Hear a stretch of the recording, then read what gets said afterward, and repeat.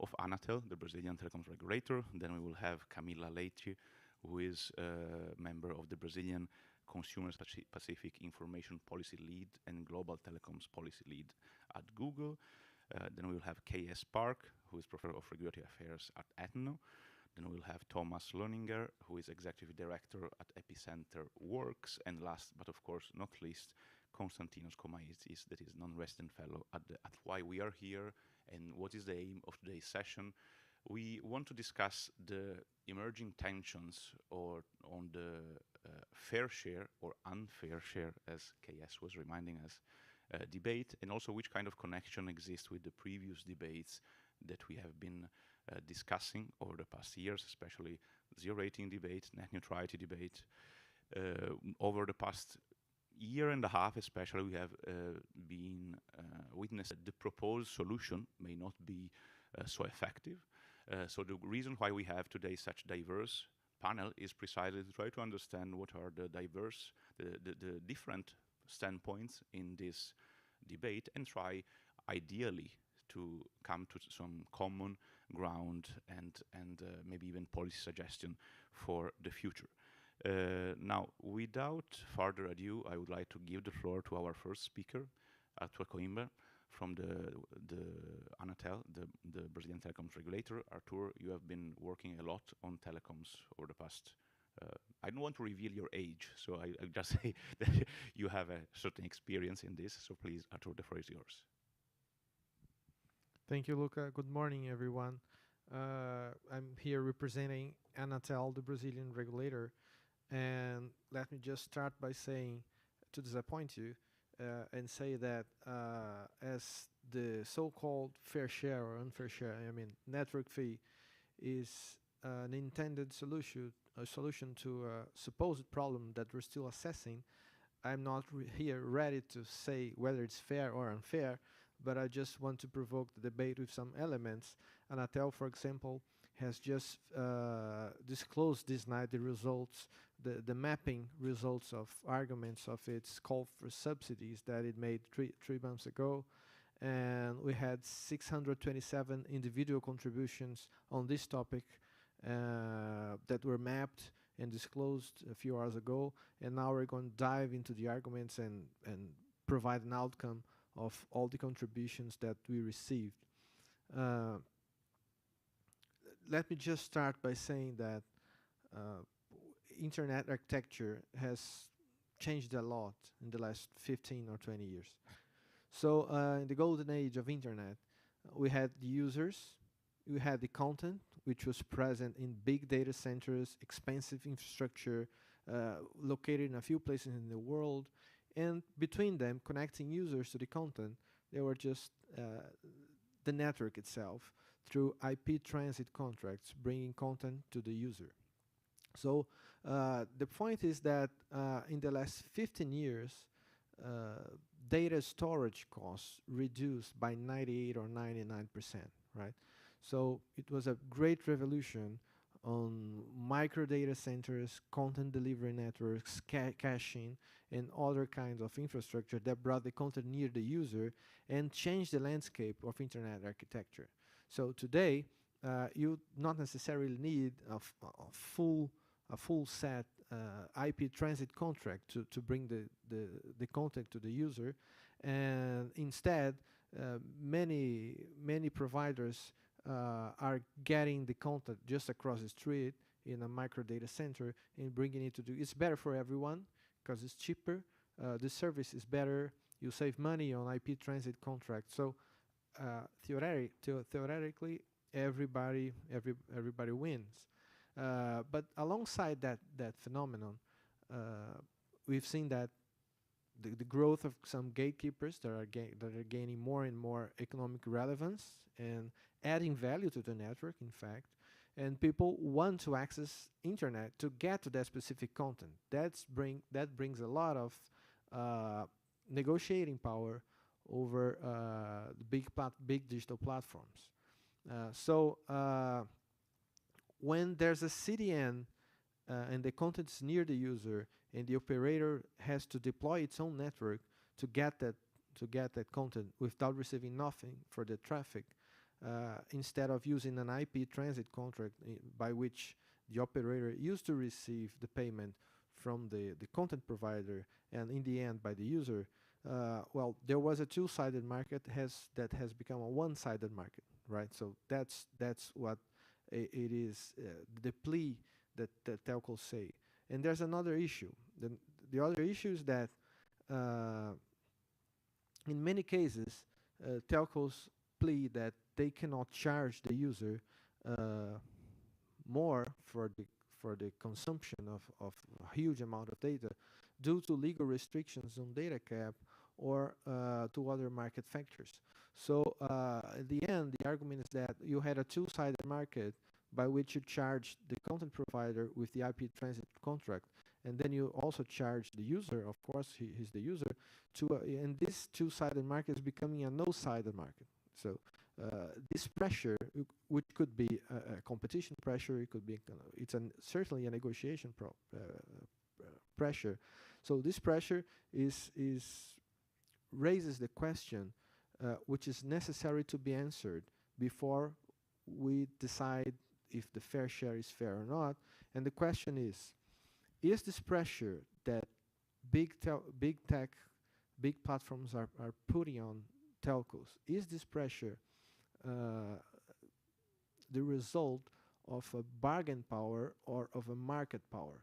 So this is the main issue. If it's bargain power, it's part of the game. Okay, just go ahead. If it's market power, then there's a structural issue that must be tackled by regulators and by legislators and so on. So this is the main question that should be answered before we decide what to do with this.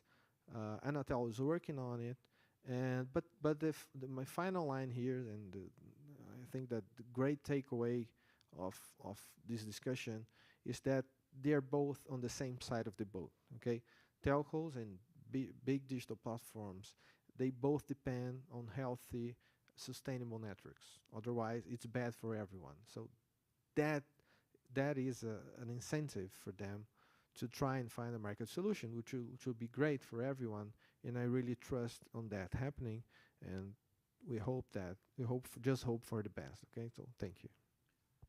Thank you very much, Arthur, for these initial points. Very well explained. And now let's stay in Brazil, but from a consumer perspective, to understand a little bit more the complete picture of this evolving discussion. Please, Camila, the floor is yours.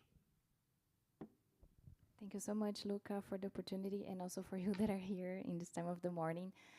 In Brazil, we have this context of this public consultation made by Anatel, but we have also a bigger context in Brazil in discussions about net neutrality, zero rating, and it involves not only the telecom authority in Brazil, but other several authorities.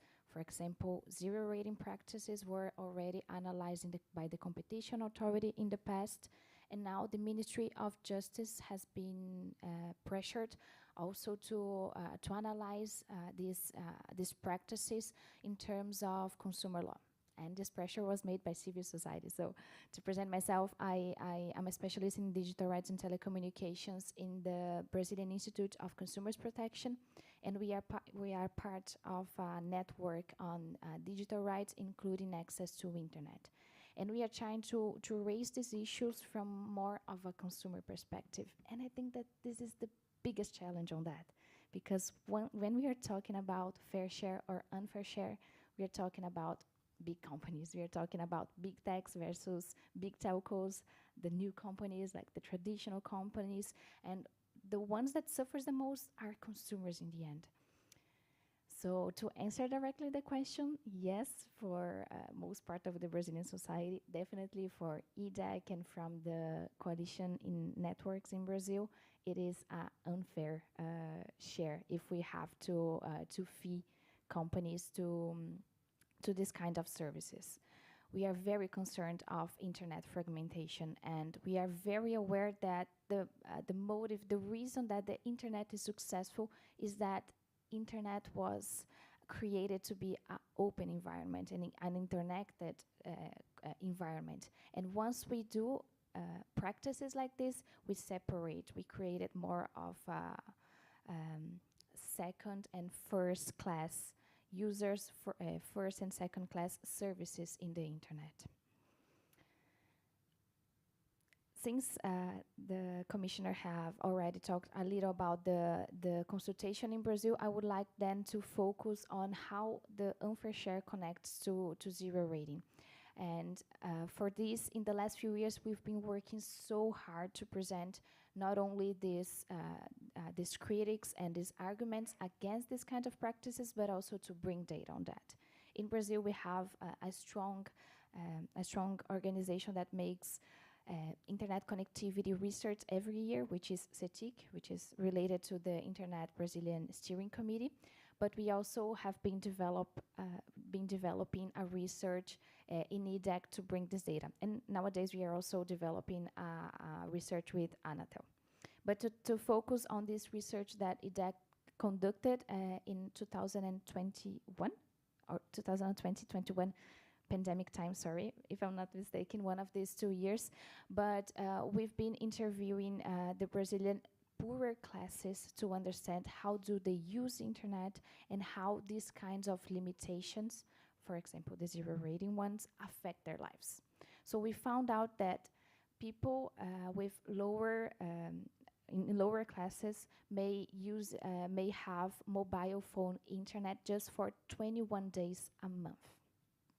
So 21 days of 30 days. What this means? This means that in the last days of the month, people are depending on Wi-Fi, public Wi-Fi or home Wi-Fi, which not everyone have, and people rely more on mobile phone access. And this kind of access is limited. It's not based on speed, it's based on data franchise.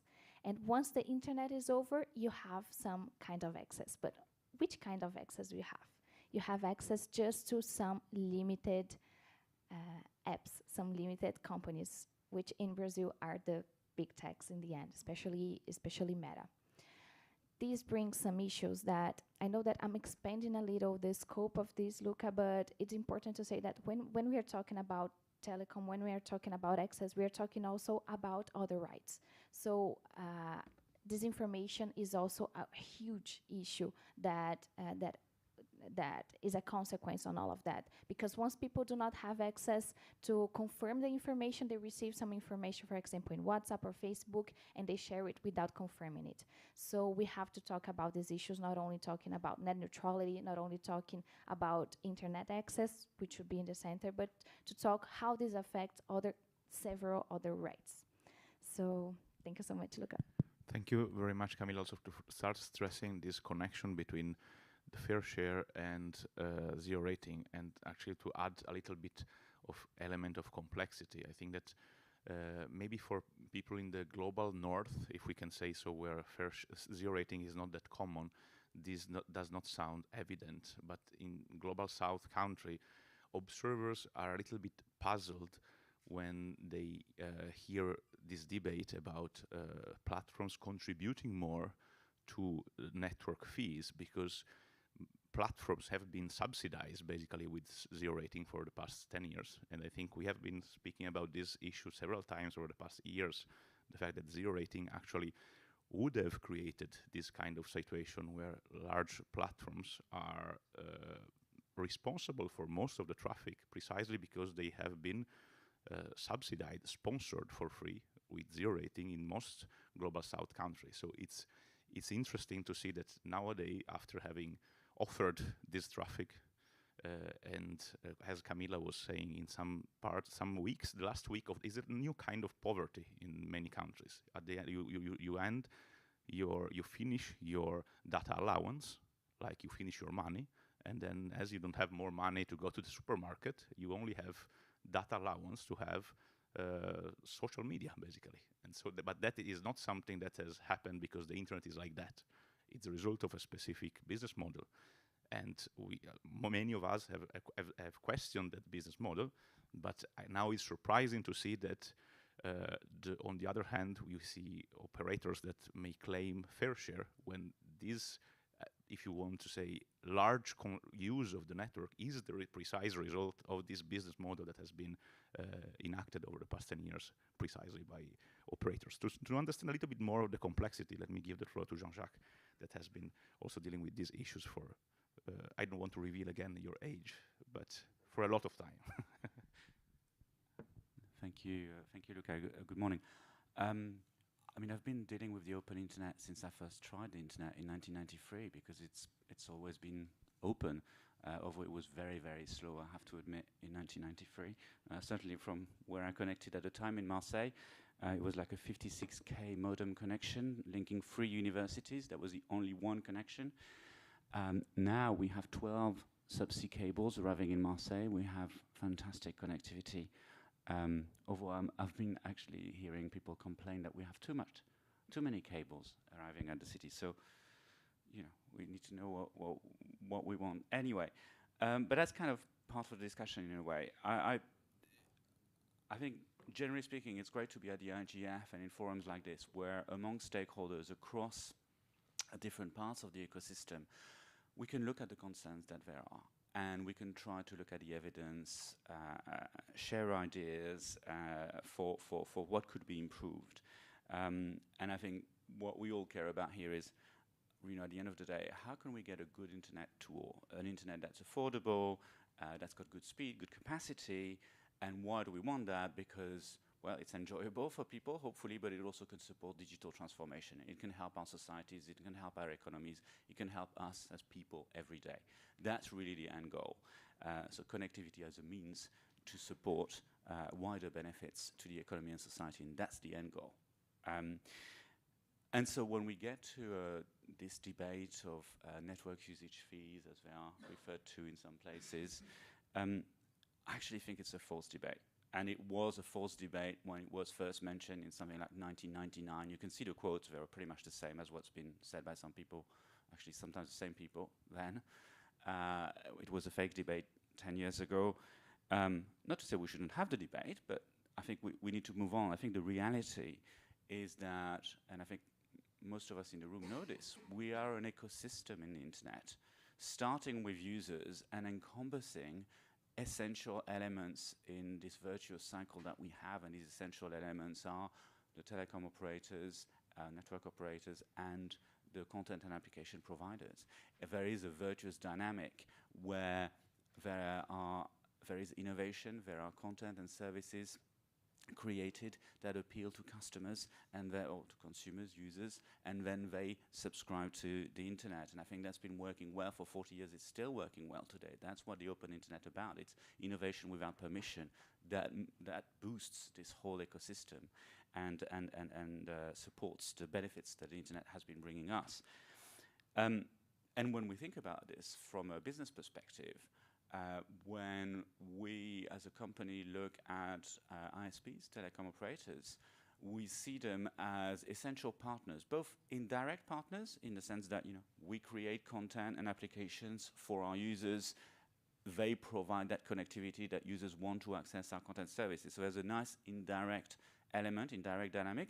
And then we have direct relationships. We partner with telecom operators on a huge amount of things, and it's been like that for many years. We do it for commercial reasons. You know, they might resell our cloud or, you know, add bundles of, you know, YouTube Premium, for instance, perhaps in their own subscription packages. But we also do some infrastructure work with them. So, for instance, increasingly we help them with storing some of the network aspects, elements in our cloud. They use some of our data analytics to optimize their networks and make cost savings. Or indeed, we look at much more innovative things. For instance, we have a joint 5G research center with one of the large operators in Europe. So we have all sorts of direct partnerships as well. It's a very dynamic and generally very friendly and fruitful environment. And I think that's the sort of thing that we'd like to focus on, this virtuous ecosystem. So going back very briefly on network fees, because I mean, there's been some great points made. I think it's been shown already. The introduction of these fees would be very unhelpful to consumers, to competition, and also to the technical workings of the internet, to the efficient routing of internet traffic. Many stakeholders have said that, including a number of governments, telecom and competition regulators and others. We need to focus instead on real problems, thinking about how we can get the open internet to really favor innovation and encourage users to use and to enjoy the internet and support digital transformations. I think we need to join forces together and look at the genuine issues. Think about things like, how do we reach the last 5 or 10% of the population that live in difficult to reach areas? How can we use a mix of interesting new technologies perhaps to reach them, as an example? How can we continue to facilitate making it easier to deploy infrastructure, like to lay fiber or to land submarine cables, or to make more spectrum available, for instance, on an unlicensed basis, so that we can facilitate things like Wi-Fi offload, which take the strain off the networks? How can we bring basically resiliency and diversity to connectivity and support the use of the open internet for the good of society, the economy, and us as users, people? Thank you. Excellent. Thank you very much, Jean-Jacques. And actually, now I would like to give the floor to KS Park, because South Korea is actually the only example of a country where this kind of fees have been introduced, and so it would be interesting to understand what is the result of the concrete result in the internet ecosystem of the implementation of this model. So standard payroll obviously works like tax on internet. To be exact, taxation on speaking online. Because to speak online, you have to push out data onto the network. So the more you speak, the more you have to pay somebody.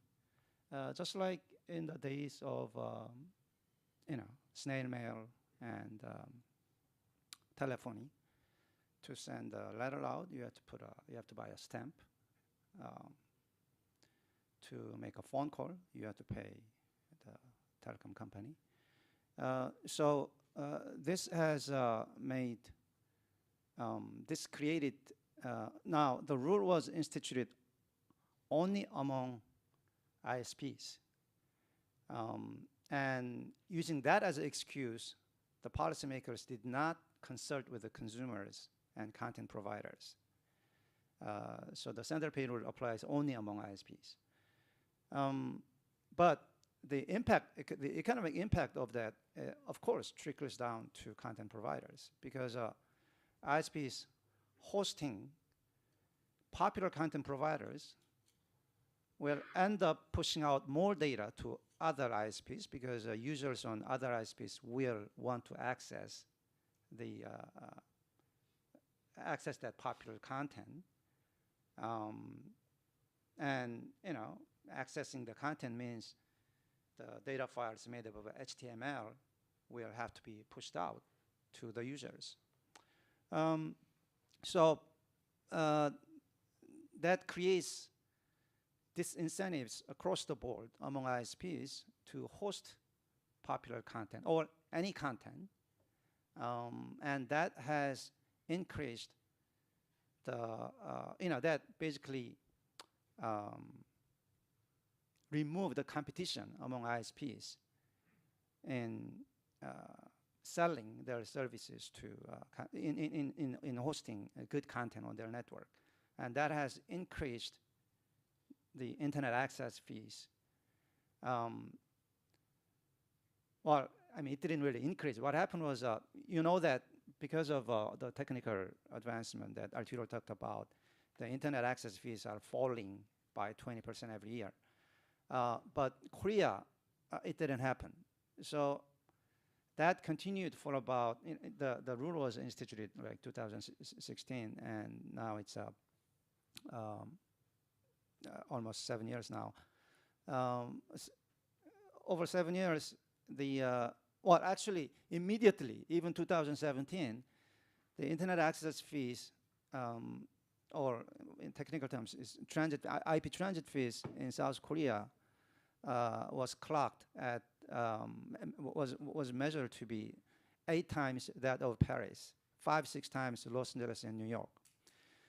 And the trend worsened in 2021. the internet access fees or IP transit fees became 10 times Frankfurt, 8 times London.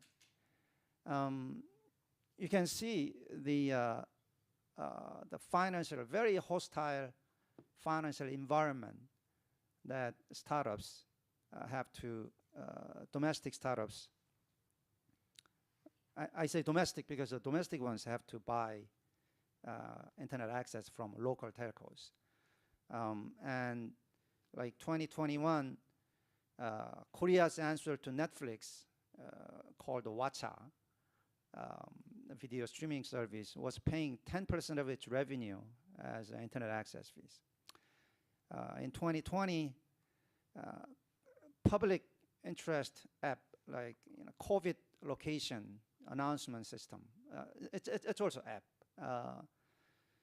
The operator complained that because of high internet transit fees, they cannot fully function. They cannot meet all the demand. So that's what's happening with the domestic content providers. And overseas content providers, they also have a problem because of this, this incentive, this incentives among ISPs from hosting popular content applies both overseas content when they are on the cache servers. I mean, Arturo talked about how data storage has become cheap, and then now the content is coming across the street.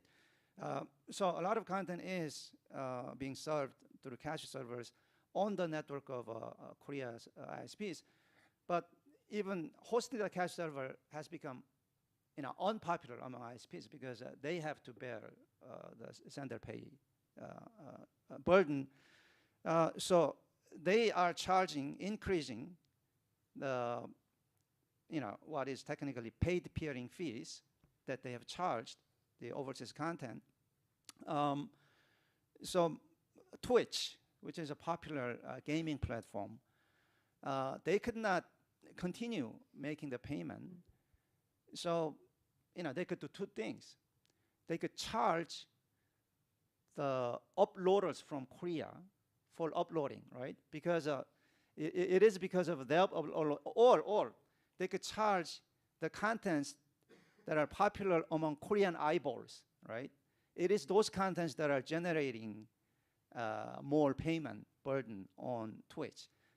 They couldn't do that because, making people pay is very unfair. So what they did was they intentionally degraded the service. They lowered the resolution to 750. So only in Korea, users are watching Twitch at a lower resolution than other parts of the country. So a lot of users are leaving. A lot of gamers are also leaving because Korean gamers video will be watched more by Korean eyeballs, and that is and if Korean eyeballs are getting lower resolution, Korean gamers will leave, and this we can extrapolate that to like Netflix. I mean, Squid Game, these popular Korean titles, they are, yes, world popular, but they are, they're world popular, but they are also initially popular with the Koreans too, right? It's a Korean eyeball-heavy content, and if Netflix is required to pay Korean ISPs for accessing Korean consumers, they'll have to reduce investment in Korean eyeball-heavy titles. So that is the situation in Korea. I hope you guys don't learn this lesson or learn the lesson either way. And I hope I have a few minutes later to talk about some of the general, argumentation on this. Yeah, thank you very much, KS, for this insight. And actually, I think I propose we finish with all the presentations so that we then have a good moment for discussion, because I'm sure there will be a lot of remarks, comments, and occasions to discuss more this. Let's move now to Europe. That is now the center, has been the center of the attention over the past year at least, also for a consultation from the European Commission. So Marit, Ethno has been one of the main proponents of these fees. So please, Marit, the floor is yours. Thank you, Luca, and thank you to the organizers of the panel. It's very nice actually to hear global views. As you know, we've been discussing this in Europe a lot, mainly amongst ourselves. But it's really, I think, fruitful to also have this global exchange. And just to go to the title of the workshop, so many of you know that zero rating is no longer a reality in Europe. So I will focus my comments on the fair contribution as such. And perhaps for the sake of, well, the audience today, who maybe you haven't followed all the discussions in Europe, I will start with a few thoughts on how do we see the telecoms market at the moment in Europe. And I already heard some of the key words from the different interventions, namely to do with the kind of market structure and competition and the different dynamics that are related regarding consumers, of course, and society as a whole as well. So I'll try and give you a bit of a background here. As a kind of a starting point. So indeed, we have been now for nearly 2 years advocating and have tried to bring some, well, kind of describe the context around this fair contribution issue from our perspective. And the market in Europe, as we see today, is, and many of you probably saw that the European Commission published the summary results of the public consultation just 2 days ago. So I'll use one of the quotes that they put into that, which came from the Ethno GSMA reply, and is with regards to the competition. So in Europe, when we look at the number of operators in the EU markets, the number of operators that are serving more than 500,000 customers, so more than 500,000 customers, in Europe is 38. In the US, that is 7. In Japan, that is 4. So the market structure in the EU is significantly different than it is in many other parts of the world that could be comparable to Europe. That means that as we are in an industry of heavy CapEx investment, so digging fibers into the ground, building towers for 5G, etc., that requires a lot of money, a lot of effort by many people. And it means that simply this current market structure does not allow for proper investment into these infrastructures that actually our society wants. Our consumers want that, our policy makers and politicians want that, and also we want that. But the current market structure simply doesn't allow for that. The return on investment doesn't allow for the investment. We have some regulatory specific circumstances in Europe. So we have competition policy that restricts mergers. So telecom operators are not encouraged or allowed really to merge with each other for the moment, just to simplify things.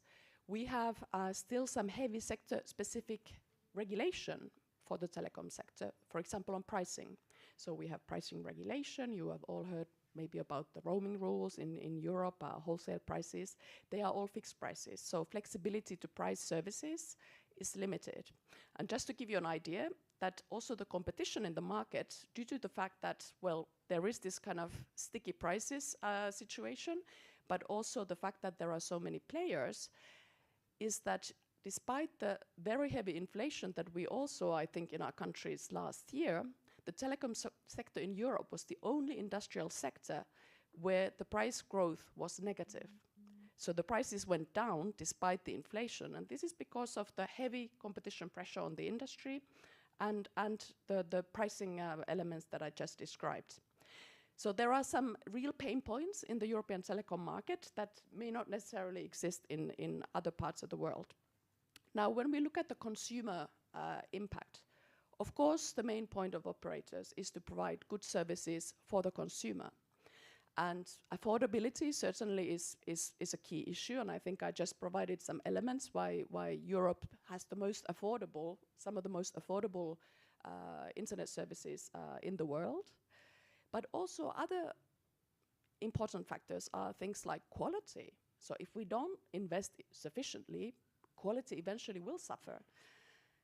Trust if we don't invest, and update security and make sure that we are, bringing the new layers into the networks, also this factor will suffer. And this will, at the end, we believe, will start, well, making our consumers unhappy as well. So it's not only a question about prices in Europe, it's about these other factors. So we are really looking at this from this kind of more holistic perspective. And maybe a third factor I would like to raise, because we talk a lot about societal welfare at the moment. So, security is certainly one thing, but sustainability, environmental sustainability is also important. So we are now developing different kinds of KPIs in Europe to try and make sure that all industry players, including operators and networks, are as sustainable as possible. And that, of course, means that we do not only measure, but we also, again, invest in networks to make sure that in always possible, we try and make them as sustainable as possible. So that's a little bit where we come from in Europe. And so our we see that our hands are, at the moment, a little bit tight, and I would like to maybe touch on the net neutrality point as well. You know very well that Europe is one of the very few, countries or regions in the world where we have net neutrality open internet regulation. And you may also know that the European Commission evaluated this regulation, I think it was earlier this year, and asked many stakeholders, including us, if we should reopen this regulation, if we should indeed reconsider it perhaps. And as the Commission has also many times said publicly, that no stakeholder came forward asking for reopening of the regulation. And indeed, so ETNO, together with, again, the GSMA, so representing really 80–90% of the European telecommunication markets, said we are happy with the open internet principles. The regulation, the text, okay, you may argue if it's the best as we kind of look at the developments in our industry today, but it is not worth opening it because we still believe that the principles are valid. And this, of course, from our perspective, also then I'm going to enter a little bit to the market asymmetry that we see related to the fair contribution. It means that we as operators have a must-carry obligation, just again to simplify things. So operators will carry any traffic, how big, how small, in whatever shape or form, coming from whoever, to the end user today in Europe. Or if they don't, then they of course risk going to the court, which some operators might want to do, but in general I don't think this is the case. And so there is a one-sided obligation to deliver traffic. And again, this then gives us very limited possibilities to manage and try and optimize the data traffic. And this is, as we know, that this is something that has again gone up quite a lot. So we are in a situation where we have pressure on investment, but we also have then pressure on this kind of increasing digitization of our society, which of course we all welcome, but we need to make sure that we have a balance between the networks that are supposed to deliver this and are a key part of our internet ecosystem, and then this kind of services and content part. So maybe I'll just stop there and happy to then chip in later. Thank you very much, Marit, for providing us a very good overview of the telecom market in Europe. And speaking about the consultation, I know that also Thomas has been very active to participate in this and might have also a different perspective on it. So please, Thomas, the floor is yours. Thank you, Luca. And I also want to thank Marit in particular for being here. I know representing the telecom industry in this round it might not be easy, and I think it's always a pleasure if we get to have this exchange, and these honest exchanges are necessary for moving the debate forward. Marit and I had a very similar debate actually last IGF in Ethiopia, and I'm a little bit saddened that we always need to have these debates in other corners of the world, and while there are network fee debates, maybe 2 or 3 every month happening in Brussels, it's very rarely that voices from consumer protection or civil society are present there. So maybe that's a good reason for having the IGF, I think. Anyway, I would also like to touch on the issue of zero rating and network fees, because yes, we have no more zero rating in Europe, but still those two things are very much connected. you have in both cases the ISPs functioning as a gatekeeper, exercising control about how the user experiences the internet. And if you also look at the political statements, zero rating was a very common practice happening in all but one EU member state. And it is, as Luca described, incentivizing the user to use more unlimited traffic from big tech companies. And so it was funny when after zero rating was outlawed in 2021, telcos turned around and said, exactly this traffic we've been giving away for free is now becoming the problem, is now cluttering up the pipes. And I want to also maybe focus in a little bit on why there's such a drastic shift that we are discussing here. Internet connection used to be something altruistic. It's something where nerds put cables together in order to make the internet whole, to allow global end-to-end connectivity. And that's usually done and optimized for resilience, for optimizing quality. And with this proposal, we would drastically step away from that. We would optimize for profit. We would maybe no longer have local caching servers. We would need, like we see in South Korea now, make a far longer travel in order to get to the data that we want. And it would become more expensive. Ultimately, either the prices that we as consumers have to pay or the quality we experience would have to suffer. And I also want to briefly explain, because maybe that's not clear for everyone, why net neutrality is inherently incompatible with network fees. Everybody agrees that even in the oldest version of net neutrality, you cannot have paid fast lanes. You cannot have one railway for everyone and then a faster railway where you have to pay in order to be on it. And in effect, and Mart called this the must carrier,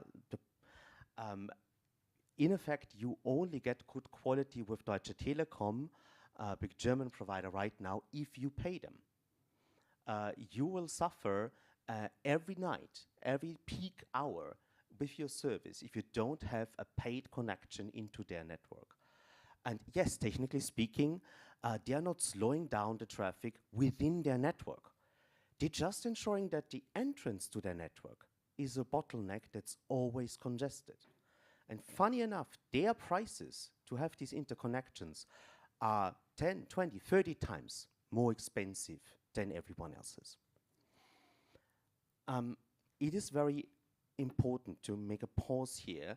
We are now 1.5 years into this debate, into the 2020 iteration of it. For the first time, we have a public record from the consultations in Brazil and in Europe on what everybody has said. I only had time to look at the European one, but I think it's interesting to just list the people who have contributed, the organizations and what they've said. We have the conglomerate, the body of all telecom regulators that say this violates net neutrality and is dangerous for the internet ecosystem. We have the media regulators saying this is bad for media pluralism, again, pointing to South Korea, and similar considerations went into their statement.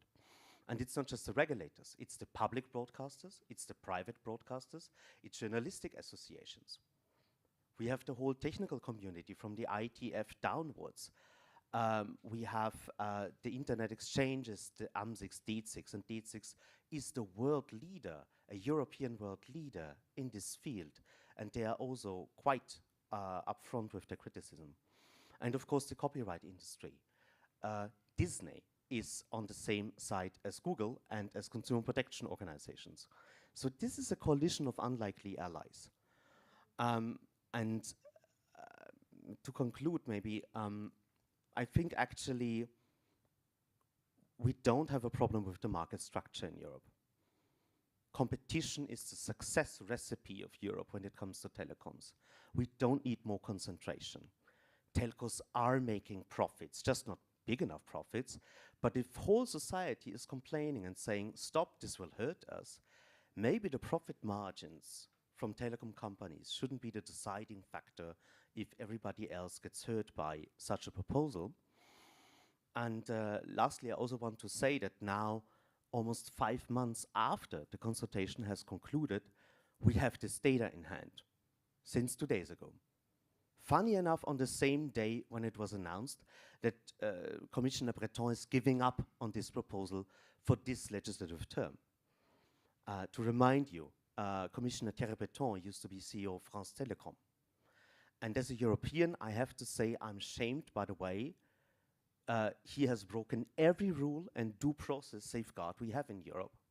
And I'm not saying this just to civil society. 7 countries, including Germany and the Netherlands, issued letters to the Commission saying exactly the same. Please uphold due diligence standards. And at least when Europe influences a worldwide debate, like in India and Brazil, where everyone is referencing Europe, we should set ourselves to a higher standard. Thank you. Thank you very much, Thomas, for this. And actually, I wanted to pick up on one of the points that you mentioned that about the very large and diverse spectrum of stakeholders that participated to this consultation, raising some concern with the effectiveness of this proposal. And I think that honestly, if we had the same consultation with regard to the idea of taxing more large platforms, they would all agree that it is, with all due respect for Google, of course, there is a need maybe to have a better regime, a more effective regime of taxation. But I think the fundamental question here is that maybe the way forward is not really to tax the traffic that is injected in the network because consumer demand it, but maybe to tax the data, the personal data that are harvested by big tech, so that in a more effective way, so that then the benefits can be redistributed socially, right? So I think that virtually everyone would agree that a fair share, some kind of fair share, is not a bad idea. But maybe this type of fair share is not really the solution that for the problem, right? If you want to larger redistribution of wealth, I think that some additional elements may be also shared by Konstantinos, that has been working a lot on internet policies, infrastructures for the past decades. Again, not revealing anyone's age here. So please, Konstantinos, the floor is yours. Thank you, Luca. Good morning, everyone. And thank you for showing up. I really thought that this would be an empty room. So I think that one of the biggest challenges, at least for me, and in those past 20 years, is that we have been attempting to think of the internet, which is a new medium, by applying old rules. And telecoms rules have been one such rules that we have been trying to applying ever since I remember starting in this field. And this is really a bad idea, because telecoms rules operate under termination monopolies, and in the internet that simply does not make any sense. And it doesn't make really sense because it will create really barriers to entry in the most unpredictable of ways. We are at the Internet Governance Forum, and all of us are talking about how to support the open, global, and interoperable internet. And there is really no question that if we apply this policy, the open and global and interoperable internet is going to suffer. And it's going to suffer at the level of interconnections. In the internet, the great thing about the internet is that really there is no network that is more important than another network. The more networks connect with one another, the bigger the value for the networks themselves and also for their customers. And this also creates more resilience, because the more networks you have, the more decentralized the system is, and you are avoiding single points of failure. So we currently have an interconnection system that works, that doesn't require regulatory intervention, and it, of course, has allowed to have low barriers to entry. And of course, it has fostered all these very collaborative relationships, which I'm sure collaboration is very challenging in the best of times. But so I'm sure that collaboration is challenging in this instance. But let's not forget that the internet, the open internet, is an outcome of collaboration amongst many different and diverse actors. So that is my first point. The second point is about the infrastructure and the idea that currently or at least that's the way the policy, this policy idea has been framed, is that there is only one actor contributing to infrastructure, and these are telecom operators. And this is not necessarily true, right? Technology companies, content and application providers are contributing heavily in the internet ecosystem and its infrastructure, CDNs and data centers and cloud services being clear examples. And the OECD is actually working on a report which hopefully will be released next month, but the scoping paper made a really, really strong case about the diversity of infrastructure and that it comes from the most unpredictable places that we can imagine. Municipalities contribute in internet and broadband infrastructure. Pension funds, hedge funds contribute in infrastructure. Of course, telecom operators, technology companies, tower companies. So we see a whole huge ecosystem where different players contribute to make sure that we have a reliable, secure, and sustainable infrastructure that can support the increasing demands of users. Because the fact of the matter is that there is an increasing demand. Right now, everybody wants to stream video, and that is what it is. But there is this collaboration, if you want, that is happening. People are coming all together in order to make sure that networks can actually support this. And the last point that I want to make is about network neutrality. And I do appreciate that the Commission has been, has tried to ease the concerns that this is not a network neutrality issue. But I would bet, well, not a lot of money because I don't have them, but I would bet money on it that if that case were to go before the ECJ, it would have been a very, very different outcome. In Europe, I think we've heard it from everyone, we have the Open Internet Regulation, and between 2020 and 2021, there have been 4 cases that, and 2 of them actually said that it's not just technology discrimination that violates network neutrality, meaning that, you know, when you're blocking and you're throttling traffic, but it's also economic discrimination. And 2 in particular cases focused specifically on that, on the idea that if you choose certain applications and content providers to making those deals and not apply those deals to everyone else, this is also against the Open Internet Regulation and network neutrality. So we have to be clear about this, that this is predominantly about internet neutrality. And again, I appreciate the effort to try to make it less so, but that is not really the case. And I will stop here. Thank you very much, Konstantinos.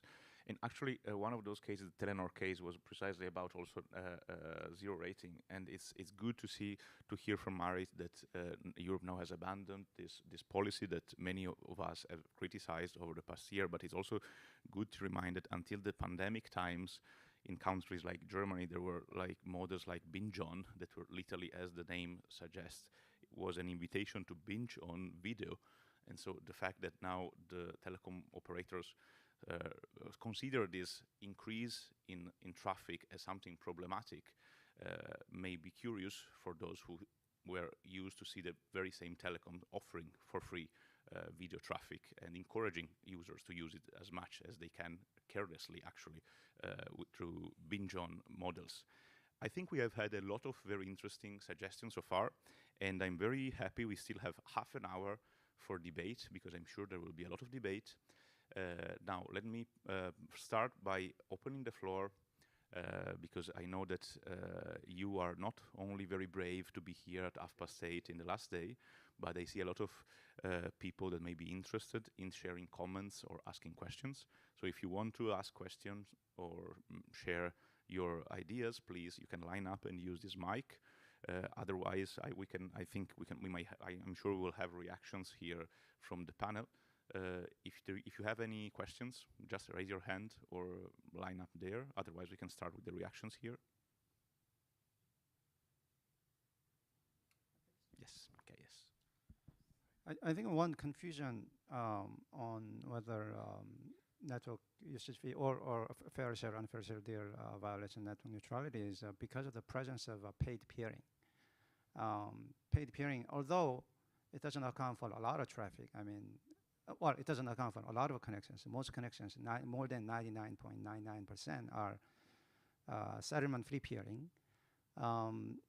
But even through that small number of connections, a lot of traffic goes through that. So if you look at the data from ARCEP, the French regulator, although the number of connections is mostly settlement-free, in terms of volume of traffic, sizable portion of internet traffic go through paid peering points. But that does not, and then, FCC has not clearly, FCC in the US or even BEREC have not clearly said, open internet regulation applies against paid peering. So what telcos are not really saying it, but to be a telcos advocate, to make their arguments more reasonable, they may be saying that, this is a paid peering that has existed before, and Google has paid Orange paid peering fees, and Netflix has paid Comcast paid peering fees before. So we just want to make it rule to make it more fair, and this does not, violate net neutrality. But what they're forgetting is that this will, number one, will not be enforceable. Well, actually, it's the same point. There's no number two. It's the same point. This will not be enforceable because it will be mandatory paid peering. But what has really supported the information revolution is two rules: freedom to connect and network neutrality. Okay, so freedom to connect and no freedom to charge for data delivery. These two rules are actually the two sides of the same coin. It is because the network participant, it is because ISPs are bound to this rule that they cannot charge for data delivery. They can charge only for connection capacity, not for the data delivery. It is because of this what Mary called one-sided obligation, although I don't think it's obligation. It is more like exchange of promises over between ISPs to sell this global product to internet. It is not really obligation imposed externally. But anyway, it is because of this one-sided obligation that all ISPs have a freedom to connect or not connect.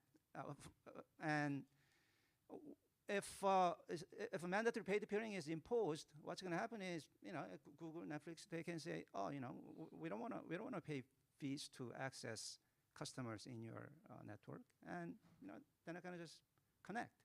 And the eyeballs in that country will no longer access Google.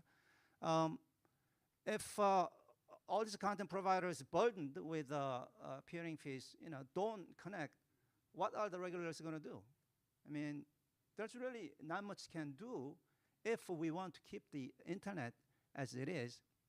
So I think it's unenforceable, and I think it is really pulling the rug under the fundamentals of internet architecture, which is freedom to connect or not connect, and removal of data delivery fees. Just one more when I have a mic. Mary talked about how prices are falling.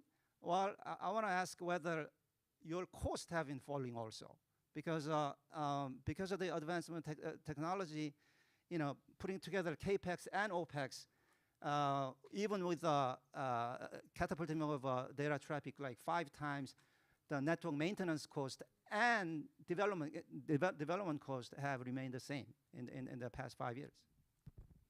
So I thank you very much for the very extensive points, KS. And now, Merit, please, the floor is yours to reply.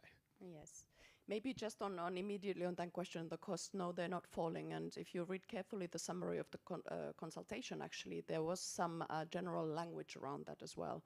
They are not, of course, able to quote numbers because these are commercially sensitive, but the costs are not falling, no. I wanted to comment on the IP interconnection market because there is this, in Europe and much globally as well, still this very old-fashioned way to think that IP interconnection means peering and transit. And that's the market, and that's the base for competition. Now, in the last years, we've seen reports, including by BEREC, including by Analysis Mason, that in fact, CDNs should now be considered as substitutes to transit and peering. So in fact, the market definition has effectively changed, and we should be looking at a market that also includes the CDNs. Now, if you look at the CDNs that, for example, many tech players have in Europe, these are, of course, often proprietary infrastructures, and they're also infrastructures where these owners and the operators of these CDNs, they sell capacity at a price to whoever needs capacity, so whoever needs their content to be delivered. And these prices, because they're proprietary networks, are not publicly known. They are not considered in a market analysis when we look at the peering markets. And we actually are very happy to see that BEREC now, in their program for next year, have quite an ambitious kind of a task. So they will be reassessing the IP interconnection market and very much also taking into account the CDNs, the role of CDNs, and how have they contributed to the IP interconnection market, because this is, of course, a development that has substantially changed the scene in the last 5 years. And the last assessment that BEREC did was 5 years ago. So I think that when we talk about the regulatory asymmetry, this is one example of such asymmetry. And if you look at the internet ecosystem a bit more widely, we recently were with Jean-Jacques in the same BEREC workshop talking about submarine cables, undersea connectivity. And there we see a little bit the same phenomenon. So we have these public cables where you sell capacity to others. Some of them are in consortia, including with European operators, consortia with some of the big tech companies. But there is a substantial amount of cables that are purely private. And for example, European operators don't have the investment capacity to be running many private cables like that. But then, of course, we hear that about 70% of, for example, the traffic between the US and EU goes through these private cables, so not actually being in the public best effort internet.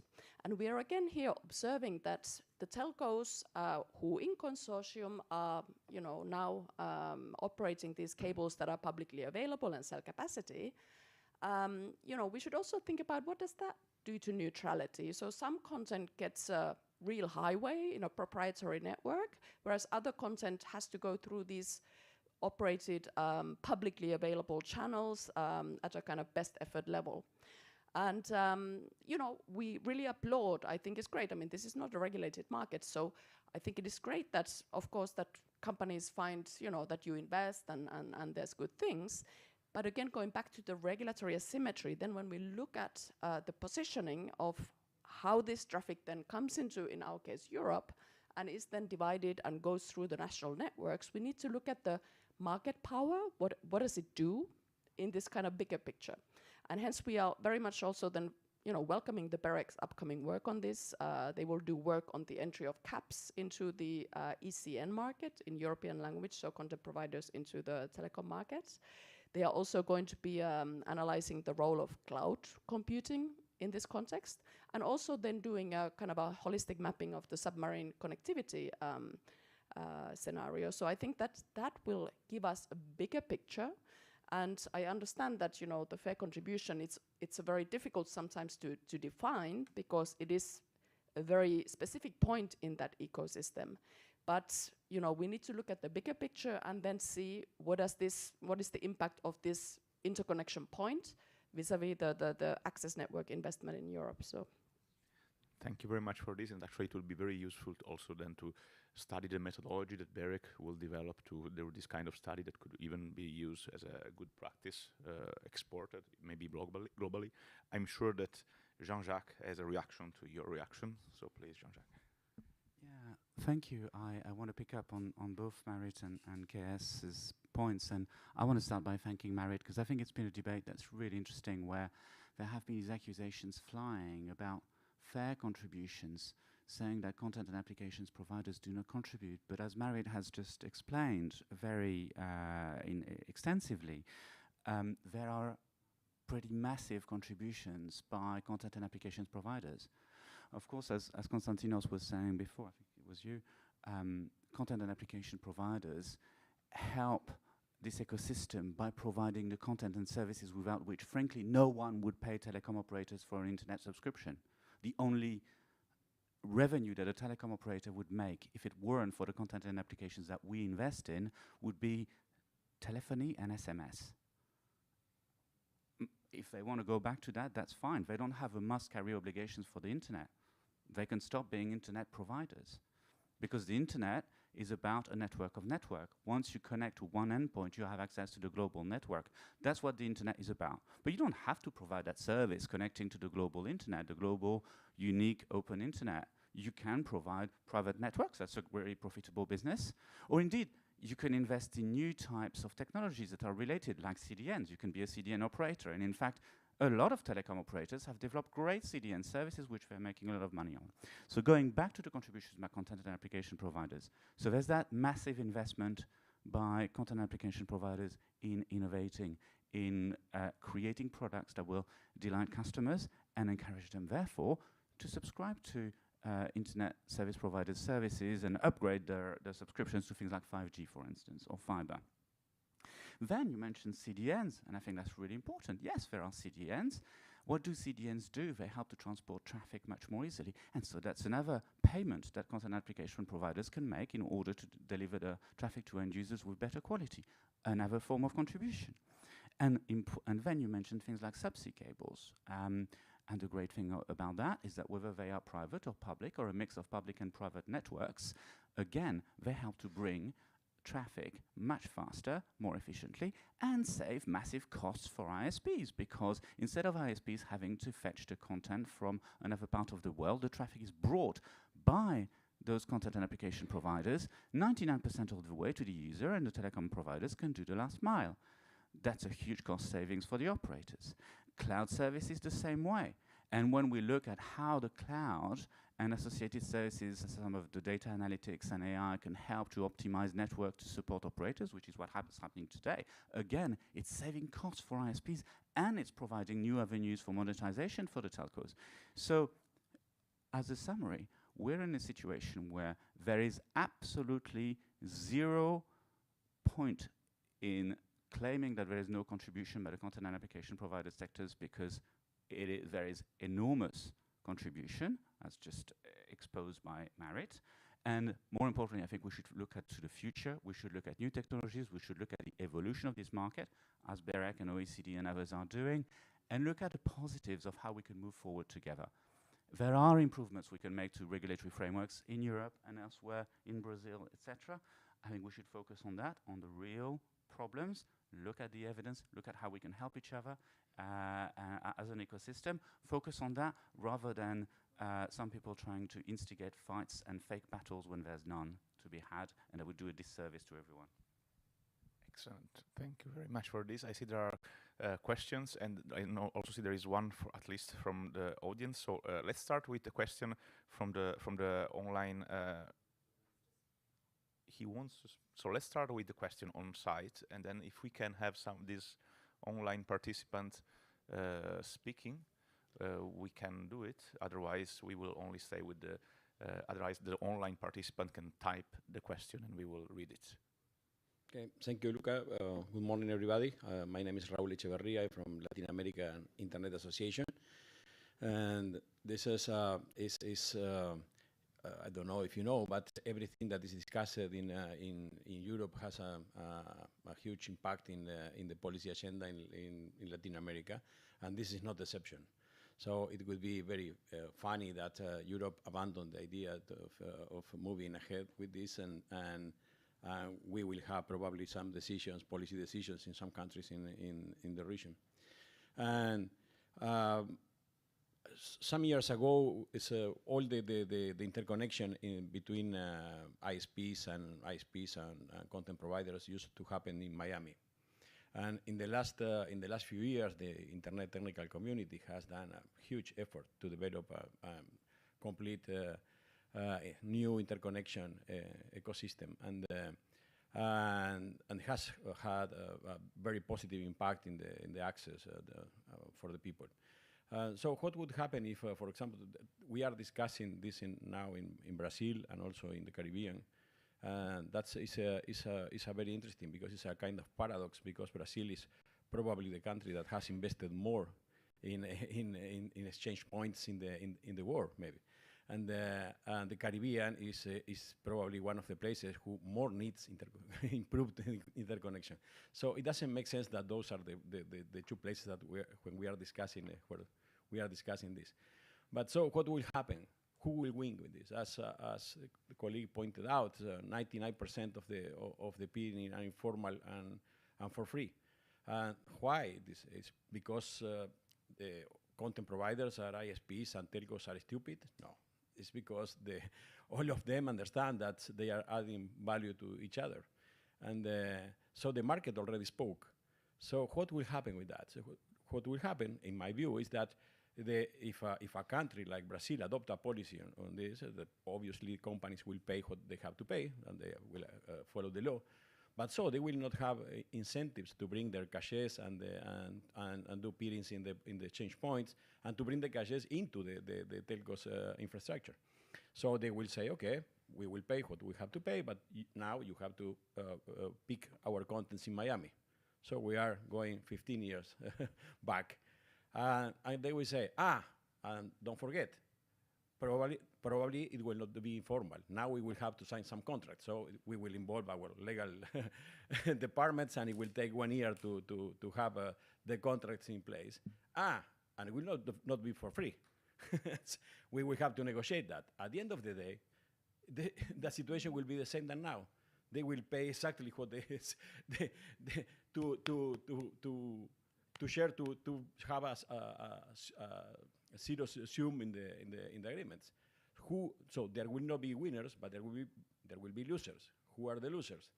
Small ISPs, small content providers, small platforms, small internet companies that will be in the end of the tail at the time of starting negotiations with the other parties. So I think that the disruption will be huge, and at the end of the day, the result for telcos and content providers will be probably the same. Thank you very much, Raul, for providing these additional points. Do we have our remote participant speaker? Can he or she speak? I don't see any satisfactory reaction from the technical team. Oh yeah. Oh, Gonzalo, we meet again. Hello, Please. Luca. Nice to see you again. Hello. Please. Hi, this is Gonzalo. I work for Telefonica, and ISP present in Europe, an ENNO member, so working with Marit on the first issue. I just wanted to address a few of the comments that have been raised during the session regarding if the cost of the networks are going down and related to revenues, and also related to how this virtuous cycle is benefiting all of us. I would like to stress that the telecom revenues have been decreasing for the European telecom sector 30% since 2011, while, for example, in the US, those same revenues have been increasing 18%. And at the same time, the returns of investment of the capital employed, which actually takes into account the revenues, the cost, and investment, has been lower to 6% in Europe, where in the US, for example, that's at the level of 14. And actually, that means that in Europe, the returns are lower than the cost of capital. So the money that we have to pay to get the funds for those investments is costing us more than the returns that we make on those investments. So that means that this is not really a virtuous circle. It is not a situation where we all benefit. In fact, it was the case at the very beginning of the internet, but it is not the case anymore. As it seems that when telecoms returns are lower than the cost of capital, we are losing money on every investment that we do. So basically, what we aim with Fair Share is actually trying to foster the investments and to keep up the investment for the quality of the networks that the European needs. And for example, we can see that even though investments have been at levels of 20% over revenues, which are similar to the rest of the world, in terms of investment in euros per capita, in Europe we have been at levels of 100 euros, when in US that's 200 euros per capita. And that has meant that, for example, the coverage of 5G networks, the take-up of 5G in Europe is 15%, whereas in Korea it's 50%, or in the US it's 40%. So Europe is already falling behind in the development of networks, and that's why we want to change the situation. And one last comment on the comment from Mr. Breton. I think that we have read a different publication, because what I see that Mr. Breton has commented is that he wants to go ahead with a digital network act. And the fact, I have not seen any place that it has been delayed till 2025. If you see how a legislative process works in Europe, it is impossible to implement a legislative process in 1 or 2 year time. So actually, even though the process might be starting, the proposal might be coming up in early 2024, it's impossible to have this pass through the European Parliament before the general elections of the Parliament taking place in June. So actually, I don't see any delay there, but being realistic and taking into account that legislative processes in Europe take 2 years the least, and in some cases, as you have seen with privacy, DMA, and so others, it takes more than 3, even 4 times. Thank you. Thank you. Thank you very much, Gonzalo, for these elements. I think we have less than 10 minutes left, so I would ask all of the panelists to have a last chance to provide a final remark, some food for thought, because we have already had a lot of very interesting comments, discussions. Sorry? This was not the question. Okay, I thought it was. There is another question. What is the question? But maybe this question from the. So let me also thank Shilpa Singh from the University of Melbourne, who is our remote moderator. So we have a question from the online participant. Can you take a mic? Can we pass a mic? So this this question may inspire your last thoughts. And yes, you. Yeah.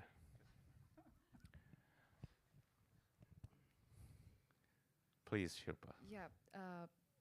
My very rough understanding for contribution is to redistribute the money from OTT to telecos. My question is to share what? In the previous session that this person organized, this person shared the same opinion, and is it okay if it is treated as this particular money is used as a universal service fund for rural areas? To improve the whole balance sheet to telecom is not adequate in her opinion. Okay, excellent. So I think the question is whether if this money would be used to improve universal service funds or for other uses. You can reflect on this question while you think about your final thought. So I would like to start maybe with Camila, and so we follow the order. Let's say 1 minute per person. I'm gonna be quick. I can see like a bit of guidance in here of different industries, which is also important to understand all of the arguments. But beyond of these arguments and beyond of the argument that we're mostly focused also in the global north, like I can understand that Europe has a different context, but we are talking about two practices that harm consumers. Zero rating, which continues to affect the global south, favoring tax by alleged the free and limited access, which in practices is a bundle, like it obliged people to use some apps. And fair share that might favorize telcos and potentially increases the prices and reduce quality, as we were talking about Korea. So in both cases, we are talking about the distortion of telecom market, of present practices or future practices. But in the end, we are talking about, we are not focusing on how this affects consumers in the end. We're talking about industry's interests. So let's focus on consumers when we're talking about this, on open internet access, on meaningful connectivity, and how to increase access, not on how we can impulsionate companies. So thank you.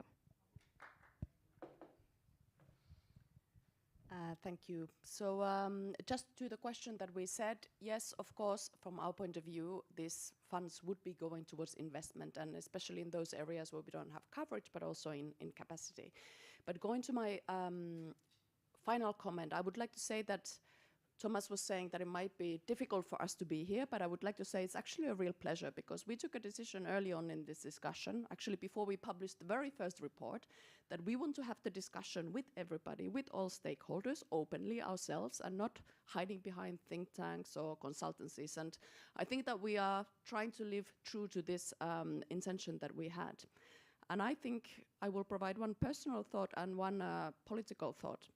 Personal thought, I think this is a very healthy checkup of the internet ecosystem to see where we are today, and in the case of Europe, where we have a kind of a intense regulatory framework, to see what needs to be done there. And a political message comes from our friend, all of our friend, Thierry Breton, who in the LinkedIn post 2 days ago says that we need, quote, a bold, future-oriented, game-changing Digital Networks Act to redefine the DNA of our telecoms regulation, unquote.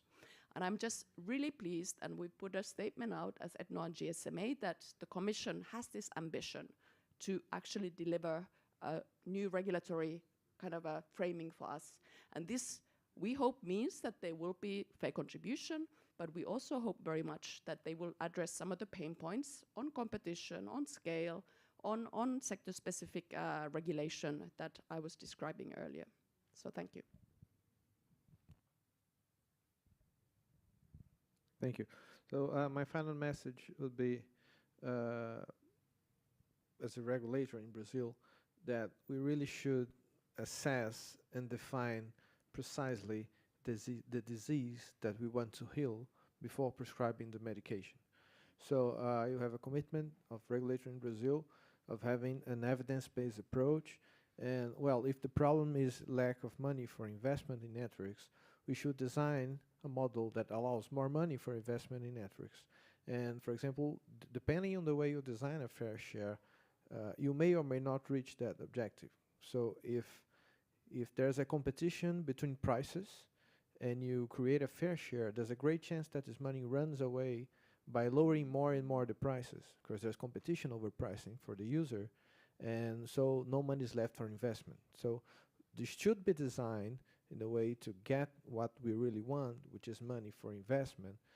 So that's the final message that I bring, that the commitment of Brazilian regulator, that will make all the effort to gather evidence to try and define the disease before prescribing the medication.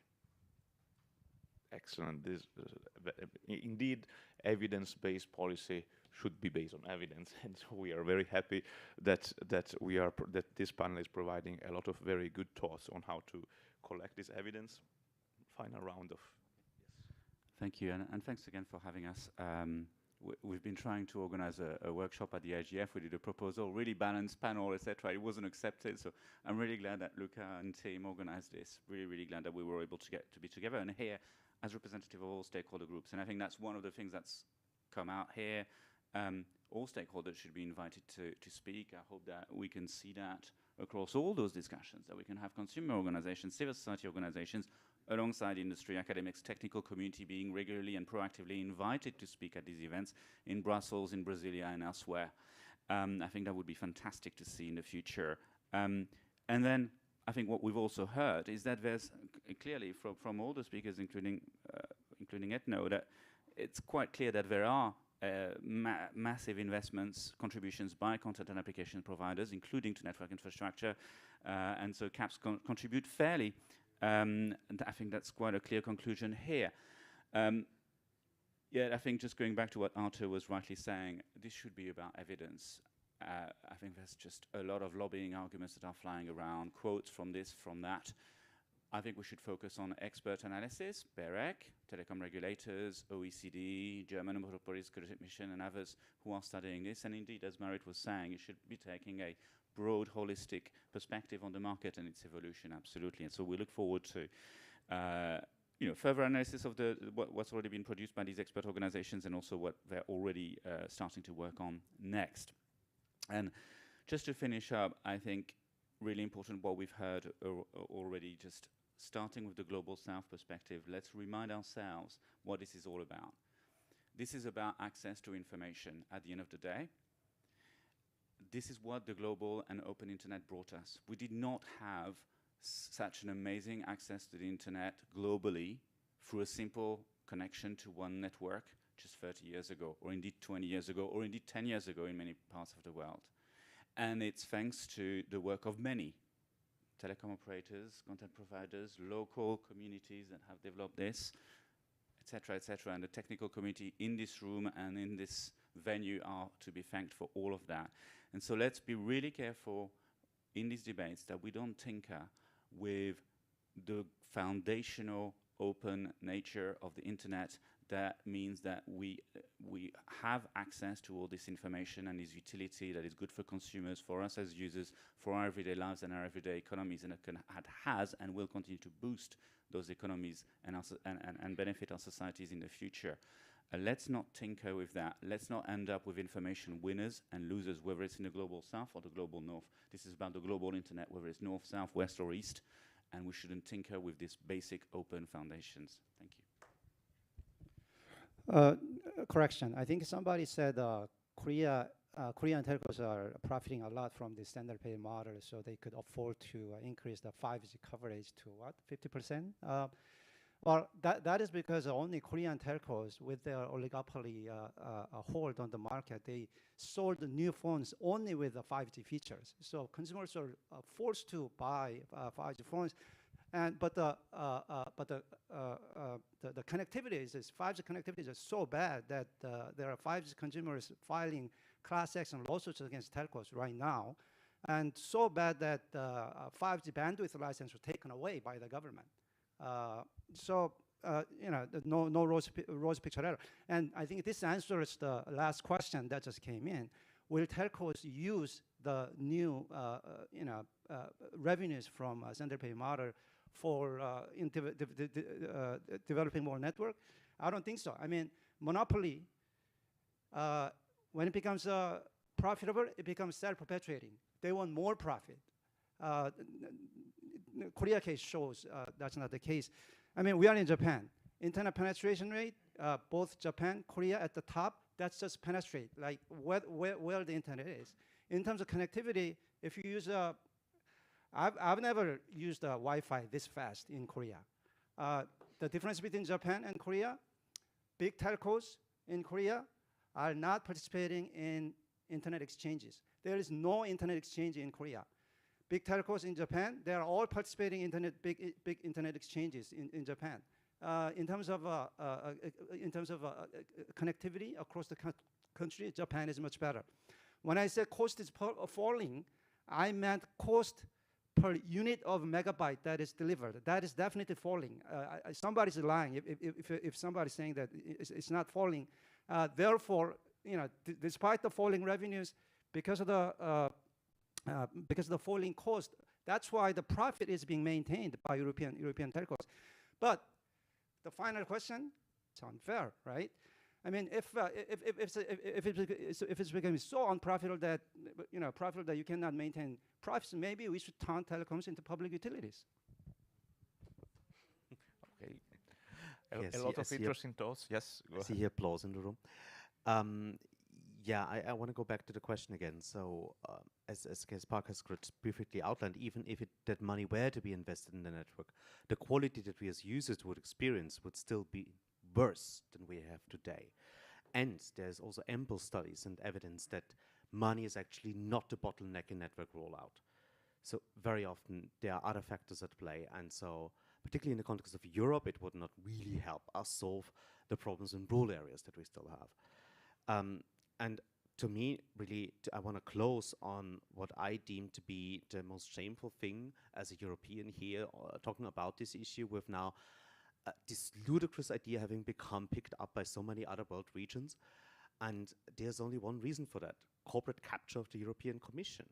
I mean, a former CEO of France Telecom has managed to make his way into the Commission, warmed up a 10-year-old idea that at its face is just crazy for everyone. And now we have a public consultation with everybody's voices proving that it is crazy, proving that it is refused by everyone except the telcos. And what is the response that we hear today from Telefonica? Oh, we don't make enough money. Sorry. But if that is your sole argument, then yeah, maybe we should really rethink business models. And ultimately, what the Digital Networks Act or whatever it is called, there will be something. I mean, Breton has to deliver for his cronies at least something that will deregulate the market. And I fear that, again, like this will go against the success recipe for telecoms, which is competition and cooperation. We don't need, like the US, an oligopoly of a few very big mafia-like telecom companies. Yeah, I think I'll leave it at that. The final word to Konstantinos. Great. Thank you so much. So very quickly, to the last question about USFs, because we were also having a conversation yesterday. I don't think that, we could discuss USFs, but I don't think that this is what telcos want. Here I have, it's a blog post from Telefonica saying why Europe shouldn't copy the USA's Universal Service Fund. So, and why the direct payments is actually a better option. And Europe really is setting a very bad example. And this is why, and this will be a sort of a pitch, there is a global concern from civil society. There was a statement that was released yesterday. More than 20 organizations from around the world, civil society organizations, co-signed it. Brazil, India, in Europe, the United States, they express the same concerns about the same issue. And I think that it is time that if we want to have a conversation about infrastructure, let's have it. But this is not the way to do it, because obviously no one really wants this conversation to happen apart from telecom operators. All right. I think what we demonstrated today that there is also other ways of having the conversation, and I'm very happy we had a lot of different views represented. I would like to thank everyone for the effort, not only to be here at 8:30, to fly here, or even to stay to contribute as Gonzalo did while in Europe. So a lot of very good ideas, a lot of food for thought. I think that everyone here now has the sufficient element to form its own opinion independently. Thank you very much to everyone, and have an excellent end of IGF.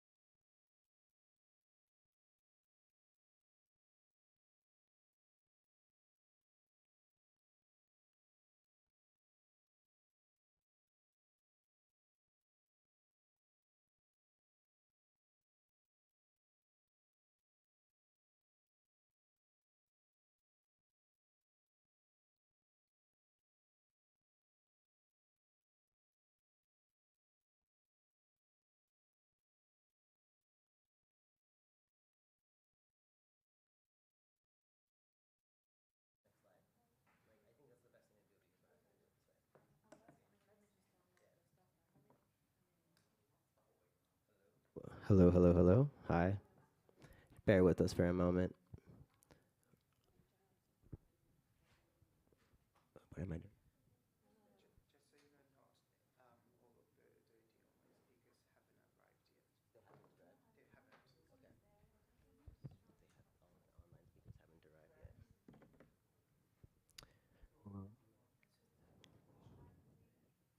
Yeah, we're running a little bit late because of some connection issues, and you know it's the end of the week, so it's gonna be a little bit rough.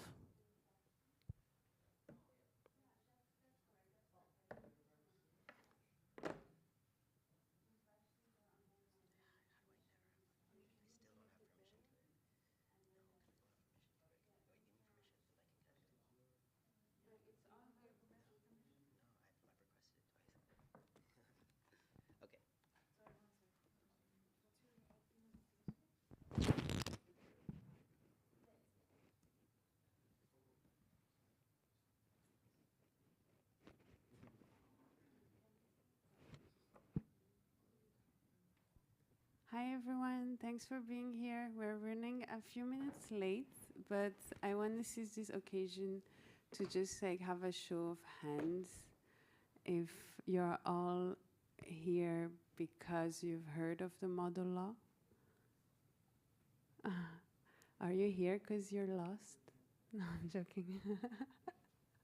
Of course not. Thank you all for being here and being patient.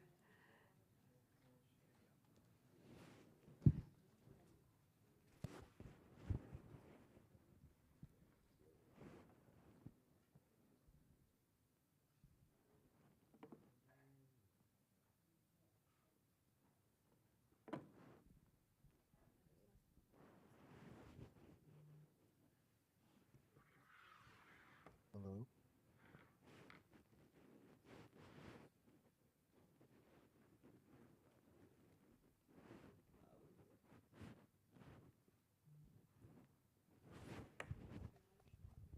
Someone want to tell me the Wi-Fi password real quick?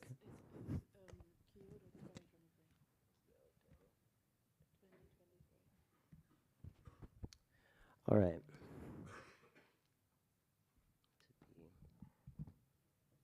Well, hopefully that will load. It's just taking its time. Mhm.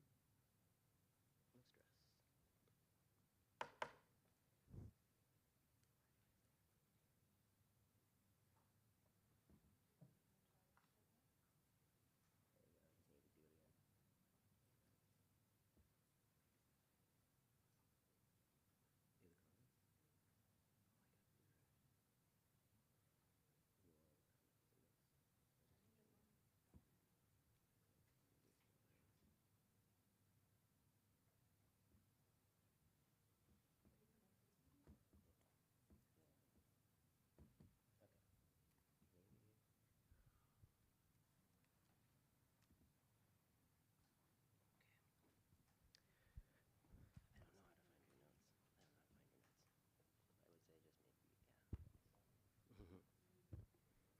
So I think you can. Okay, I think you should.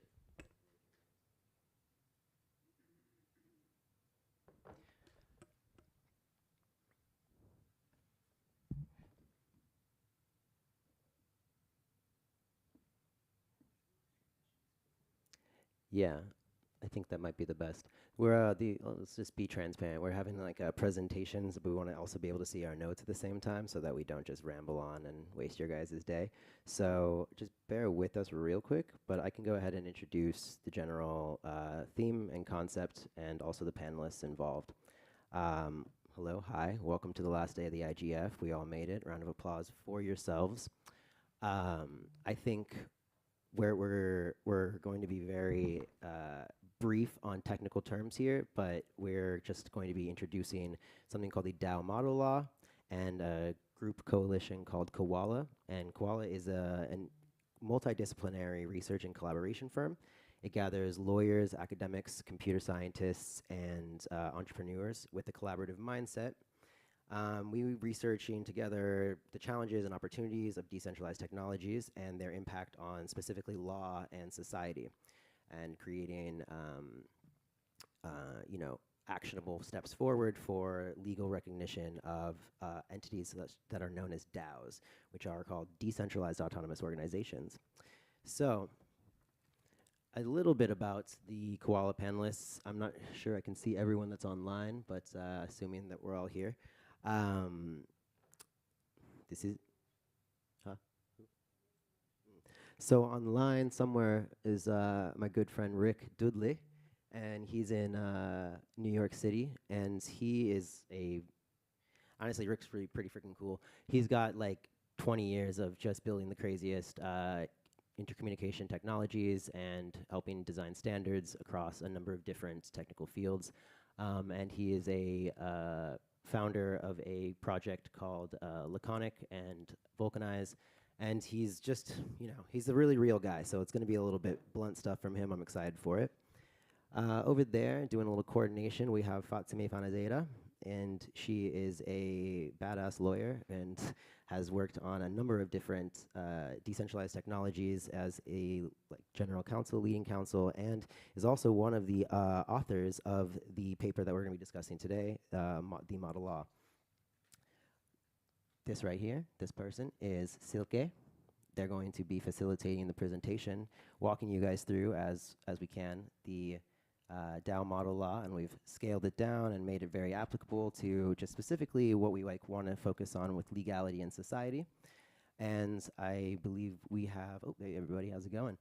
Then we have Morshed, and Morshed, actually, now that you're up here, do you want to introduce yourselves, Rick and Morshed? I'll start with you, Morshed.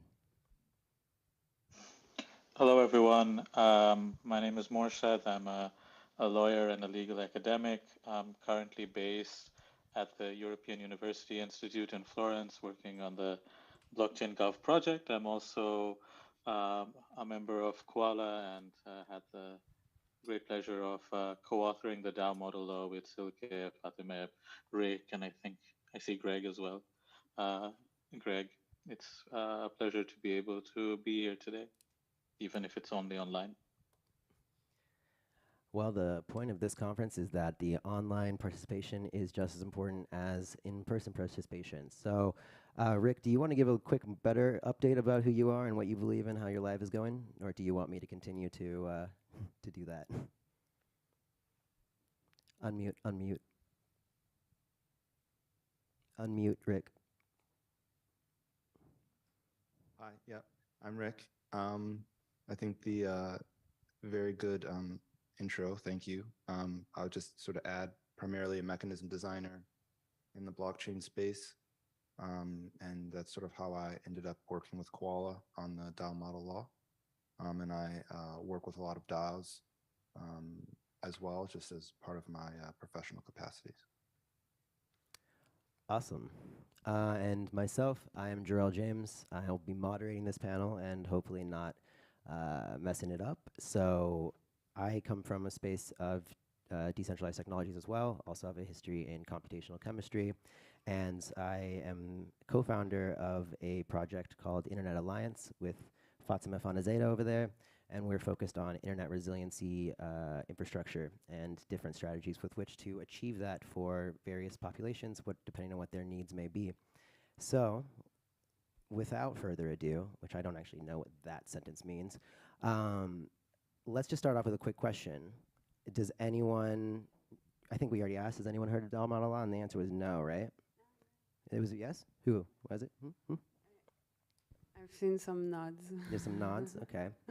I think maybe we could just highlight some main points on this. And like the DAO model law is a lot of work towards, I think, something that's been frustrating a good portion of society inside of the hyper-technical space that's trying to push forward decentralized technologies.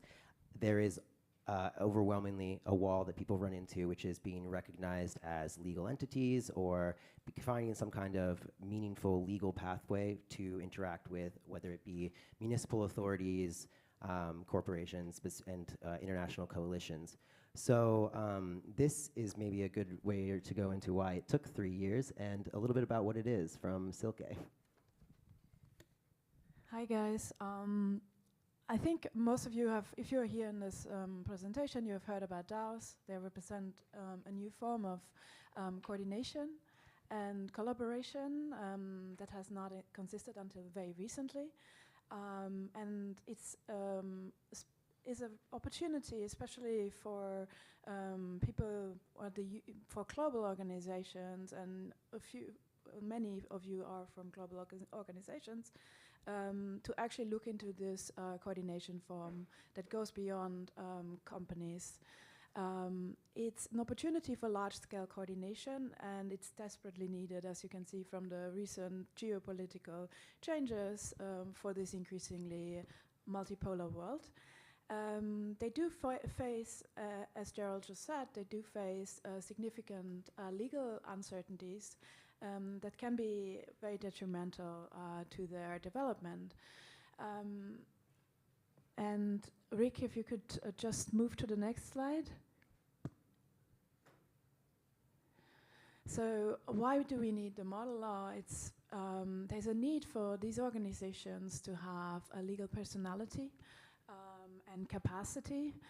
Just click it through if you could. So that DAOs can actually interact and interface with the off-chain world.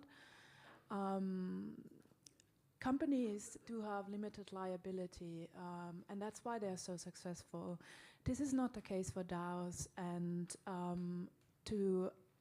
however, they need this to protect the contributors. And you might have seen there has been quite a few, there has been not a lot, but some jurisprudence on the topic.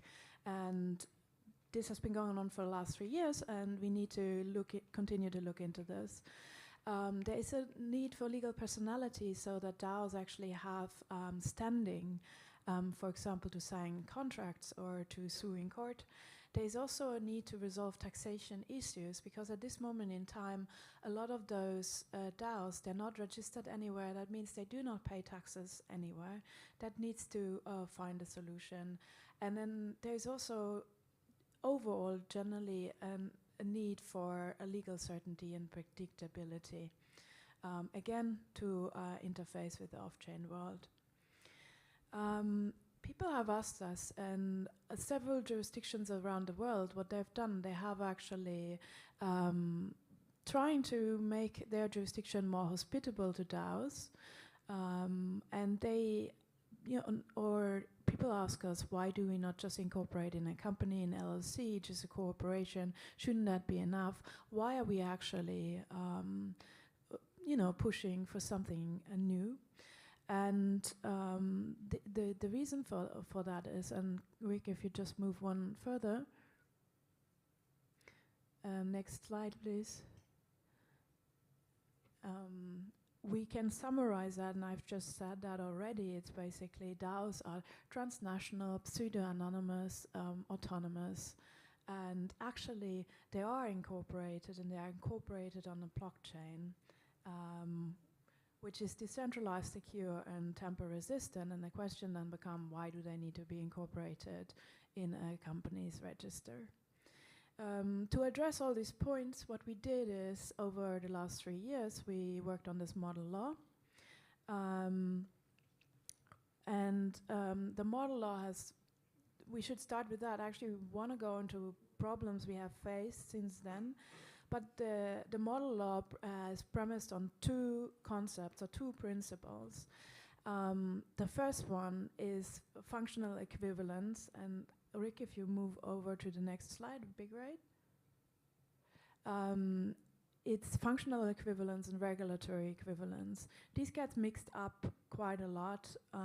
They're 2 different concepts, but very similar. So the first one, functional equivalence, is between the tools and the tech to comply with specific legal rules. So what are the tools that are available to actually fulfill whatever the text says? So for example, you have wet signatures and you have e-signatures. And then the even more important concept is regulatory equivalence, which is between the means used to achieve a regulatory objective. So as an example, the deployment of a smart contract on the blockchain with all the relevant data about the DAO might not be functionally equivalent. In fact, it is not functionally equivalent to registration into a corporate register, but its regulatory policy objectives of publicity and certainty are fully achieved, or we at least think that it fully achieves this goal. And based on those principles, we came up with this model law, and Fatema is going to continue on this.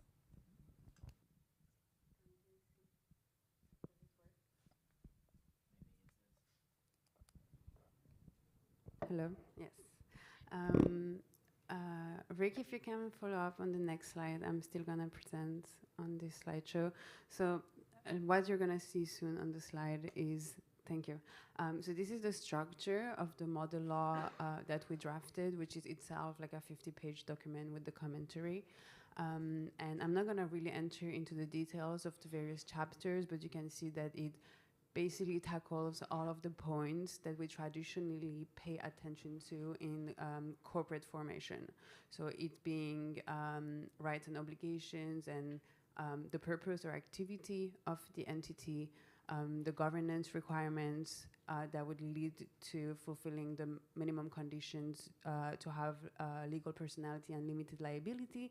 Some exceptions to that, as we also have in the corporate world, some other rules about internal governance. We highlighted the absence of implicit fiduciary duty for any one decision maker within that novel form of organization, because this is one of the big risks that people who are involved with DAOs are concerned about, whether or not they will be considered as a fiduciary and then bear the responsibility for whatever the activity of that entity is.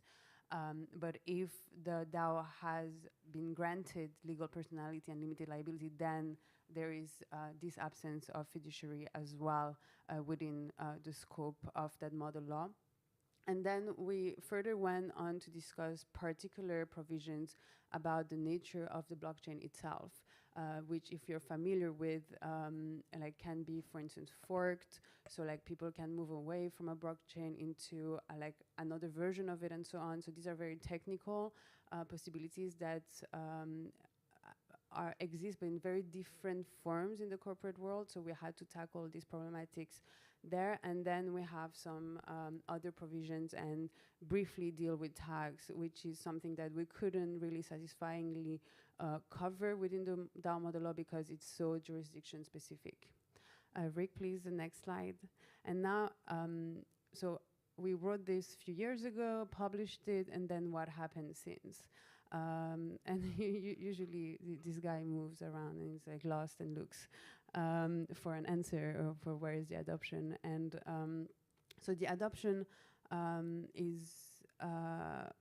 has to be put in the global context of the fact that when we wrote that model law and published it, it was quite early, even in the technical space, for DAOs to mature and also for legal space, like the jurisdictions, to grasp this novel form of entity and understanding and decide like how they want to regulate it, if even they want to regulate it, and should they want to regulate it, then whether this should be through, for instance, implementing the model law or just finding other ways. And since the publication of the model law, we've seen many like developments in various jurisdictions. So the three first ones that are listed, Vermont, Wyoming, and Marshall Islands, have decided to tackle the question of their relationship or their jurisdiction's relationship with this novel form of entities through a vision that is not the one of the model law, but is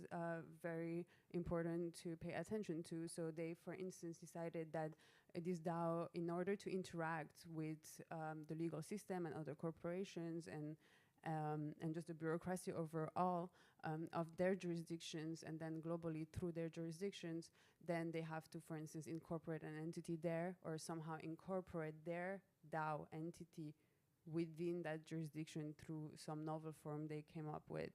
Then this obviously has like drawbacks. So to understand like the attempts here is that I like to give this example that blockchain and DAOs, they speak their own language. Like, it's a novel form of association between individuals who decide that to pull together some form of treasury or asset and govern it in a global way that is novel, like in comparison to what we've been doing so far, that like association usually amongst people done within like a geographical zone, so a country, a jurisdiction, an internet, and our like hyper connectivity and whatever opportunities that the blockchain technology offers allows people to interconnect and join within a purpose in a more global scale.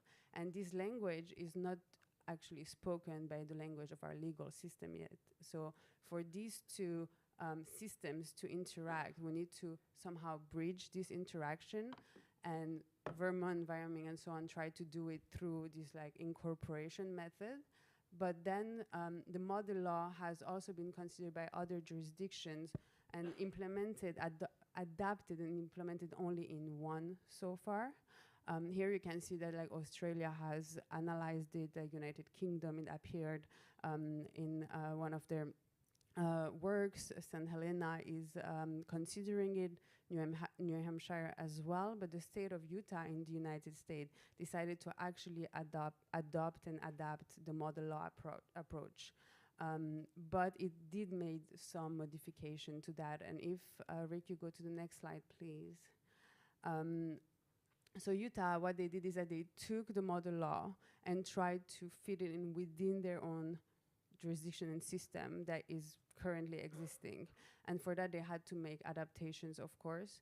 But one of the features of the model law that is very core to the whole exercise that Utah partnered with is the one where in the model law we do not require registration of the DAO. So the sole fact that it exists and fulfills the conditions of the model law should suffice for it to be recognized and granted legal personality, while in the state of Utah they said, yes, but it also need to register within our jurisdiction. Rick, please, the next slide. So here is just like a screenshot of the bill, if any of you want to look for further and read the bill. Next slide, please. And this is a screenshot of that registration provision where it says that it has to nominate one registered agent within the state of Utah. So I think that what they were attempting to is having like a point of connection within the jurisdiction in order to speak to that DAO entity. So I can break here if any of you have questions so far, or otherwise we move to.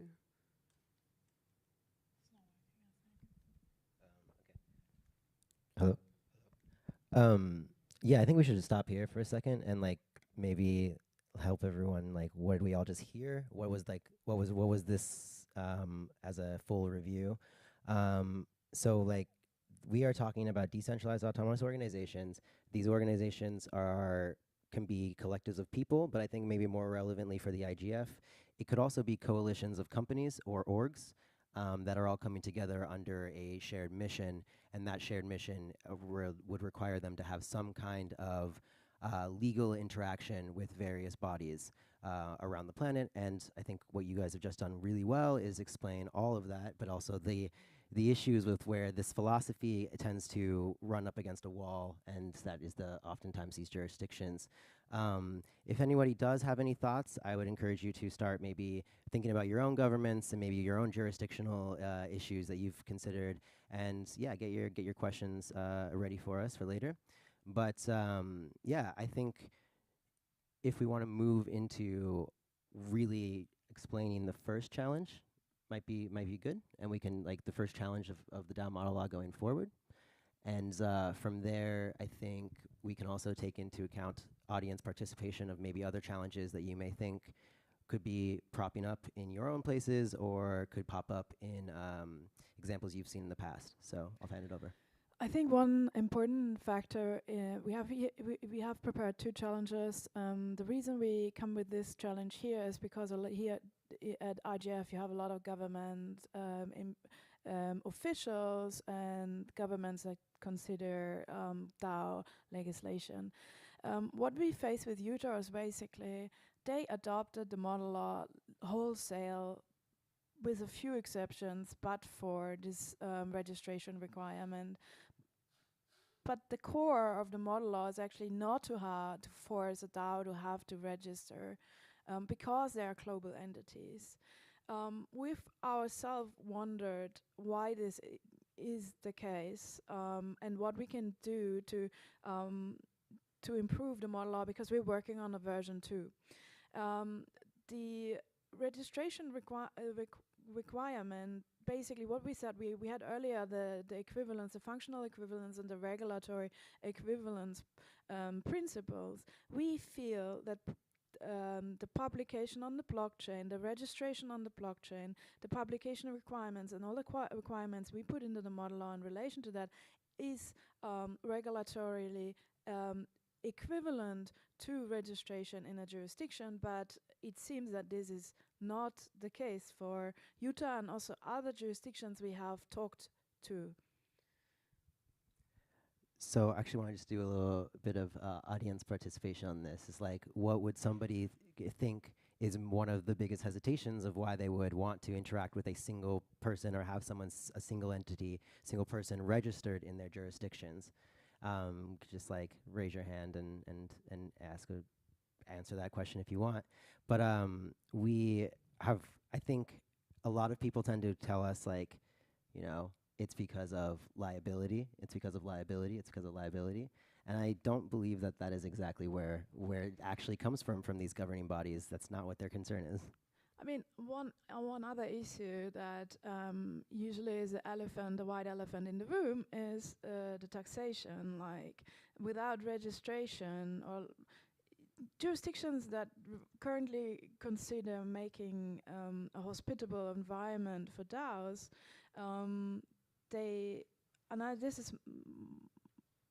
I wonder, this is basically because of they want to have tax money, they want to have a benefit from it, and they feel that there might not be a benefit if they do not require the registered agents or or general other formation requirement in their own jurisdiction. I'm very much interested to hear your opinion on that, because obviously within the model law also this could be dealt with different taxation rule on DAOs. Yeah, and I just want to give quick our participants online a chance to tune in here. Morshad is very well versed on the equivalence issue, and I would love to just give you the floor, Morshad, and just discuss maybe some of your own insights around these tensions. Thank you. I won't take up too much time, especially given the very comprehensive and thorough presentation that's been given, as well as the interventions that have already been made. But I think, in addition to taxation, one of the issues that we found as a challenge when it comes to establishing regulatory equivalence has been what are considered to be like incorporation fees, which is, I guess, a type of tax, or is a type of levy that a state expects an entity to pay when they're filing. And we anticipated that, you know, the revenue implications would be something that they would take into account. But in the transposition process, this was quite a eye-opening aspect of it, that this came up again and again as a discussion point. So I think going forward, when we look at different jurisdictions to work with respect to the model law, the issue of how, like, regulatory equivalence cannot just take into account trying to meet a policy objective, but has to, you know, hands-on take into account these sorts of financial considerations as well, and whether some other way of trying to meet these considerations, whether that is having a pool of assets that, you know, is kept to pay for these sorts of fees. It could be something that's done individually. It could be done as by unregistered DAOs as a group. There are many creative approaches that can be taken to do this. But basically, that just trying to satisfy a policy objective wouldn't be sufficient. The other point that I want to add is that in addition to this issue of registration, registered agents, and so on, there's also been a discussion about the role of accreditation. So who is going to actually verify that the different points that are mentioned for formation in the DAO model law, who gets to actually accredit that this is happening, who gets to audit it, and so on. And we found that different jurisdictions have different views about who this should be. Some have said that, okay, a private accreditation body that sort of does this assessment is fine, while others have said, no, we would want to have some entity in our state, something that the state authorities trust, to be able to do this so that they know that these formation requirements have been met. And again, so this will be an issue to consider when we try to establish regulatory equivalence in other contexts. And yeah, I'll hand it over to Rick or anyone else who would like to add to this. Or Yeah, back to you. I think that was a really solid just overview, and I want to keep us a little bit moving forward on this, because I think this regulatory question is just going to come up again in this next little bit, because I think what we're not discussing is, yes, while we're not fulfilling maybe the philosophical background and ideologies of these municipal authorities or these governing bodies, there is also a moment where they're not fulfilling the actual decentralized ideology and the purpose of having these decentralized organizations be able to collaborate in both a mathematically ledgered way on a blockchain, and also in a way that allows for a number of different stakeholders to combine themselves under one coalition and demand recognition on that basis. And why I wanted to bring up the conflicting philosophies then around this for DAOs is I think a really important part of DAOs is, and the ideology around that is, that people want to be able to make movements in a private and secure environment. And privacy, by its nature, is, I think we're learning, is kind of anti-state in some ways. I think that there's a desire to kind of eradicate true privacy on the digital sphere, and DAOs represent a collective movement that is also trying to maintain the privacy of some of its members and not put them in positions of compromise. So I wanted to hand it over to you to start off on the challenge 2 and discuss where privacy fits into all of this. Fatime. Hello. Yes, now it works.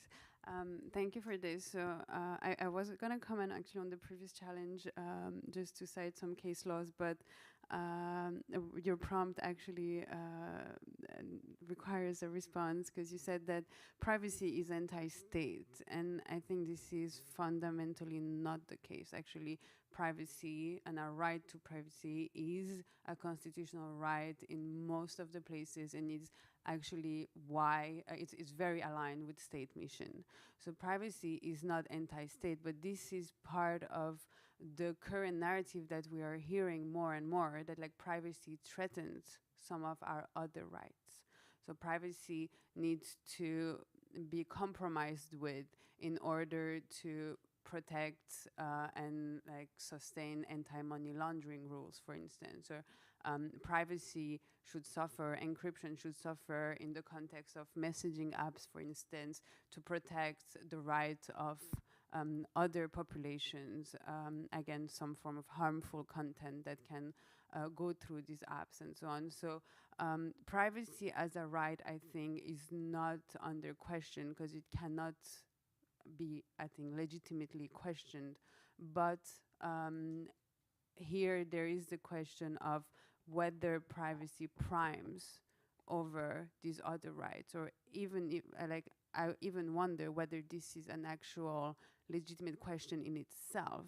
Is this a dichotomy between should we protect privacy or should we protect our against terrorism financing and money laundering? I think that this is a false dichotomy that forces us to choose one over the other, while I believe that we can protect both, and we should aim to protect both and fulfill all of our rights without like harming one for a certain narrative. Yes, Silky, I want to hear your response, and then Rick online, who is deep professional in the privacy design space. I'd love to hear just a couple minutes of thoughts following Silke. Just give him a 1-2. One thing I wanted to add is obviously right now, because DAOs, and we haven't mentioned this, DAOs are premised on transparency, meaning that everything is transparent right now, and it's actually, I'm not sure DAOs are actually advancing privacy at all. It's the opposite. They are not advancing privacy. They have been undermining it, and we are trying to get it back. Also, the model law as it stands right now actually is premised on transparency and how transparent everything is, and that leads to regulatory and functional equivalence. And now we've seen several bad results out of that. One is, for example, that DAO workers, their right to have privacy of payment is being undermined because they're getting paid by the DAO. Everyone can see they're paid like X amount, whereas anyone who works for a company just has this privacy. No one necessarily sees a person's bank account. So what we're trying to do is trying to get privacy back into the model law, and that is a challenge because DAOs are usually associated with, I mean, they're squarely in the cryptocurrency space, and there are KYC rules and anti-money laundering rules, and regulators would love DAOs at least to stay transparent while we're trying to get this back to a certain extent.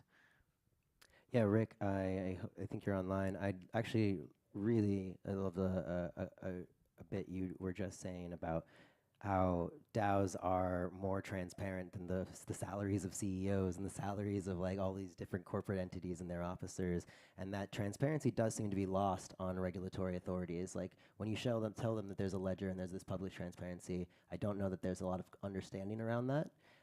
So yeah, just go respond, and then yeah, Rick, I'd love to hear your thoughts on the design for these sorts of pieces. Yeah, I think there's a lot of issues around privacy. I think there's this sort of fundamental misunderstanding in my experience in talking to regulators or sort of hearing the arguments of regulators secondhand, maybe more precisely. They seem to believe that the medium somehow is special and has these special properties that require a special treatment, and I think that that's very misguided. I think that the medium being internet communication, frankly, and cryptographically signed messages, not even encrypted messages, really should be a simple enough mechanism that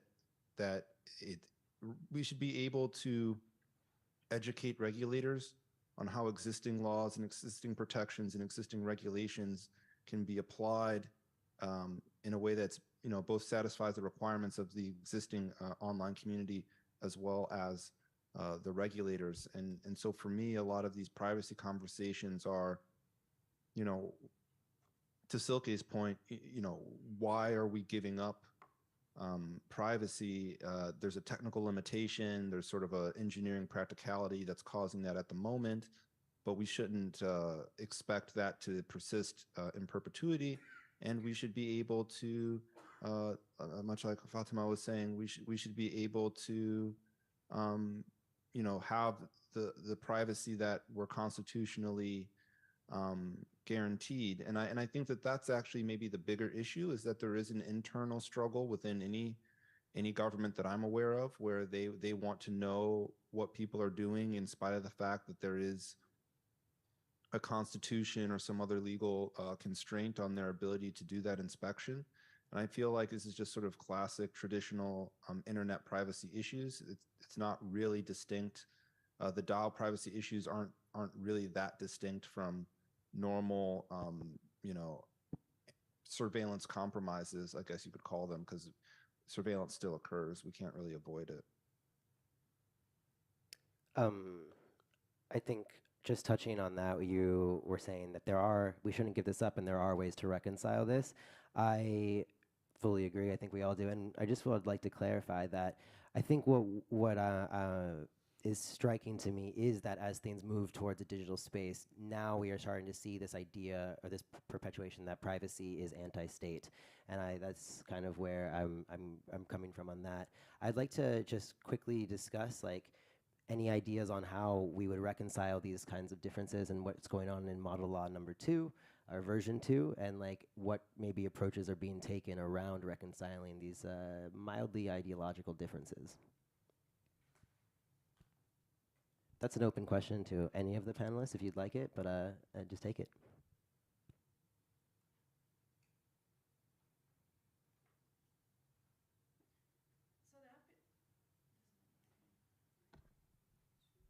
Hello? Yeah. There have been attempts to recreate the privacy that a normal bank account or the payment into a bank account by a company would give you.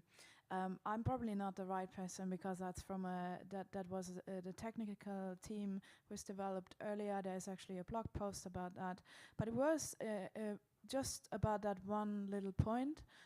How can DAO workers get paid without everyone know how much money they get and on what regular basis they get the funds? It was, and you might have seen this if you're in the space in relation to privacy pools. What it does is you send the funds into. Am I the right person to talk about this? Maybe Rick wants to talk about that.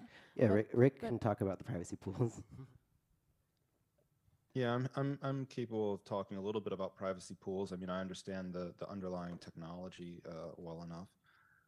So yeah, I mean, so in fact, I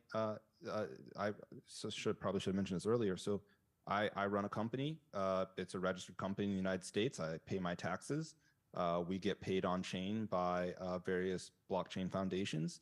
I put those payments through Tornado Cash, specifically for this reason, to add some financial privacy to the my employees, frankly, who get paid this way. I thought it was a bit bizarre and invasive that anyone in the world could see what they're being paid. There's also a security issue that I'm always sensitive to, physical security issue of people knowing how much you're getting paid. And so I use Tornado Cash, and I'm happy to, I still have all of my notes and what have you. I can prove to any regulator that I was not a terrorist. I paid myself and what have you.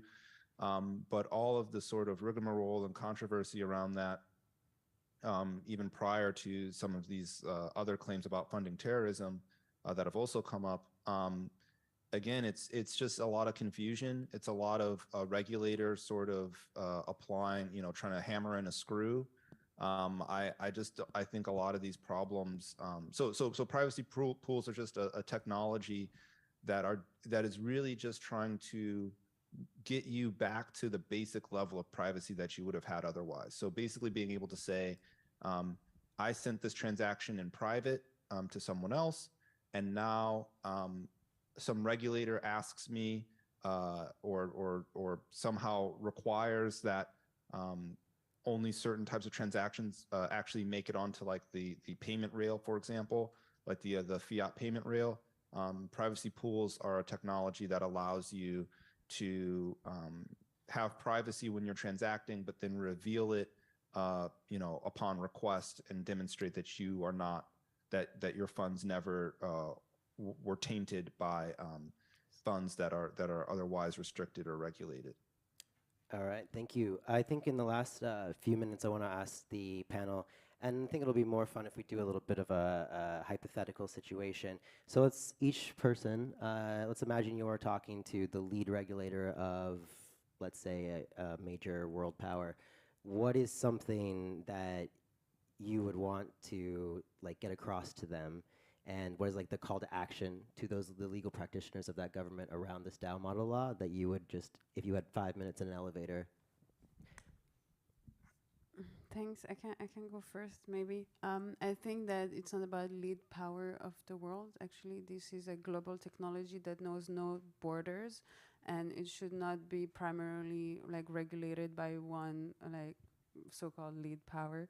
I think that what I would want to tell all of the regulators and practitioners who are interested in this space is not to rush into regulating or trying to capture through or shape this technology through regulating right now, because the technology itself is still growing organically and we need to give it space to grow. And I believe that all of the regulation that already exists, like whether it is like anti-fraud regulation or securities regulation and so on, do grasp some of the activities that may be problematic within the technology, and we do not need new form of regulation right now. What we need is a sandbox. We need to give the possibility for this technology to mature. And what we've heard often during the past days here is like, how will the internet look like in 20 years? And I think that the internet would definitely look different in 20 years, and it will probably, and I think I've heard that also often, which was positively surprising, that it will be probably decentralized or have more decentralized components. And if for that to materialize in a positive way, I think that we need to care for less capture right now and more sandboxing in order for this regulation to deliver on its promise. Rick and Marshad, just a couple closing thoughts. Let's try and keep it to 2 minutes.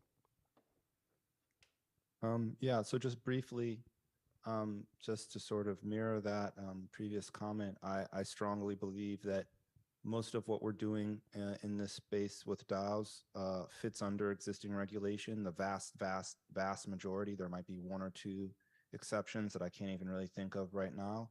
And it's sort of, I feel, frankly, as a taxpayer, I feel it's the responsibility of the regulators to educate themselves and understand how these technologies work so that they can then apply the law judiciously to new technology. And I'm happy to help them with that.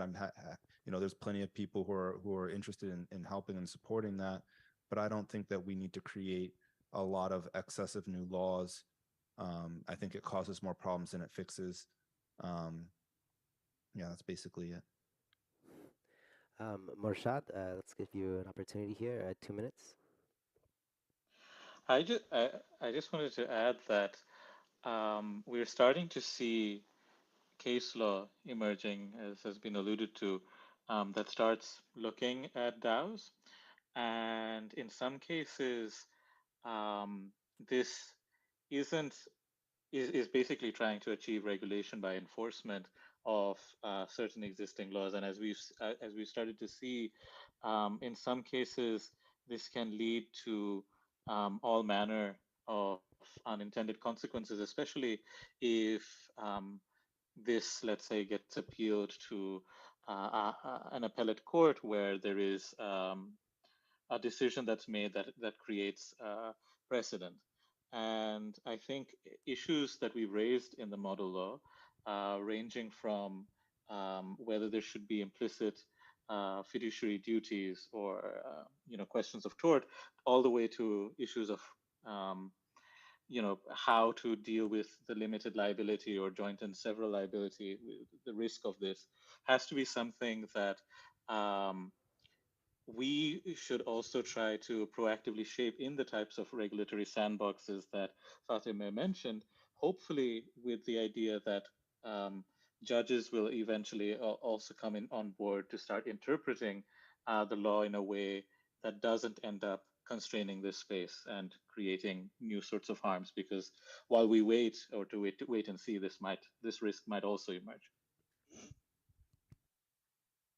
My last comment would be to state that even if regulators or jurisdictions do not want to implement the model law, because of course there are a lot of issues with it too, at least get rid of the default characterization of DAOs as general partnership or unincorporated associations that gives joint and several liabilities to any of the contributors. And this is one of the things we have seen recently, which had a very chilling effect, cooling effect on DAO contributions and how and the developing of code for DAOs. we've seen this especially in the UKI case in the US recently. This really needs to go away. So even if you think the model law is nothing for you, you need to address this in your jurisdiction, because if you don't, you're not going to have much development in the area anymore. Yeah, I completely echo those sentiments. Code as by its own self is not a crime, and I want to just bring this all together, because I know that legal frameworks and regulation can be very dry in understanding future and okay, well, how does this actually apply to the future? And there's a lot of coordination systems that have existed before DAOs. And this is just another innovation in the concept of coordination systems. And I think what the model law has done and Koala is trying to do is to push forward the field of innovative solutions around coordination, and while maintaining a lot of new and exciting technologies such as blockchain, such as decentralized infrastructure and organizations. So for relativity towards this event, there's a lot of civil societies here. There's a lot of people that could be coming together and making their own coalitions. And for those online that are watching, I'm sure we've all seen a lot of frustration inside of making movements on the planet and trying to make changes inside of different jurisdictions. So I'm really excited to see DAO Model Law version 2. And yeah, we'll be around, and feel free to discuss your governments for us, but send them our way. Thank you.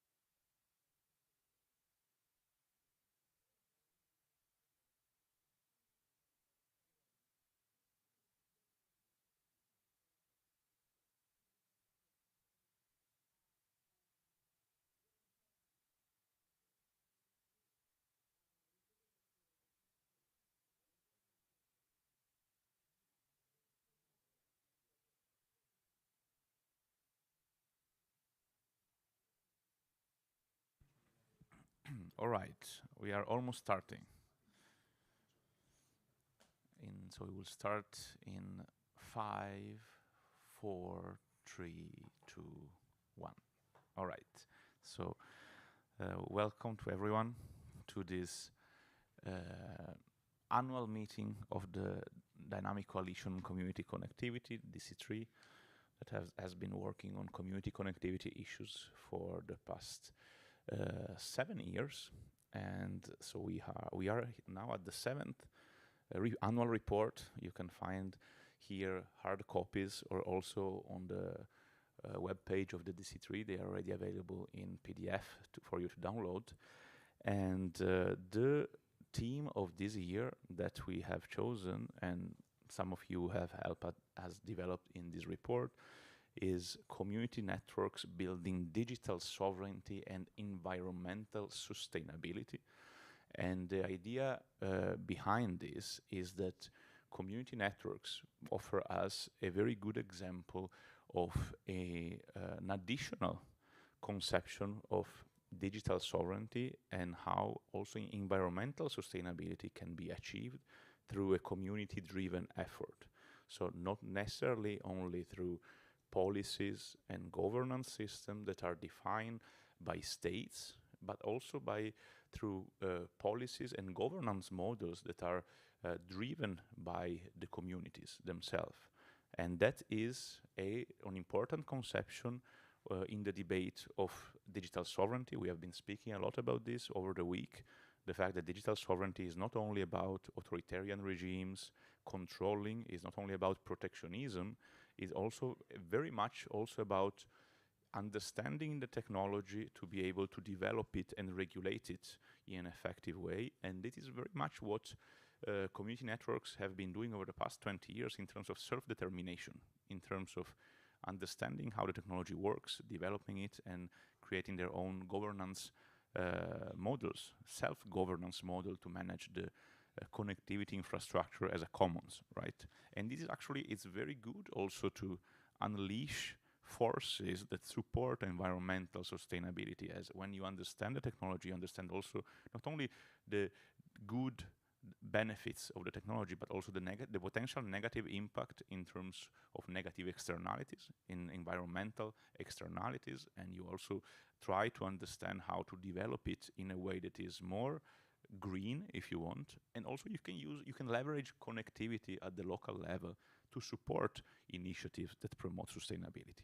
And this in a nutshell, and what we are going to speak today with a lot of very distinguished panelists. Let me first also thank my colleague Senka Hadzic, who has been developing this work over the past years together, including the edition of the reports together with me.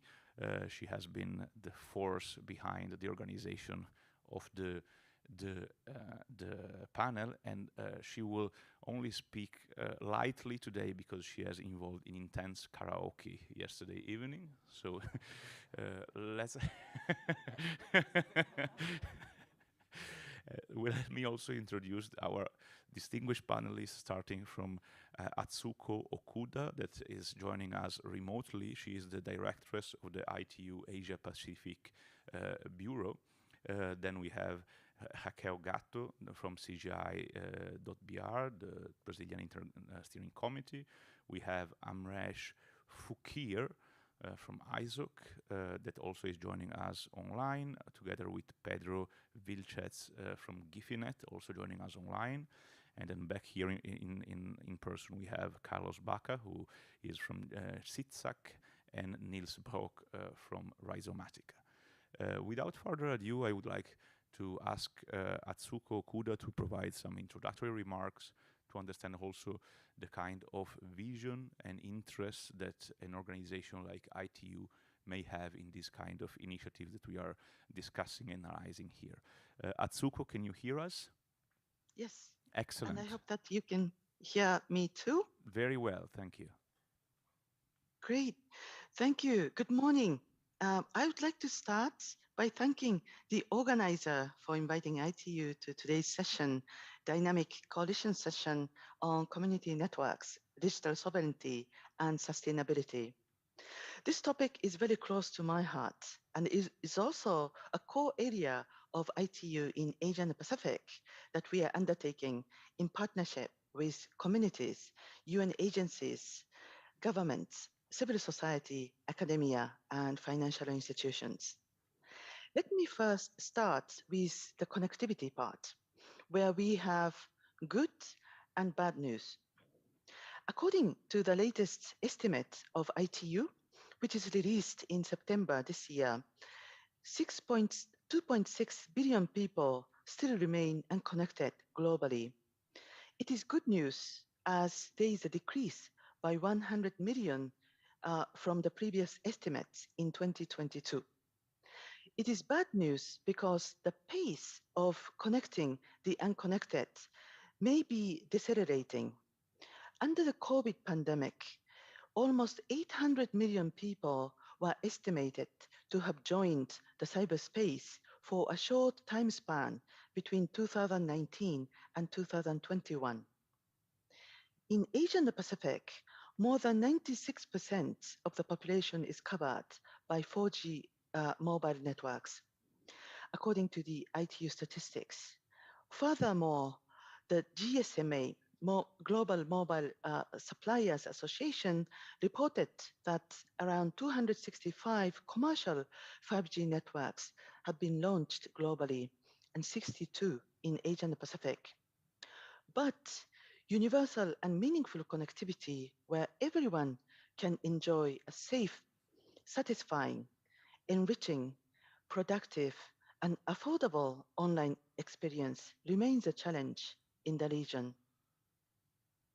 Recognizing the important role that digitization plays in meeting the SDGs, ITU and the Office of the UN Secretary General's Envoy on Technology have established a set of aspirational targets for 2030 across internet connectivity, achieving gender parity, addressing digital skills, broadband speed, and its affordability, which is measured as less than 2% of GNI per capita by 2025.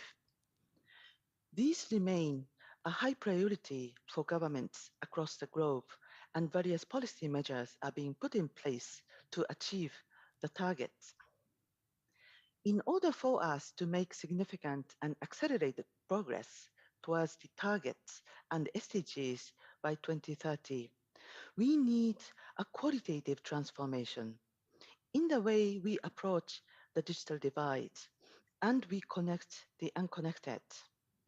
We learned that a siloed approach may not work any longer, and strengthened partnership is a must to create synergies and impact. More importantly, we are gaining ground in building consensus on the need for a whole of government and whole of society approach to overcome the silos and build stronger partnerships. ITU Smart Villages and Smart Islands initiatives is an initiative designed on the whole of government and whole of society approach. It is being rolled out in 15 countries in Asia and the Pacific and is aimed to deliver connectivity, digital skills, and priority digital services to rural and remote communities. It is being delivered in close collaboration with various line ministries, UN agencies, private sector, and civil society and academia. And it has generated tremendous support, including that of G20 members during their meeting under Indonesia's presidency in 2022. On the sustainability part, I'm very happy to see our ISO colleague here in the session as we recently conducted a study jointly. The report entitled From Telecenters, Community Networks to Sustainable Smart Villages and Smart Islands, which is under finalization. The study identified 6 dimensions of sustainability, of course, financial, socio-cultural, organizational, operational, policy, as well as environmental sustainability based on the good practices and lessons learned from telecenters and community networks, and provided suggestions for smart villages and smart islands to look at while looking at the 10 case studies. I'm also very happy to see such a distinguished list of speakers today who would be sharing their thoughts on these important aspects. And through our discussions and partnerships, I hope that we can accelerate our efforts to connect the unconnected and ensure that no one is left behind and offline. Thank you. Back to you.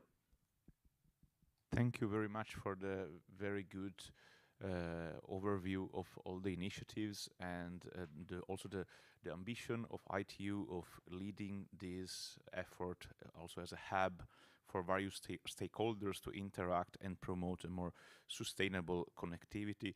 Now let's try to narrow down from the global to the local and see what is happening in Brazil. And Raquel has been leading several efforts about this over the past couple of years. So please, Raquel, the floor is yours. Thank you very much, Luca, and I'm very happy to join you in this meeting. I see some familiar faces and new faces that I'm glad to interact with. I had a lot to cover, as usual, so I'm trying to keep it short and bring you at least three highlights that I think are important covering the past 2-3 years since 2020. When more of this movement on community networks landed in Brazil concretely.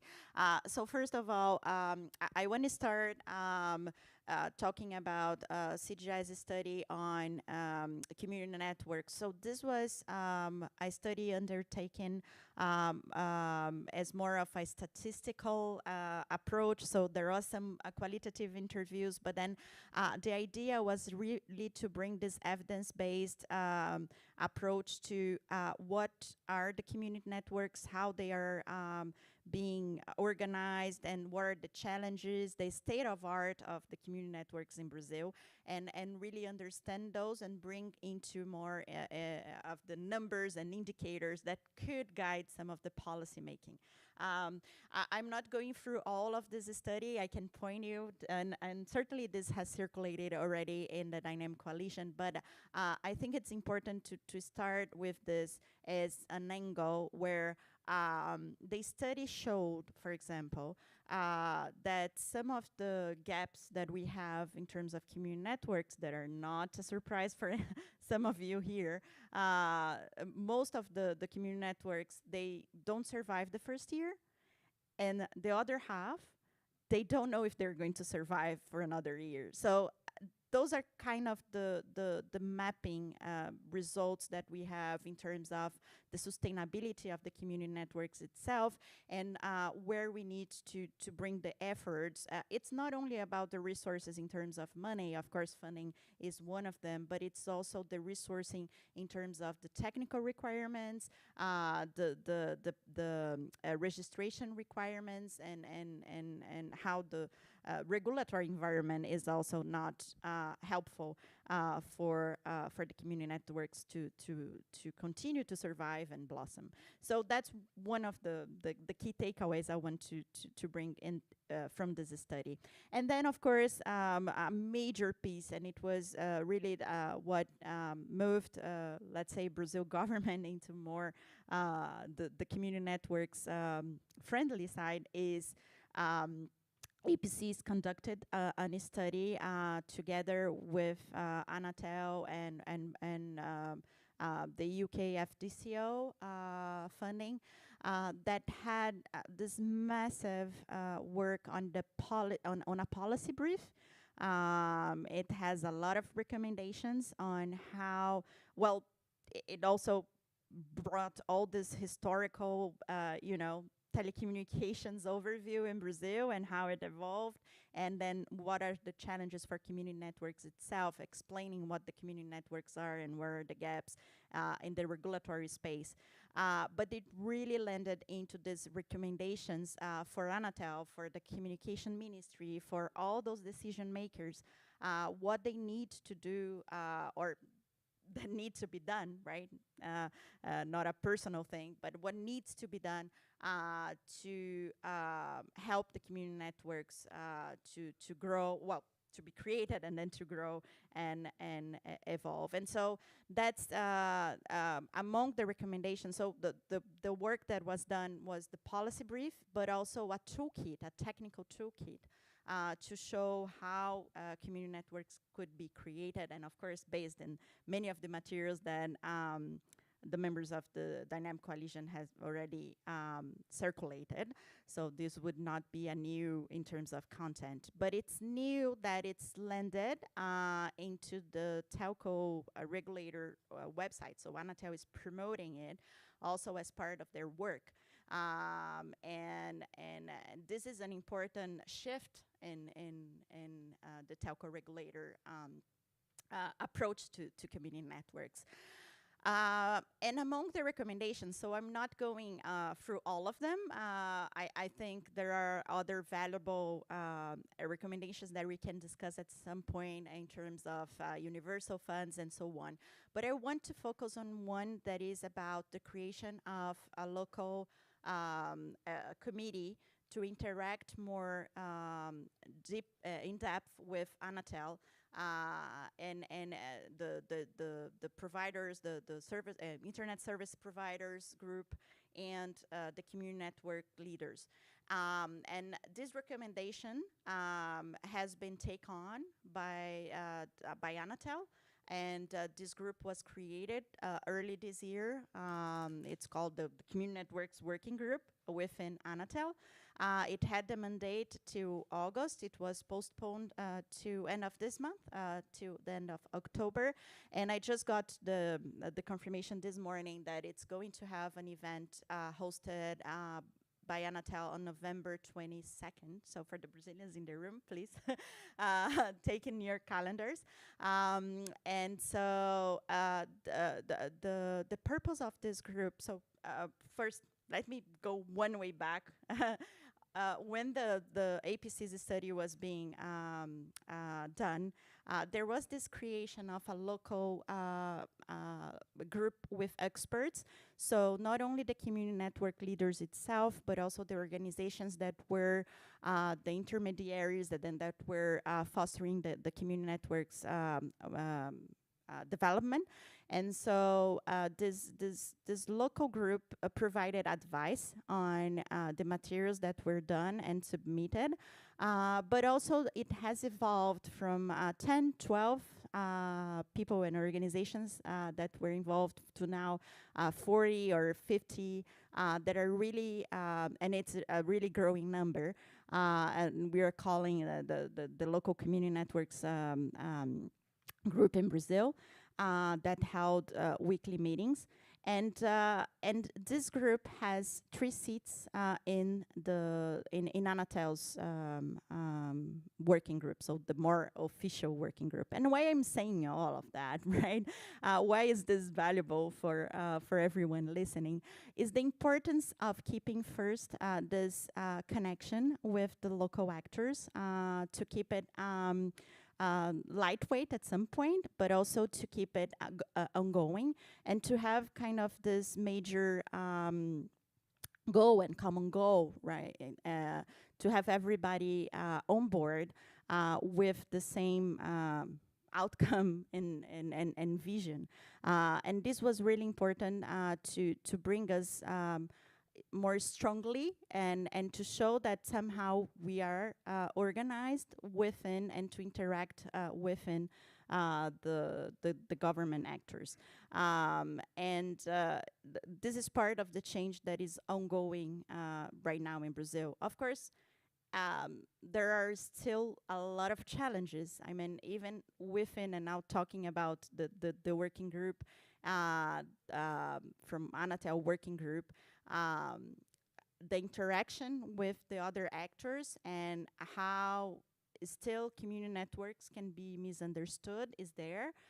This is a risk, right? It's not a local ISPs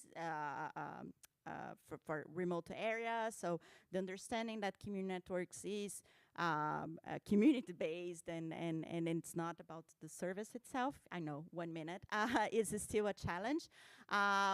But it's being broken down into these smaller opportunities to showcase. So the event and the continuous network with the local decision makers is important. And lastly, because I only have 1 minute or 30 seconds, according to Luca here, I just want to say that also in Brazil we have an opportunity for 2024 with the G20, and I think ITU was mentioning that. So Brazil is the host for G20, and it has already announced its agenda with a pretty heavy digital pillar, including universal and meaningful connectivity.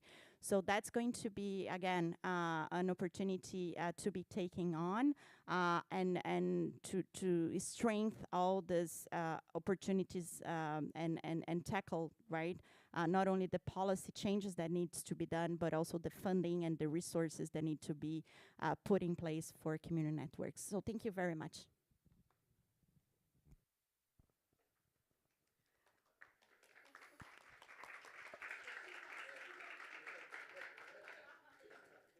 Thank you, Raquel. We'll make sure to circulate these materials in the mailing list, like both the CGI study as well as the APC policy brief. Now I'm introducing our next speaker, who is joining us online from Mauritius. Amrish Fakir is an internet measurement and data expert at the Internet Society, and he will tell us about ISOC's work on community networks and also give us an overview on the link between community networks and environmental sustainability. Welcome, Amrish. Thank you, Sanka. Good morning, everyone. It's a pleasure for me to be here today in your panel. As Sanka mentioned, I work at the Internet Society, not so much involved into community networks, but I can talk about the aspects, some of the aspects such as digital sovereignty or even sustainability that touches upon how it impacts positively community networks, basically. So first of all, I would like to remind the audience of the vision of the Internet Society, which is about how the internet is for everyone and how we are working towards making this vision a reality. And one of the projects that we are really involved in is expanding community networks around the world. And we hope that by 2025, we will support more than 100 complementary connectivity solutions and also be able to train more than 10,000 people to maintain their own internet infrastructure. The Internet Society itself has supported a couple of community networks around the world, from Africa to Asia. One recent intervention was the deployment of community networks in the Himalayas in Nepal. And the issue of digital sovereignty and environmental sustainability is key. First of all, there are, as you know, there are many places where access to electricity, especially in some African countries, is still an issue. Not only the issue is affordability, but even the stability of the network is a problem, as Sanka can witness about how bad electricity supply is in South Africa for the moment. So having access to renewable energy sources is important, and at the same time bringing down the costs of access to equipment that would allow community networks to operate without being on the grid.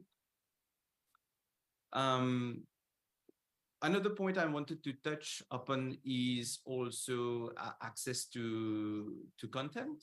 As we know, even if you're a community network, customers, your constituents they still have the same needs as any other internet user. So they would still want to watch the latest news or the latest YouTube video, and we work as hard as we can to connect community networks to the mainstream internet. And we, at the Internet Society, we also try to promote the connectivity to local infrastructure, such as internet exchange points.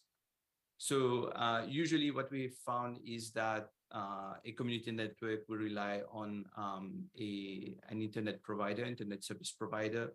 And as much as possible, we tend to promote internet service providers that are themselves connected to the local fabric, the local ecosystem. The more internet service providers is connected to an internet exchange point, it means that local traffic is going to stay local as much as possible. And as much as this local fabric is maturing, there is also a higher chance for content providers to host themselves locally, because the customer base is also increasing. And this is what I would call collateral benefit to the community networks. Even if they are in remote places, they are still connected to the same local fabric, and eventually they would also benefit from having local connectivity. And having local connectivity means that it is adding up to the equation of environmental sustainability, because of course, if you're not using international bandwidth to access faraway content, it means that you're using less energy to access content which is local. But I would also stress on the very singular characteristic of community networks. We talk about self-determination and things like that. On the opportunity for community networks to actually even host their own services. So we have seen during the pandemic, where people couldn't really have freedom of movement, how important it was for them to have affordable or even free and unlimited access to technologies. And we have seen a lot of networks installing local caches or local services for video conferencing. So these are services that we should promote as much as possible on community networks. And obviously this would increase local use and therefore having less dependency on external services or paid services, and allowing people to use services that are already local and close, and therefore they would also benefit from low latency services, higher quality, and so on. So I would really like to stress that sustainability is really broad. First of all, because sustainability can also mean giving the power to the people to to create their own type of network, the network that really resemble the community itself and what they think is important. So having the ability to create their own content and upload their own content at very low cost, and hopefully at high bandwidth and high quality is really important. So this increases to some extent sustainability of the community in terms of strengthening the community itself. And of course, bringing content closer to the user, and as I mentioned, creates this environmental sustainability because it uses less energy elsewhere. So yeah, these are my points that I wanted to bring up today. Thank you.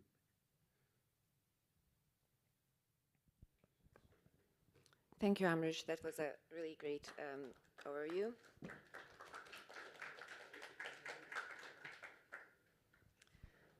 Our next speaker is joining us from Spain. Pedro Vilches has been involved in Grifinet, which is a can say flagship community network in Catalonia. It has been operating for almost 20 years and has over 37,000 active nodes. And apart from providing connectivity, Grifinet is also promoting circular economy and reduction of e-waste. And Pedro is going to tell us more about it in his presentation. Welcome, Pedro.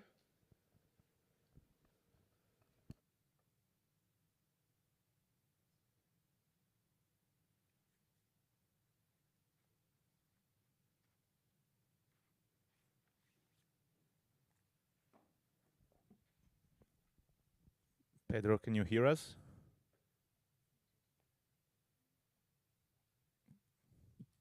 Hi. Yeah, now we can hear you now. Yeah, okay. So I want to raise two topics for this session. One is a proposal on reducing e-waste, and the other one is remarking why community networks are a relevant actor in Europe. So, well, here is my relevant volunteer activity. So 10 years, more than 10 years of experience in GiftNet through EXO, that is a non-profit operator from Barcelona with 100 members. But I'm also holding a position in a governing council of a telecom cooperative called Son Connexió, which is also part of GiftNet, and it's giving service to 9,000 members and 20,000 contracts. I also professionally working with when in a research group, this one, and I'm involved in tech projects with strong involvement of small-scale communities. The proposal on reducing e-waste is very simple. So the root problem is that manufacturers are becoming responsible on how Wi-Fi routers are used. I put the notes at the end. This is called as EU Radio Directive from Free Software Foundation Europe. So the e-waste problem specifically is that Wi-Fi routers are generally designed for a very limited purpose and short time frame. They cannot be changed or modified, and that eventually produces e-waste. And the proposed solution is do the same as with computers. Make its users be responsible on what they do. Allow these devices to fit and enter the circular economy and be part of, for example, the reuse ecosystem we have here nearby, Barcelona. Why community networks are relevant actor in Europe? First, let's present the problem.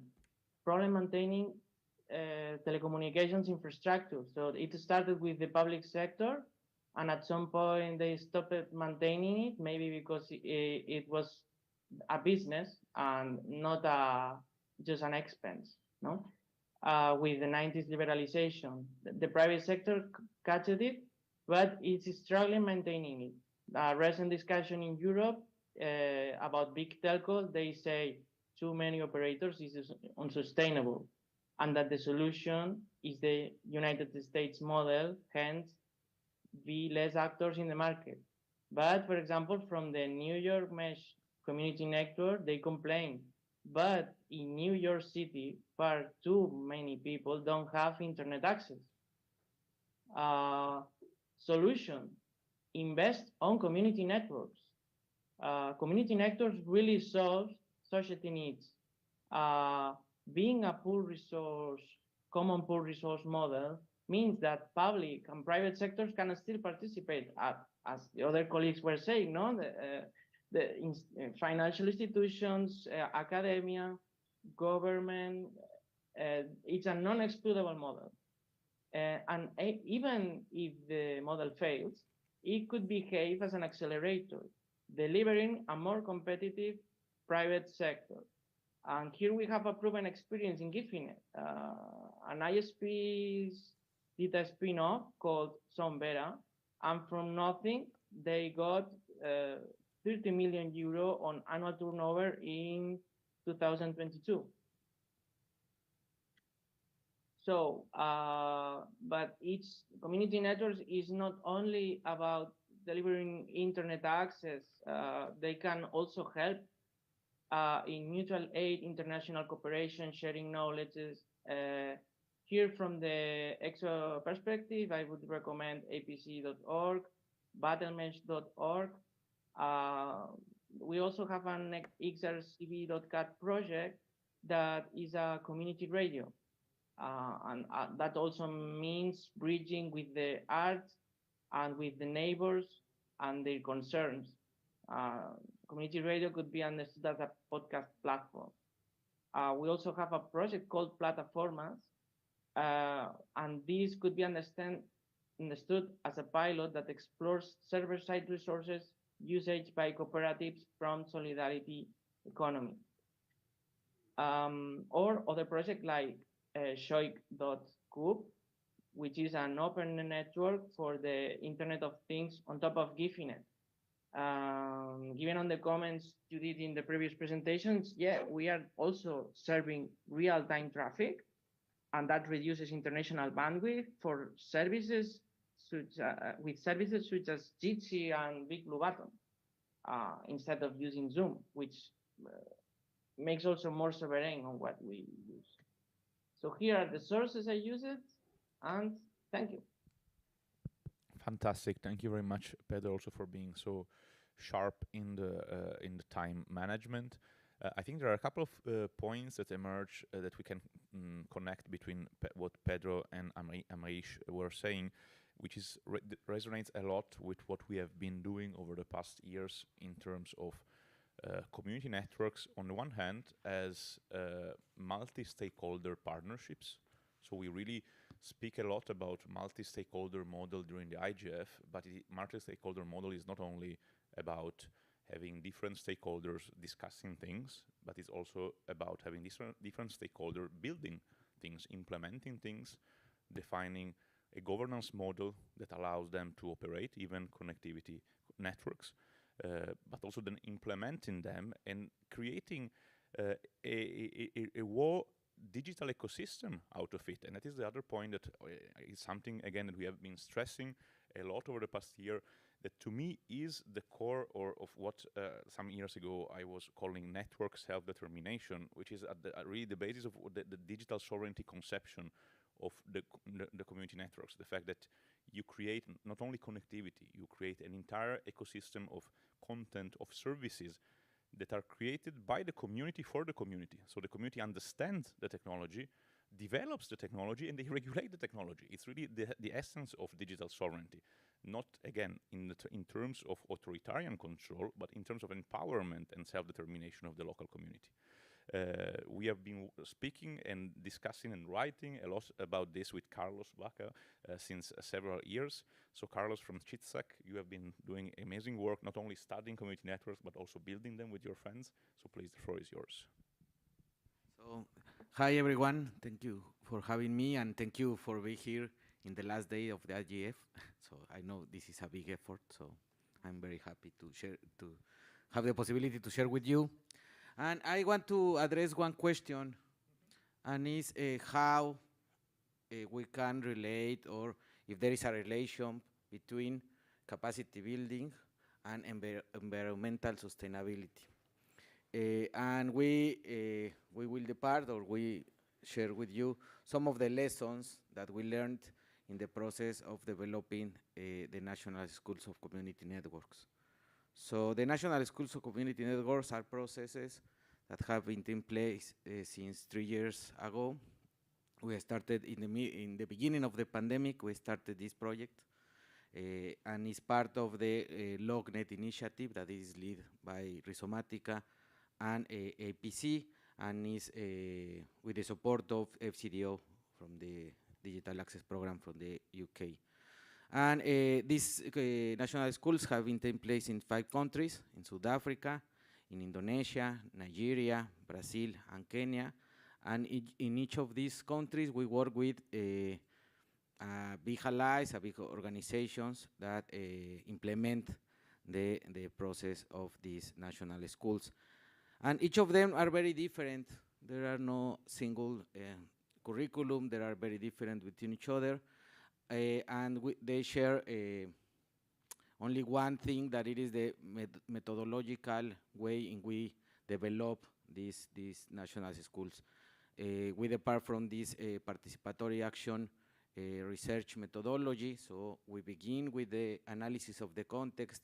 We conform in each of the countries an advisory committee made by specialists and also from people from the communities and organization, etc.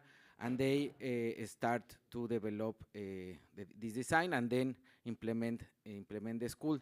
And in each of the countries also we have 7 micro-organizations, 7 community-based organizations who took part of the training, and they were involved since the beginning in the design, but also in the implementation of the school, the workshops, they take the workshops, and then they have the opportunity to develop some small projects to benefit or to strengthen the process in the communities.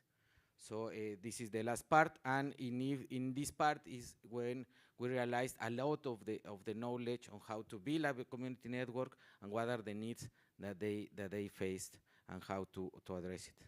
So one of the problems, and I'm sure you all know that we have this problem of e-waste, and this is from Mexico. This is not from the countries of the national schools, but it is a rupture of the municipality presidency in one of the indigenous communities in Mexico, and only one of these antennas or this infrastructure work, no? So, this is a very, very big problem, and it's related not only to the political, the public policy that is implemented, but also the lack of capacities in the communities to maintain the equipment. So one of the first lessons we have in this process is that if we, through capacity building processes, we strengthen or we develop the critical vision about the technologies, about the choosing of technologies, we have different ways to get results that are related with the care of the environment and the territory. I'm sure Niels will talk more about it, but for example, we develop in Indonesia, they started to develop these bamboo towers, so are more sustainable and also that are beautiful, They are, because they made their own houses with this architecture, and they took the same artisanal work to develop the towers. But also in the school, some of the organizations develop or use artificial intelligence to develop projects. 2 projects are beautiful. One of it is, the fishermen to try to know where are the fish bank and to travel less, to go where the fish are, but also to know what banks have more fish or have less, and so they made a sustainable strategy of this fishing. And the other one is the shrimp farms that are led by the women in the communities, and now they have these tools in their cell phones who can let them know the temperature, all the things that they need to know to maintain these farms working. So they have the time to start another projects, and they are joining and start different projects that are not related actually with the need to be all day taking care of the farms. So it is very interesting, and it is important. And in other countries, like in Brazil and Nigeria, they use a lot solar energy for the network. So as I said, each of the schools was very different.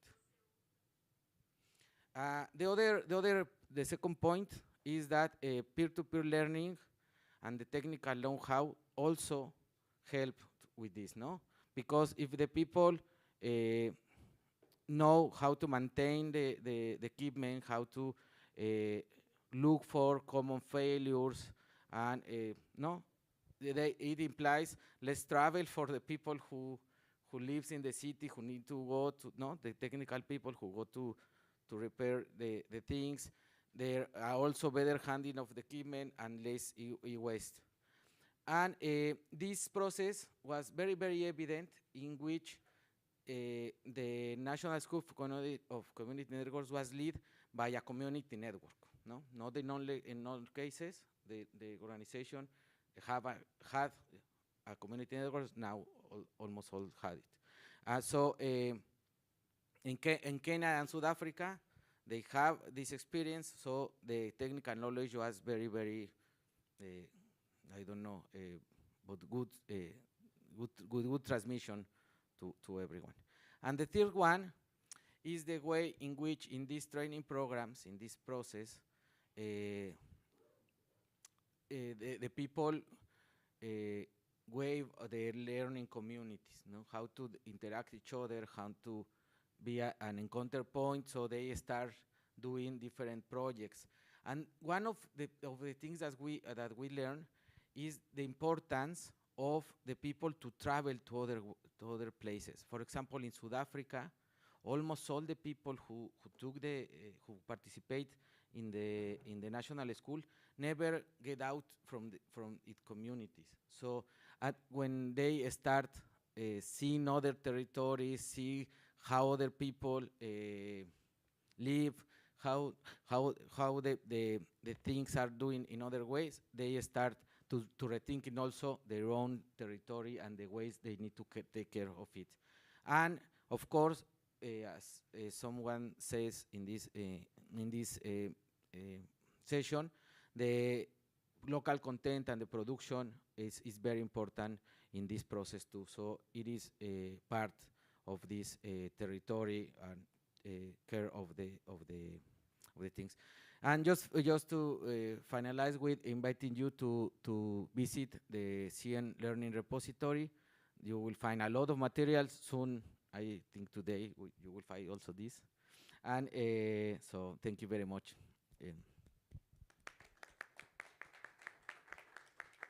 Thank you very much, Carlos, and also for pointing the community network repository, which is an incredible source of material for anyone willing to learn more or to build even community networks. Speaking about building community networks, no one better than Niels can provide us a little bit more of insight on the challenges and opportunities of developing them. Thank you, Luca, and hi everyone. My name is Niels Brock from Rhizomatica, and stepping in today for our colleague Shabani Belur from ISEA and APC. Due to connectivity issues, she cannot participate, unfortunately. So we see there's still need to build a better and resilient internet. So the work that we proposed for this publication here was titled "Can Environmental Practices Foster Community Network Sustainability?" So we would say yes, and I would like to tell you a bit what was our approach to this, which is kind of a complementary methodology to the work that Carlos Baca has just presented. So community networks, as we learned also before, they have challenges in terms of getting managing all the technologies that are involved and to transmit a signal or to put up a local network, besides the regulatory challenges that we heard so far. And so there is a need for complementary internet solutions, as we also heard earlier. So how could a community network do this, and also in an efficient way and in a collaborative way? And the LogNet project, the local community network initiative that was already mentioned by Rhizomatica and APC, was working for several years on innovation and technology, basically also through peer contacts, but also on with subgranting.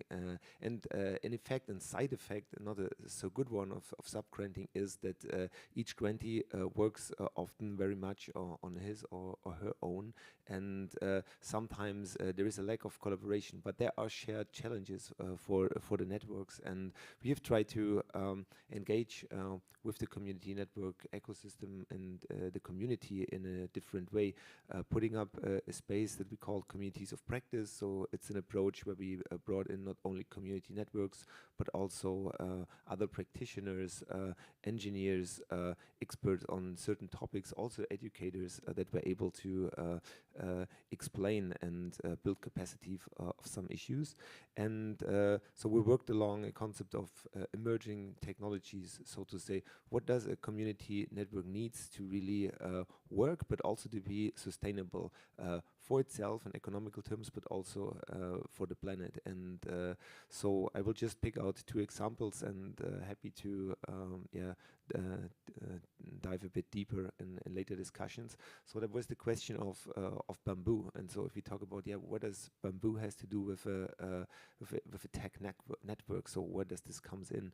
But there's always a need for infrastructure, so to say, to build up mass structures. They need concrete, they need steel, and it's not resources that are locally available. So bamboo is a plant that is in many countries available as a resource that can be grown or that is already there. And so the question is how to treat it, how to select this bamboo. And so we were looking to build a community of practitioners there, by from India, who had already done some work on this. They provided the knowledge of how to plant bamboo. If someone really wants to put up a bamboo garden and in a couple of years have its own grown resources there. And there were other examples like the community around designs of towers. So how can we imagine towers that are also easy to replicate? And one nice example was the tower that we saw on the image earlier from Indonesia. Then a community network from Uganda, Bosco, they said, we want this too. We want to try to replicate this. And then so online, they were tutored and they put up the tower, so it's possible. And this is kind of traveling solutions that were created, and we are still exploring more about how far can this go and where to take the bamboo approach. Solar energy is another critical resource. So without energy, there is no networking, no digital networking.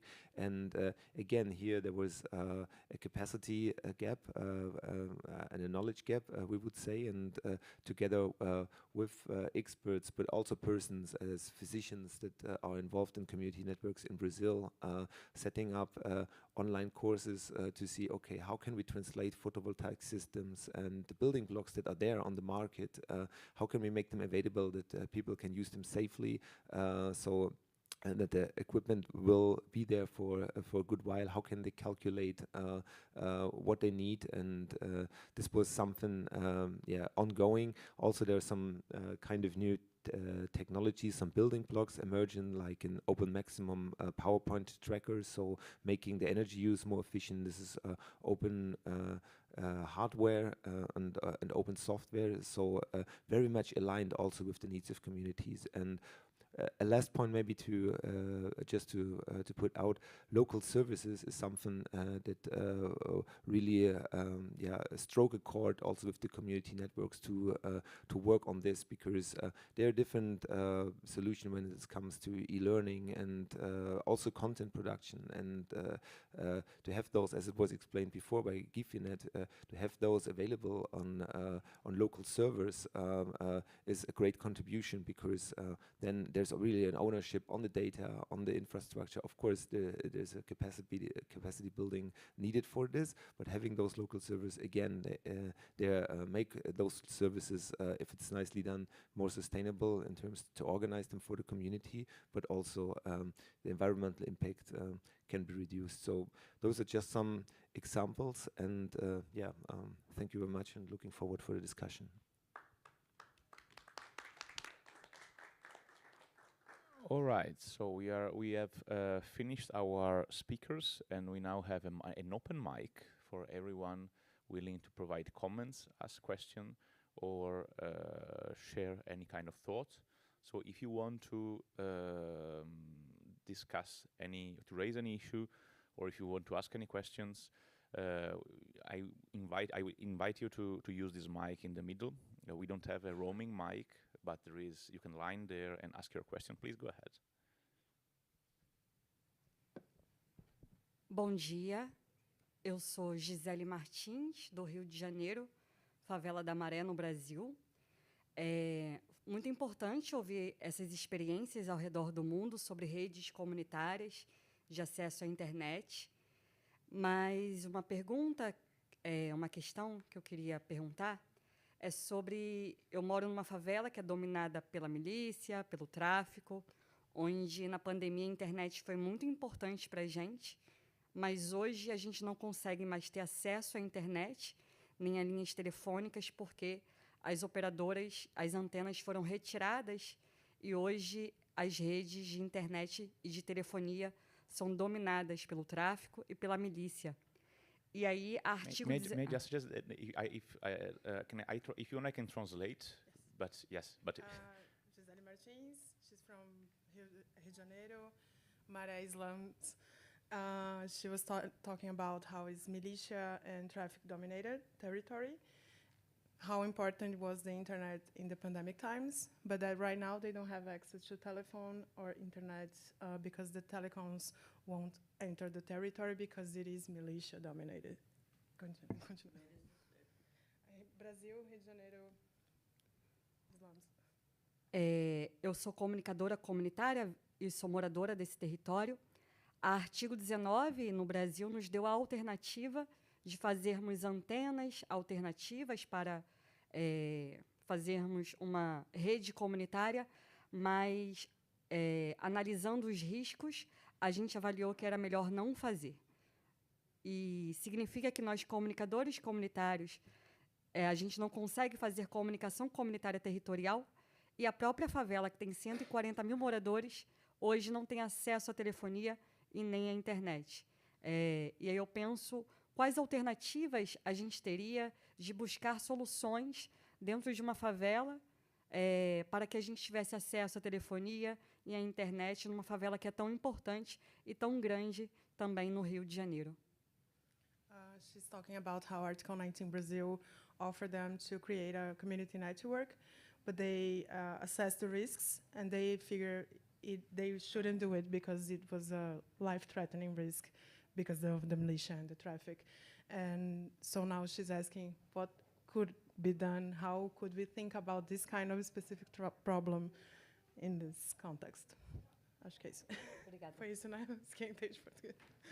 Obrigada. So let's take the other question that we have here, and then we can start having a round of answers in the limit of the possible from this group. Hello, my name is José Arthur. I'm part of the youth delegation from Brazil, and I'm a research on community network in indigenous communities in the Amazon region. I would like to do a small comment on this subject. When we're talking about community networks, it is necessary not only to talk about the implementation part and other issues, but also about what actions are taken to ensure that digital inclusion is actually applied to avoid the digital illiteracy, and how to teach the community about what opportunities they can have through the connective obtained through these community networks. That is, how they can use it to change their realities. And this is a point that I think is always very important to talk about when the subject is being discussed, because it helps ensure the community sovereignty. I think oh yeah, if you want, we can have another one, and then we will reply. Yeah, one question you already know, but two things. One is I've been talking to people who have certain ideas of digital sovereignty. One of my friends who's a researcher who wants to work with us in some European countries said, like, but you know, we have to be digitally sovereign, so we can't cooperate very closely. Does it ring a bell for you? So, did you understand? Okay, so when you collaborate with somebody on technology, there is this flag going on, like we have to be digitally sovereign, so therefore we cannot collaborate very closely. Okay, So this is one idea of digital sovereignty. I wanted to bring this to focus because I was very confused. Okay. Second one is there's a lot of communities, great work, amazing sessions, but I don't know a representation of who they are. You cannot have community as rolled in and people talking about we did Zoom, we connected a YouTube, right? We can always, who are they? What are they doing with the community networks, right? We want to understand how they are participants, they are a community in the network for the services, okay? And I can go on about that, but again, Luca, web. You can bring all the internet that you want, but without the web in the community, you're just bringing, connecting Zoom, YouTube, something else, and still talking about digital sovereignty. We have to think about this. Okay. Okay, I think we might have several reactions here. Who wants to go first?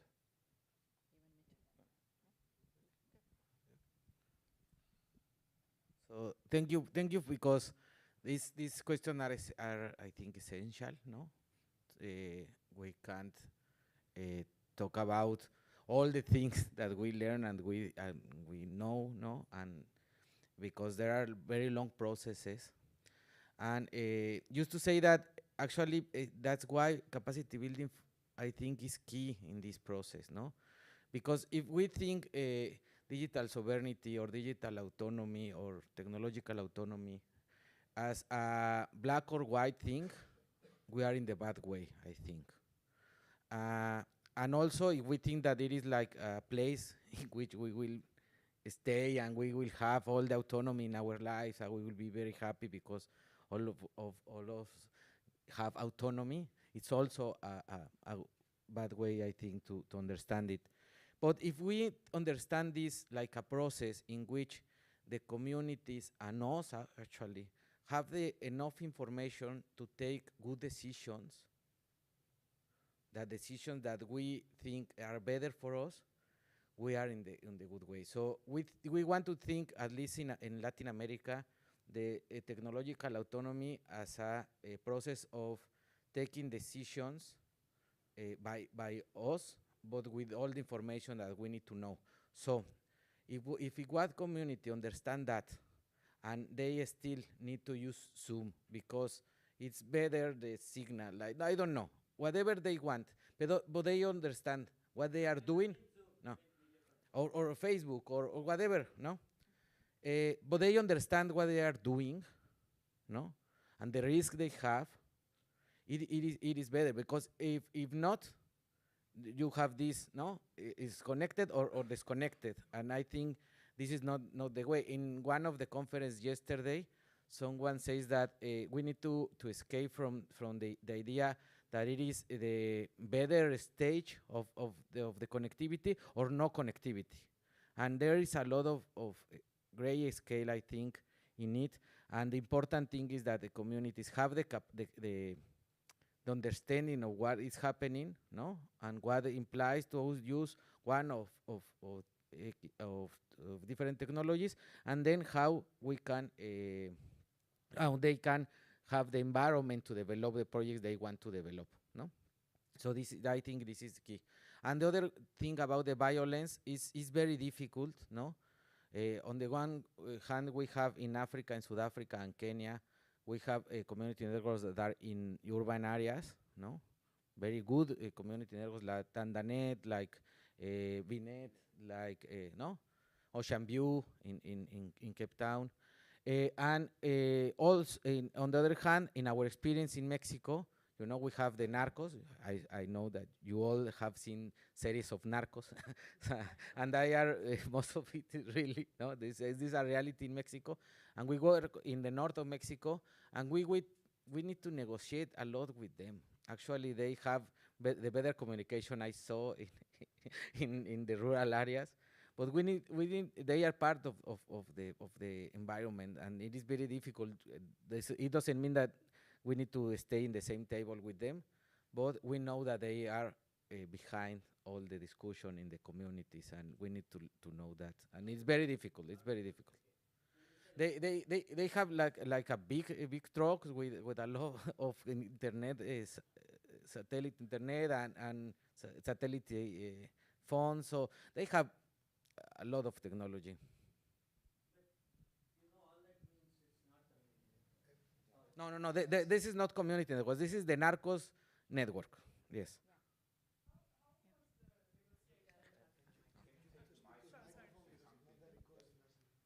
How was the negotiation? Just I've got curious. How would you approach them about it? I don't know. For example, You in don't one know? of the meetings we had, no, Okay.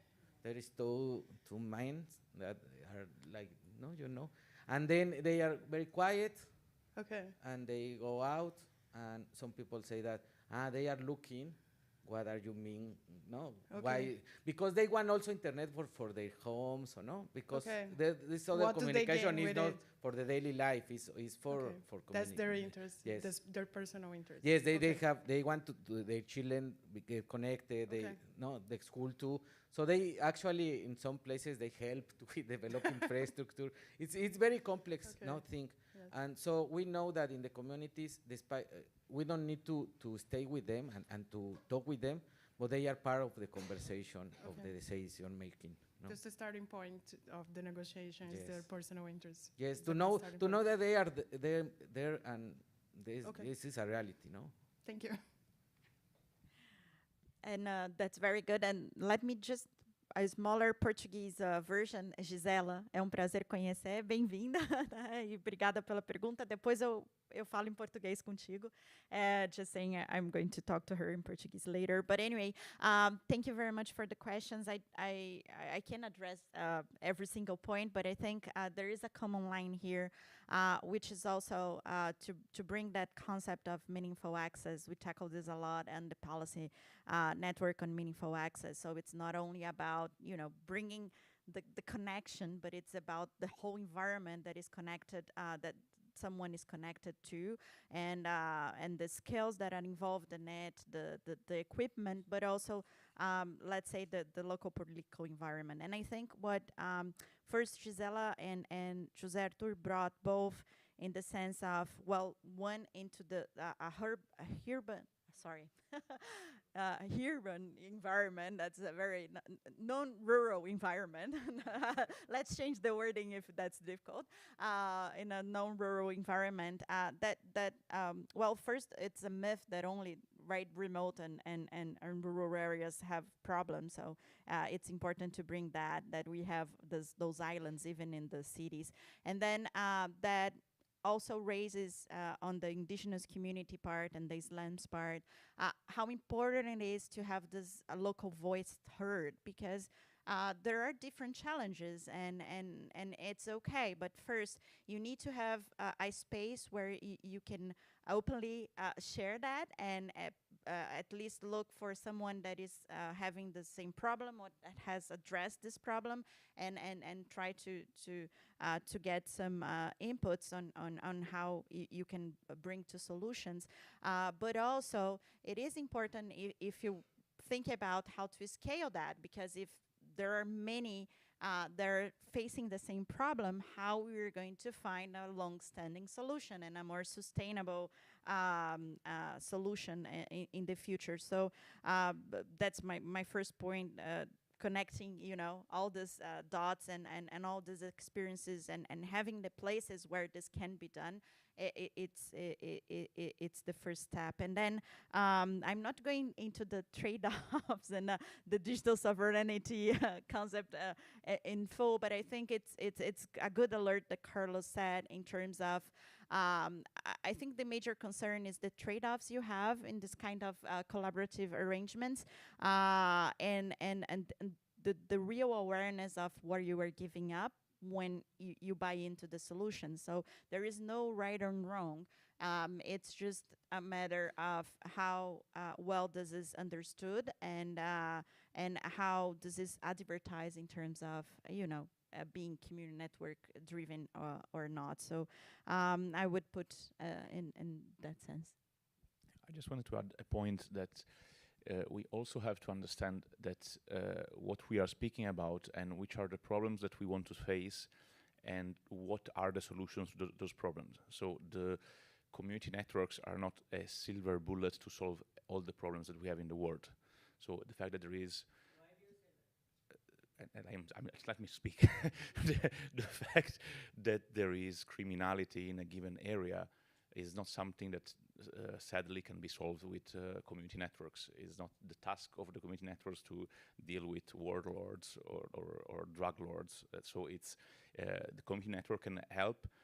Actually, they are a very good complementary solution to solve the problem because they bring culture to people, they bring communication to people.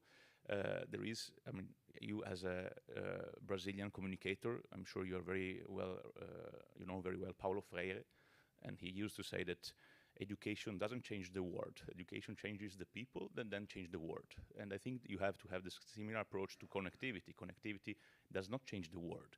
Connectivity can change the people, and then the people will change the world. So if you think that the silver bullet, the community network is the silver bullet that solves all the problems, I'm sorry, but you will be disappointed. But it is a very good, it's an alternative solution to bridge the gap that are evident in the classic traditional connectivity solutions that are state and markets, because if be them rural or areas that are not connected, or peripheral area or slum in cities that are not connected, they are so-called market failure. Technically they are called market failure areas because the market fails to connect them, because there is no economic interest in connecting them, and so you don't have return on investment. Some of them may also be state failure areas, because the state, for various reasons, has abandoned those areas. But we all know that no community is without rules. So when the state is not ruling, someone else is ruling, and that is the problem that I think the state should solve, not really the community networks. But the community networks are a good complementary solution to expand connectivity. Osama, you wanted to say something? Actually, this is not a question, but a point of observation and also the experience. And many of the players are sitting there, and some players are sitting here. The observation is community network is so far practiced as an alternative way of providing or building connectivity, which may be frugal, which may be commune-oriented, and so on and so forth. The second point is that as soon as GSM comes or the internet itself reach you in terms of access, community network gets challenged, and they either close down or they go haywire, or all the users get onto that network, right? Not that the previous network was not connected to the internet, but in terms of viability of existence.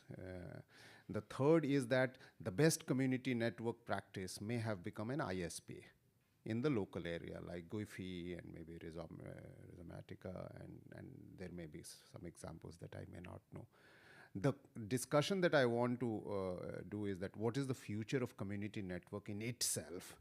And coming forward, because first 15 years internet was look up to, now we are fear of internet. We are fearful of internet because there are more bads coming to you, or you have to go through those bads to get the good out of it. And therefore, can community network become an alternative commune in itself? In other words, intranet. Can it become an intranet? And I connect to the internet only when we want, or something like that, right? Is there some practice like that, or is there something, since you document a lot, this is something very important that we need to discuss, is that can community networks, not in technological term, not as an alternative of ISP, not an alternative for access, but to create your own commune, like your own gated community, that's the wrong word. Whatever, you can safeguard yourself, you can run on your own, even though you have Airtel or you have NTT Docomo or whatever. I don't want it, I just plug in and then plug off, if somebody wants, because of this. And this is something that we need to discuss, because now only 1/3 of the world is yet to be connected. So are we looking at community network as an alternative to connect those who are 1/3 of the world, or safeguard those who are already connected? is the question, yeah.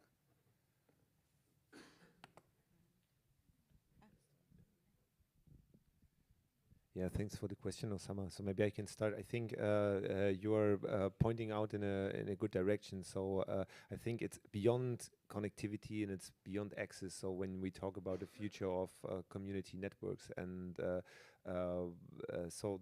intranet approach to have like local services, this is really something, or where there can be a difference. And to start at the other end, so what does meaningful connectivity mean at the community level? And also during the IGF, we have seen like different categories and things, but what is missing is also the question, how would the community respond to this question? What brings meaning to the connectivity from their end? And it can be very, very different if we look at the rural or urban community, and then to another one. There's so many different factors, and so only if we take into account this, I think then it's possible to rethink. And from recent work that we have done, there is a study that we are working on also on local services and understanding what are services of importance for communities. And again, that can be different. It can be agricultural services, can be educational ones, content creation, but there are things there, and that can be often done in a different way, in a complementary way, we could say, in an alternative way, whatever is the framing. But I think this is important, because you're right. If it's only about connectivity, and there is a provider who has a business model that comes at a community at some point, so this collective effort could be undone. Yeah. I can take it very quickly, just to react to that. First, if we're going to put this question of the community networks becoming an internet service provider or not, we are in a good place. That's a good problem. I mean, it means that the community networks has grown and evolved to the place that it is perhaps an ISP. But anyway, I'm not going to the nitty-gritty of, it should be one or not. But because I think there are some other regulatory discussions that needs that might change in some places where we're looking for more of this social license for community networks and as an alternative provider and known. And do not confuse with the traditional internet service provider. But anyway, and as you can see, well, I'm a lawyer, nobody's perfect. And so I take more for the, regulatory and process environment. I would just put a cautions on the examples that you were mentioning, like, and then it becomes the internet service provider, and perhaps it's also the content providers, and, this consolidation of all the services and connectivity in the community networks, because then you might be becoming, there is no, again, right or wrong if this is really the community will and it's community driven. The problem is when this is packaged as community and or something for the community, but it really a top down and something that is not their will, and it's not their self-determination. So that's just the risk for this consolidation that you've been outlining. Thank you. Yeah, just want to add an element to this with regard to the digital sovereignty debate, which is actually a twofold dimension. On the one hand, if, as Raquel was mentioning, if the community network is so successful that it becomes a very well-performing ISP with very low prices, well, that is, I think, the community network has succeeded, because it became exactly, starting from scratch, it became exactly like the big telcos, but without being a big telco, while being community-driven. So that is an enormous success of the local community. As long as it is maintained by the local community and the governance model is self-driven by the local community. On the other hand, if there are we have also documented over the past years, there are community networks where they are, as Osama was mentioning, basically intranet and local communities, and that is another element of their sovereignty. If their choice is to create a local network, to share information, to even have their own platforms to communicate or to trade services or to have information on medical treatments, and they only connect sometimes to the internet to do whatever they want. Again, that is the reason why we may argue it's an expression of digital sovereignty, because it is local communities, people willingly understanding what technology means, building it and using it for what they want. And if they choose not to communicate with you, I'm sorry for you, but it's their choice. And so, Carlos, do you have a question also, a comment? No, okay. So it's so I think I'm keeping on last 5 minutes. So you have a question or a comment? Okay, I saw. No, so to conclude is simply I wanted to stress that we really have to consider the self-determination element of it, which is being the master of your own digital destiny, being the one that understands what you are dealing with and crafts a plan to to succeed in your aspiration. And if then your aspiration is having a local ISP that works like Telefonica in terms of quality, but has half the prices, and you redistribute the benefits in the local economic environment, well, I would say that you have been very successful. Then we can disagree, but I think that is not a failure. On the contrary, it could be seen as a success. Please, Carlos. Thank you, Luca. Carlos Rey Moreno, Association for Progressive Communications. First of all, thank you very much, Senka. Thank you very much, Luca. I mean, we are talking about the WSIS plus 20 review, the IGF, what is the impact of the IGF, and certainly the IMEC Coalition on Community Connectivity, I think, has shown over the years, over the outputs, over the discussions, how much value there is on holding this type of conversations. Second, I want to speak on behalf, I'm not them, of course, of Okoro, who was supposed to be speaking for connectivity reasons. He's not with us. He's an APC member from Nigeria. The Media Awareness and Justice Initiative, where actually is touching on some of the elements that Osama was talking about, right? So they are working, collaborating with another APC member, the Open Culture Foundation, with the SUD project on doing, bringing meaning to their community around a spill of oil in the Port Harcourt area where their communities are based, as well as monitoring air pollution with devices and bringing, value-added services to the internet that they had, right? The thing is that by doing that project, they also realized that the connectivity that they were having from the mobile operators was not enough.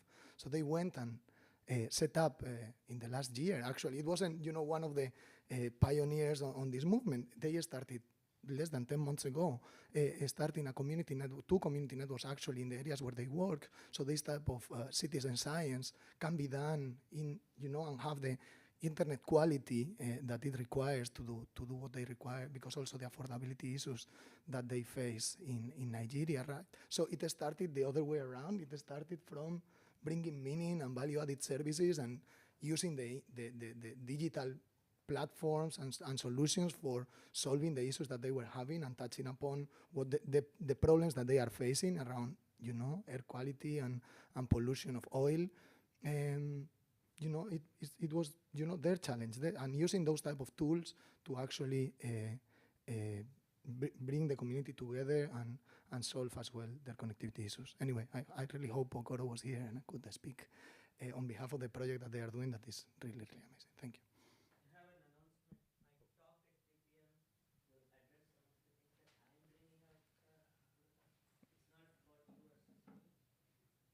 Okay, so we have also an announcement that there will be an excellent talk this afternoon. I'm sorry I will have to fly right after this lunch, but I'm sure that I will watch it on streaming.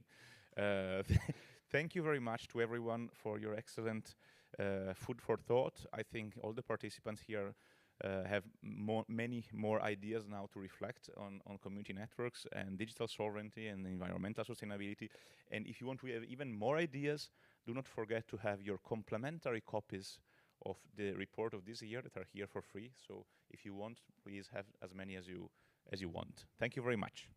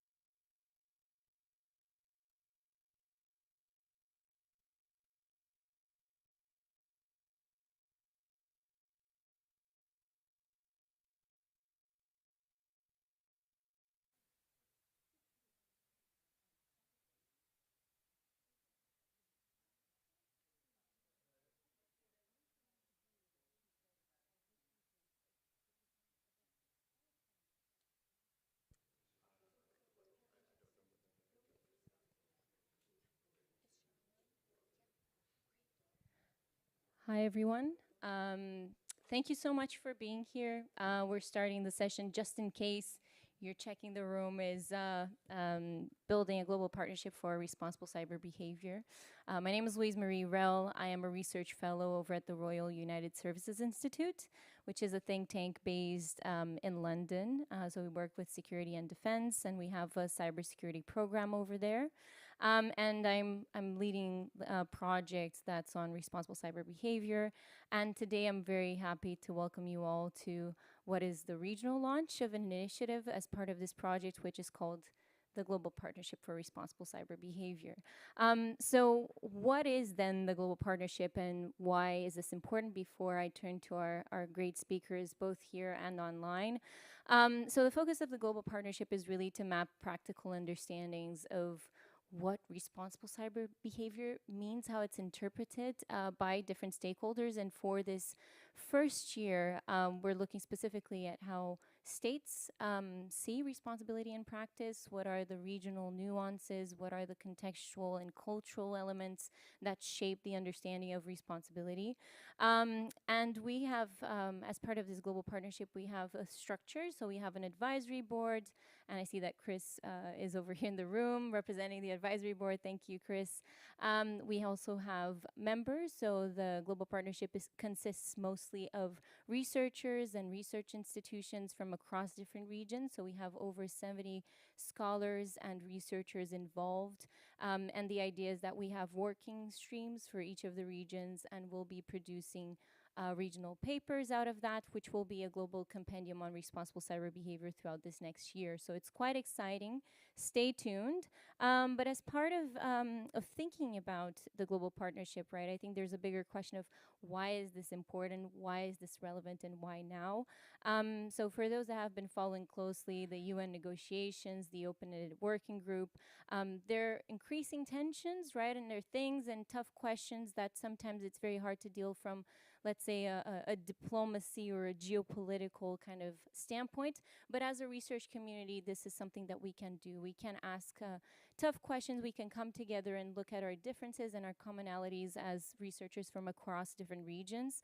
And I think there are some challenges that are, let's say, in the background of this conversation. So first, there's a lot of understanding, or let's say even publication around, big powers that often dominate the debate, and that's fine. I mean, but that leaves little space for other regions and other countries to kind of vocalize their own kind of like understandings and interpretations. So I think it's important to think about, how do we think the research agenda around that?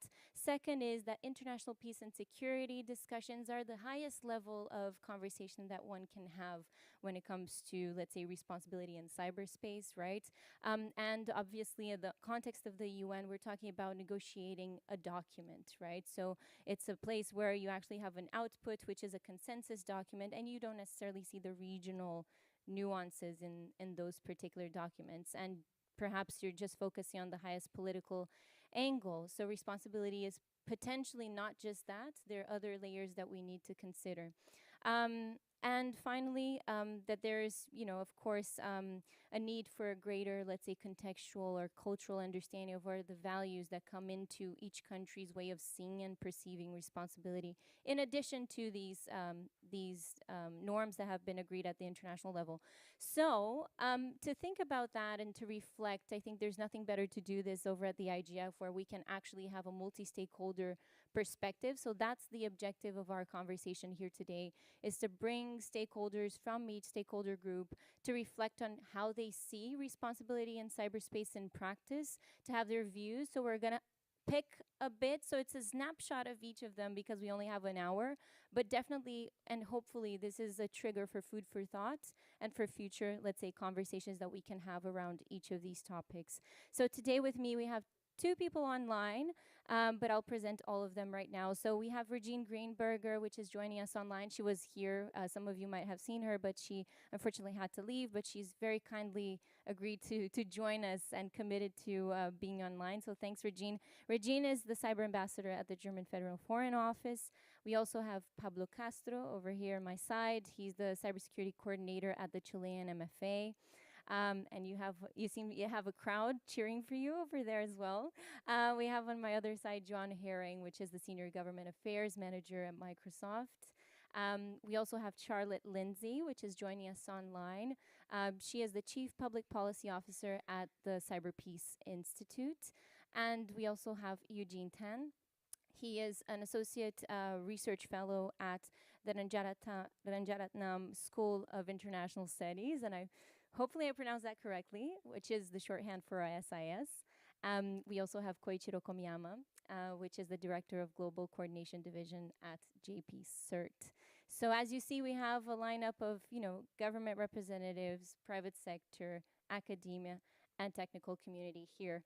But I'll stop talking now because I think the most interesting bit is for us to have this kind of back and forth. And Regine, I hope you're here with us in cyberspace and we can see you at any point. Is she online? Can I confirm with is she online, Regine? Yes? Wonderful. So Regine. I am. Hi. Wonderful. Hi, Regine. Thanks for joining us. So, Regine, the idea of this is really to be a conversation, right? So it's supposed to be dynamic. Regine, I wanted to start with you for us to unpack some of the layers when it comes to what responsible cyber behavior means in practice, right? So while the discussion at the UN has really provided this framework for responsible state behavior, there's still many nuances that we are kind of exploring, right? For some states, for example, responsibility might be seen as calling out bad behavior or irresponsible behavior through public attribution, right? Or sanctions, let's say. So how has Germany been positioning itself with regards to that? Could you elaborate a bit? Yeah, thank you, Louise. First of all, congratulations on the creation of this global platform. I think both the past OEWG and the current OEWG and also the ad hoc committee negotiations on cybercrime show that the era when cyber norms were only negotiated by few capable states is definitely over. We have now the whole UN member states, the partner members involved in these negotiations, and also a lot more of non-governmental stakeholders, which is a good sign. But still, we need more smart people to sort out the complex issues that we have here. So I'm really grateful that you established this platform. Now, for your question, I wouldn't start with attribution. The first thing that I would like to mention how states can strengthen the normative framework is of course, implemented. It sounds a little bit trivial, but it is not. I mean, we in Germany have no problem with the negative norms, so refrain from, we would never attack critical infrastructure. But the positive norms, so like protect critical infrastructure, are much more difficult to implement. We have, for example, at the moment, negotiations about a national law that is going to implement a new directive on the European level. It's the NIS directive, which is legislation to protect critical infrastructure. It sets benchmarks and standards for entities of critical infrastructure, and it will request a lot more of cybersecurity experts to actually do this. I mean, to do all the jobs that are mentioned in this legislation. So where do we find them? So this is very difficult to implement. Then the second thing that states can do is, of course, monitor their own implementation and share it with others. In the last OEWG, we had discussions about a national survey. I think it was a Mexican proposal, and I think it's a very good thing to document also what you are doing in order to implement cyber norms. It's also a way to share best practices and get others on board. And as we all know, it's a cross-border endeavor to implement the cyber norms. So this is also a possibility to define the interfaces between national jurisdictions. Then the third element I would like to mention, still before attribution, is capacity building. And this has been defined in the last negotiation round as a two-way street. We had a very nice panel also during IGF describing, the challenges to coordination for cyber capacity building measures. And I think we all have to do a lot more work to get this really going. It's not only a question of money, it's also a question of, again, human resources that have to be invested, but also coordination to get the right things done. And then the last thing is attribution. Attribution is holding malicious actors accountable. It's very difficult in practice, but it's doable. We reject this notion that you cannot properly attribute. I think we can. We have technical possibilities, and we have to use, of course, also political judgment to put this in the observations that we do on a technical level, to put these into an international context. So we have established in Germany a national attribution procedure. The Foreign Ministry is the pen holder of this procedure, and it works together with all other ministries and agencies and intelligence services who might have intelligence or other facts to contribute to this procedure. And we do it in a very thorough, responsible way, so that when we go out with an attribution decision, you can be sure that we have the necessary background information collected, and that this is something that is not done. It's a political attribution because it's a political decision, but in the basis there is a really a fact-based and responsible analysis of what has happened. So sanctions still is something else. It doesn't require attribution, and attribution doesn't require automatically sanctions. But in the European Union, within the diplomatic toolbox, we have also the instrument of sanctions to use it together. And this is something that we will probably see more often in the future. There's a lot of appetite for sanctions out there because malicious behavior is really increasing from different sides. So I'll leave it with that. Thank you. Wonderful. Thank you. Thank you very much, Regine. And I think what we see from your, let's say, points is that they are positive levers to thinking about responsibility, right? So a positive understanding of responsibility where you build capacities, where you think about, the development of national laws and how do you connect that with the regional level when it comes to the EU, right? I mean, implementing things like the NIS directive and also monitoring implementation. But they're also, let's say, negative, not in the sense of a judgment call on it, but negative in the sense of what it proposes, right? There are also like levers such as attribution and then sanctions that are within, let's say, the statecraft toolbox to think about responsibility as something that's external, right? So there's the internal responsibility of the state to necessarily kind of have the capabilities and the capacities to, be held accountable when it comes to its own citizens. But there's also the external responsibility over there when thinking about, if another state is acting, or, a non-state actor that's within another state, and vice versa, that applies that vision of responsibility externally. So, Regine, thanks a lot. Given our time, I'm going to try to do like a first round of questions, and if we had time, I'll do the second round of questions just because I'm mindful of that.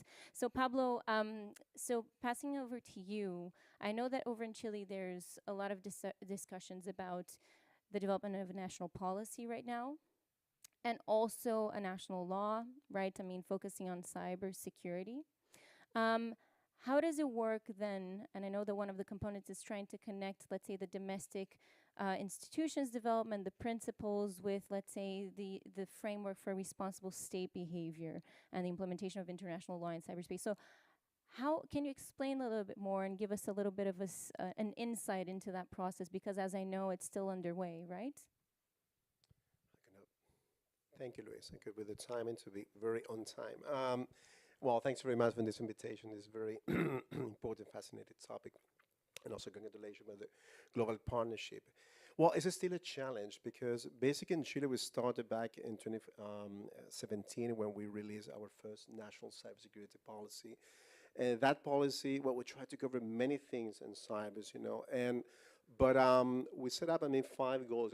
One of them was related with foreign policy, which is very important because for the first time, the Minister of Foreign Affairs was really engaged in this process.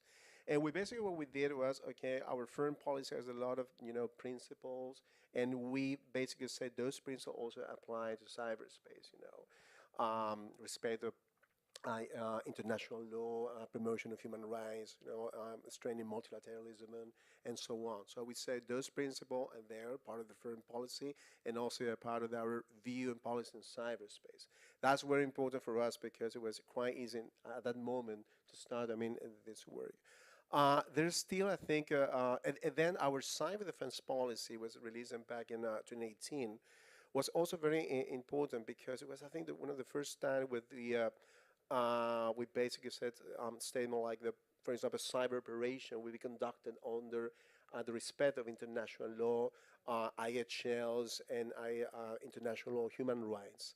And it was actually an initiative coming from the Ministry of Defense, part of the whole this process, That even before that, the Minister of Foreign Affairs started made those sort of statements. So, of course, in coordination with the Minister of Foreign Affairs. Unfortunately, maybe this policy not maybe too well known because it was released, I think, 1 week before the new administration was coming in 2018. But it is in English, so if everyone wants a copy of it, I'm really happy to share it with you. And I think it's still a lot of challenge that we would like to address in the new national cybersecurity policy, which is the text is ready. It was approved by Interministerial Committee on Cybersecurity in May this year, and we expect that we can be released, during 2023. The new policy is actually a commitment to promoting, international norms, the application of the international law in cyberspace, CBNs, which is a very important component in our foreign policy. There's been a lot of work we're doing at the level of the OIS with the establishment of 11 CBMs in cyberspace. And also, we will have the commitments to work in international cooperation strategy in cyberspace, and also on a national position in international law in cyberspace. It doesn't mean we are not trying, to work on this, but now it's going to be part of the mandate of the new policy, and I think this is going to be very important because it's basically a commitment, it's coming from the president, and so we have a mandate, and so we have the compelled to work on this. But I think it's still a challenge when it comes to responsible state behavior in our regions because, regime was mentioned, for example, attribution. There's not going to be too much discussion about attribution right now in our regions to see, what other states think about it. In my own experiences, sometimes have been complicated when you speak and talk with your authorities, say, we were maybe under attack for some foreign power or something. And the question is, what is the benefit of making this on attribution? Is something necessary to do or made a press release? But I think there are some benefits, and it's something we still need to discuss more internally at the level of the government, other ministries. As you know, in Latin America, you have this problem of governance of cybersecurity, where you don't have sometimes national cybersecurity agencies are in charge of this. You have committees, etc. So that discussion is something that still needs to improve more and exchange view with other states. We've been trying, to promote this sort of dialogue. What other state thinks about the application of international law. What is your experience on implementing the 11 laws? So on. I would like to mention what Regine said about capacity building, which is in our region is critical. It's very important. I think the OIS has been playing a very important role with a lot of training courses regarding application of international law. Because basically, if you want to take some important decision in this and just develop a national position, you need people that could be really understand what we're talking about. So I think that could be, the only, I think, lawyer we have right now, Mr. Foreign Affairs, which is really good. And it's thanks to the training that we have, thanks to the OIS. And I want to actually, in that case, highlight the, outstanding work that has been done for some states like Canada, the United States, Estonia, the UK, they've been actually helping to us with these training courses. I cannot also mention the Global Emerging Leaders Program on cybersecurity. Thanks to that program right now on the Internet Global Forum, because basically one of the main focus to promote responsible state behavior. So I think it's something that's quite important in terms to promote this sort of dialogue. And I think global partnerships can play a very good role in our regions to try to, create a sort of a space for a state can come together, exchange point of view. But as I said it before, it's still a challenge. There's a lot of things we can do. my aim is the next time there could be an attack, so one state in our region as Costa Rica, we can maybe come together and make a collective response to say we really condemn this attack. Not maybe necessarily to say who was behind it, but at least to show this sort of condemnation. And it's something, I think it's something that it can be done, you know. Thank you. No, thank you very much. And I think it's interesting to have two government representatives kind of in this panel, because then you have kind of two ways of thinking about, right, or the nuances already of thinking about that internal dimension. And Pablo, you mentioned, you know, the whole development and the history of how Chile arrived where it is right now and what it needs to kind of like, it's important to have the policy right now, because then the whole conversation of how to better connect the, you know, the domestic side of things and how the policies have been developed with the international kind of law and how to advance and to have that mandate, as you said, to be able to do that, which is quite important. And we know that in terms of policy making in the region, it's really always about that. And I think your point on attribution is also quite interesting, right? It's not necessarily that there's a political interest in naming and shaming, but that on the other hand, this external responsibility is something that, you know, there needs to be a further trust building within the region to think about what are the channels, how can we make the POC directory within the CBMs at the OES kind of advance in that way and be more implementable. So now I wanted to shift to you, John, because we talked a lot about states, but I think, you know, a huge part of the whole conversation about responsible cyber behavior goes through the private sector, right? It's thinking specifically like big companies like Microsoft, right, as we've been seeing its engagement. So I wanted to do a very, very quick kind of question, and I think I'll do a sandwich already with the second question that I was going to ask you, because I'm quite excited about that one. So the first one is really kind of, so as I said, responsible cyber behavior is broader than just thinking about state behavior. So what are the main lessons learned and perhaps the challenges of bringing together the private sector within the tech accord? I mean, many people, I imagine some might be familiar, but others might not. So do you want to just do like a quick reply on that, and then I'll just go for my second question because I'm very excited about it. Sure, yeah. Thank you so much for having us, and thanks to IGF for putting on this session. For those who are unfamiliar, the Cybersecurity Tech Accord is a coalition of now 167, 168 technology companies from around the globe committed to some foundational cybersecurity principles. But really what it is trying to be the industry organization that gives the industry a voice on matters of peace and security online. And the group's been around for, 5.5 years now, and I'll tell you what has not been a challenge is getting folks on the same page on that.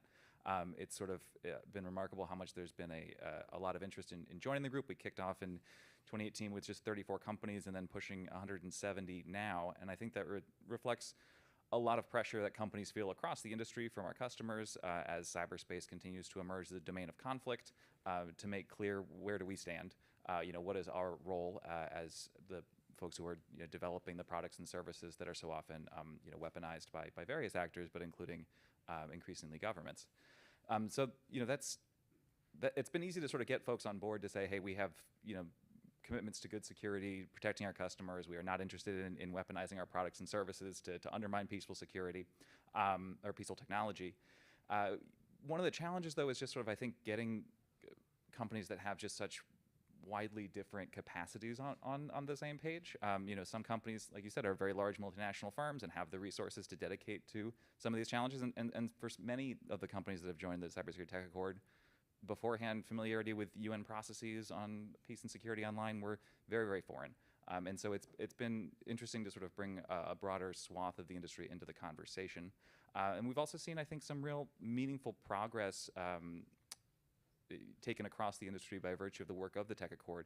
Maybe most notably, starting a few years ago, we started encouraging companies to have coordinated vulnerability disclosure policies in place as a matter of just sort of baseline expectation. When we started calling on companies to do that within the group, there were, I think, maybe a dozen or so CVD policies that we could find easily online. And today you can find over 100 coordinated vulnerability disclosure policies from across that Tech Accord signatory base that are reviewable online and can serve as a proof point, I think, for action for that group, but then also a point of reference for other companies seeking to think about, well, what would a CVD policy look like in our particular context? So that's just one example. And yes, we need to be brief, so I'm going to cut there. No, that's fine. And I said I was going to do one round, but I'm going to squeeze in, just because of our time, the second question over here to you, John, which is, you talked about the tech accord, and I think it's a really interesting kind of like endeavor to kind of bring folks together from industry and across, as you said, like different levels, not necessarily just strictly tech companies, right? I mean, that in that case. But when we think about Microsoft's role specifically, and I mean, that doesn't apply just to Microsoft, but maybe other companies that have been engaging like in context of conflict, crisis scenarios, right? I mean, the war, the Russia-Ukrainian war.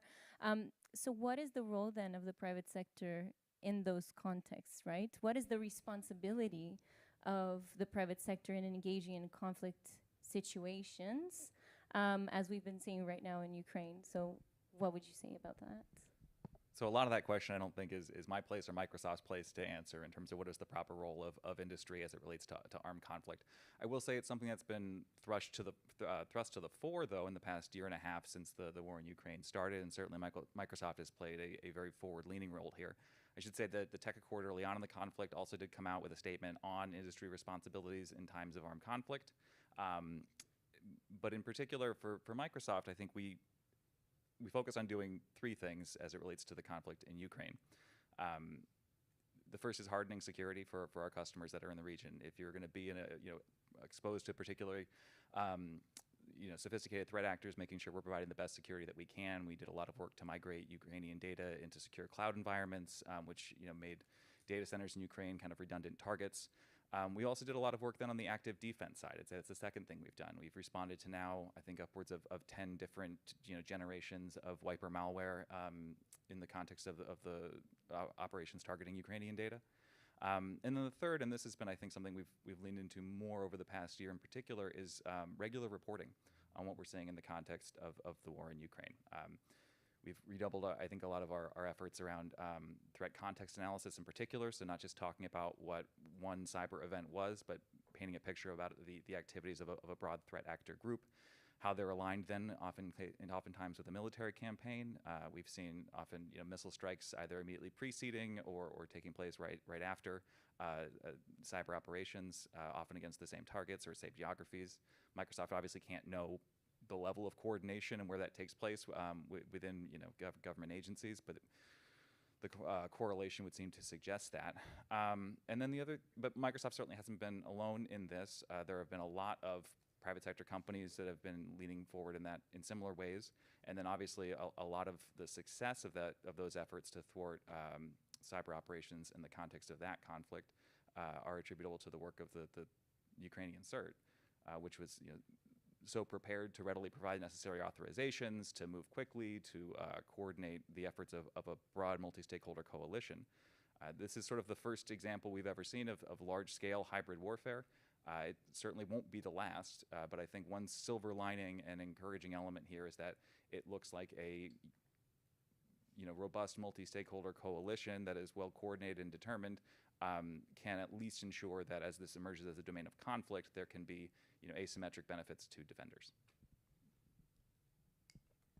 Wonderful. I think that gives us a lot of food for thought. I mean, of course, there are various types of companies engaged, right? I mean, tech companies, threat intelligence companies, and you can go more and more kind of like nuanced in the classification of companies involved in conflict, right? I mean, they're evolving questions of whether they are combatants or not, on whether the private sector has an extra responsibility because they're infrastructure providers. But anyway, I wanted to pass over to Charlotte because since we're talking about conflict situations, I wanted to also talk about the more, let's say, human element and the organizations that sometimes are the primary target, or let's say the ones that suffer the spillover of a lot of that geostrategic competition. So Charlotte, I don't know if you can hear us. I just wanted to check. Yes, I can hear you. Can you hear me? Lovely. Thanks so much, Charlotte. It must be so early over there. So thanks so much for joining us. So Charlotte, I know that Cyber Peace Institute has been doing a really great work in trying to measure the impact of the harms that cyber incidents have to civilians and to civil society organizations. And normally individuals and civil society organizations and the third sector are left by themselves to actually know how to best respond or to protect themselves and their infrastructure. So could you share a little bit more what can be done better to support these groups? Thank you, and good afternoon. I'm really sorry I can't be there in person, but thank you for inviting me today.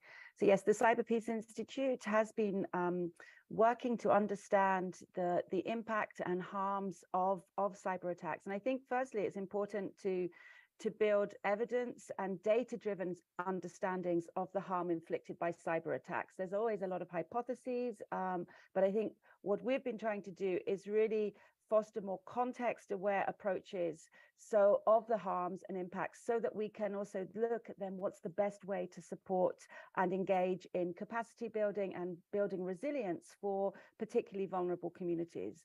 And so I think that's a very good starting point, understanding the evidence and data-driven impact and harms. What we've been looking at, for example, a particular vulnerable group who've become more and more impacted and targeted by cyber attacks are humanitarian and human rights and development organizations that are working to support victims of armed conflict and vulnerable populations in crisis situations. And what we have done there is really built both a humanitarian cybersecurity center, but also a very specific cyber peace builders program, where we match the needs of individual organizations to cyber resilience and capacity building support that can be provided free to those organizations to help them respond and build their capabilities to prevent or to respond to attacks. And I think that's a very important point. But then also on the policy side, it's really important to take the understanding and lessons learned from that and inject that understanding into policy discussions, for example, at the Open-Ended Working Group or the Ad Hoc Committee on the Cybercrime Convention, in order to be able to say, look, this is what is happening and this is what needs to be done to prevent that. Another particularly vulnerable community we saw during the pandemic was the healthcare community, and we saw also during the pandemic, particularly the heightened 2 years of the pandemic, we saw increasing attacks against very critical infrastructure, the healthcare infrastructure linked to the response to the pandemic. One of the things that we did with our partners there, which is the government of the Czech Republic, Microsoft, and the Cyber Peace Institute, we built a multi-stakeholder compendium on best practices on protecting the healthcare sector from cyber harm, which was looking at really practical recommendations that could improve the resilience and protection of the healthcare sector. So another concrete ways looking at the data, what it's telling us about what the harms are, putting together those people who are impacted from the healthcare sector in this case, looking at practical recommendations of what's worked and then building that into resilience programs. And then just lastly, we've been working over the last 2 years on the cyber attacks in times of conflict, particularly related to the Ukraine and Russian conflict. And there we are monitoring currently at the moment 112 different threat actors who are very loud and proud about the attacks that they've been carrying out. They have been self-attributing. So obviously that there still needs to be more technical, policy, legal attribution behind that. But I think that speaks to what Regina and Pablo were talking about at the beginning, about being very clear about the responsibility of states also to make sure that attacks don't happen from their territory, or to then potentially hold persons accountable for that. And I think where that will be very important steps going forward, looking at how those who've breached the laws and norms are going to be held accountable. Thank you so much, Charlotte. And I think that starts to paint to us like a, let's say, a gradient of understandings of responsibility that are complementary, right? We discuss the national, like the domestic and the external notion of responsibility when we're talking about, statecraft and what that means when it comes to applicability of the norms. We talked about the private sector and the evolving understanding of what it means to engage in conflict situations, being a company. Not that private sector has not been involved in conflict. I mean, when we look at other, let's say, contexts, it's not new. But I think when we're talking about the tech sector engaging in protecting and providing support and assistance, then maybe we're talking about new dimensions of responsibility over there. And now looking at the third sector, looking at civil society organizations and what the Cyber Peace Institute has been doing, I think there's extra layer of responsibility there, which is thinking about how the civil society organizations can feed back into government. and say, these are the harms, be very thorough about the data that we collect, and be able to hold them accountable for the actions and the spillovers of many of these activities, right? And Charlotte, I will get back to you on the second question, definitely. So I will now pass it over to Eugene. So Eugene, now we're in the sweet spot, because as a person that comes from academia, my heart goes out to you, as well as a fellow person from the same sector. So I was wondering, at the heart of the global partnership really lies this commitment to foster research-led dialogue with different views from different countries and regions on the topic. Are we doing enough as a research community to really connect those realities? Or are we really in our own silos? So how does IRSIS kind of done and worked through those different silos? Thanks, Louise. So let me first say that it's an honor and a privilege for RSIS to be involved in this project. And I think this project represents a wonderful opportunity for us to shape and build what responsible behavior in cyberspace looks like from a global, multi-stakeholder perspective through dialogue and research. So for the longest time, I think academic research has been done on a very individual, regional case study basis, where actions by states are documented and on the actions and commitments made by states. And it's from this where we draw what we think is best practice and also maybe implement it in an arbitrary manner. So what I think has been lacking in research is this common measurement of what responsibility actually is, which is what makes this project so exciting. What makes this project doubly exciting is how wide the consultation is and the intersectionality that each individual on this panel or online or even in this room here brings to the whole project. This means the discussions, the findings come from a group of people and not just a snapshot from a specific region or from an academic perspective, but rather one which considers a wider context of responsibility with states, industry, civil society, academic view coming together on a very global scale. So bring back to your question about having the need to connect different realities when doing comparative studies among the region. So I think as an academic community, we haven't necessarily done enough talking across regions, and academics tend to focus more on our individual contexts when talking about cybersecurity. This can be area studies, these can be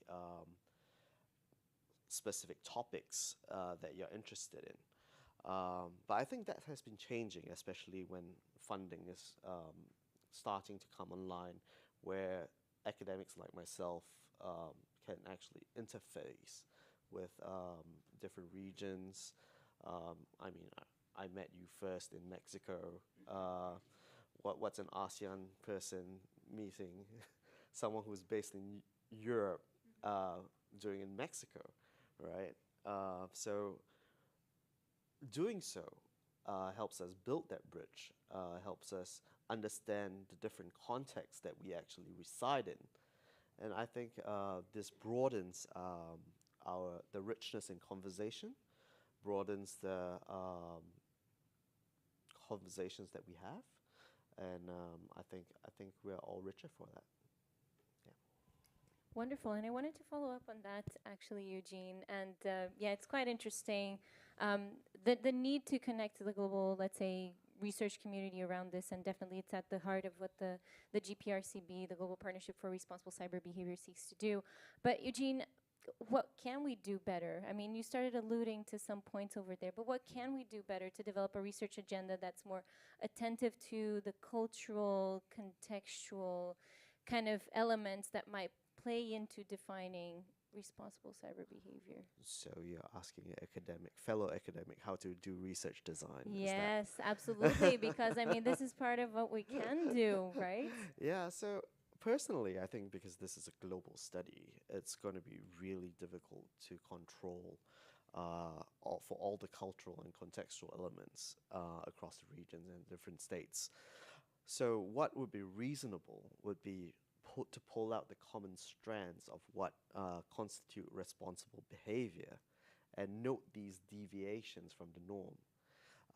This would enable us to put out a document which potentially defines responsible behavior as a baseline rather than building on existing research, which is to provide a case study on how states think or how businesses think, how they're being responsible.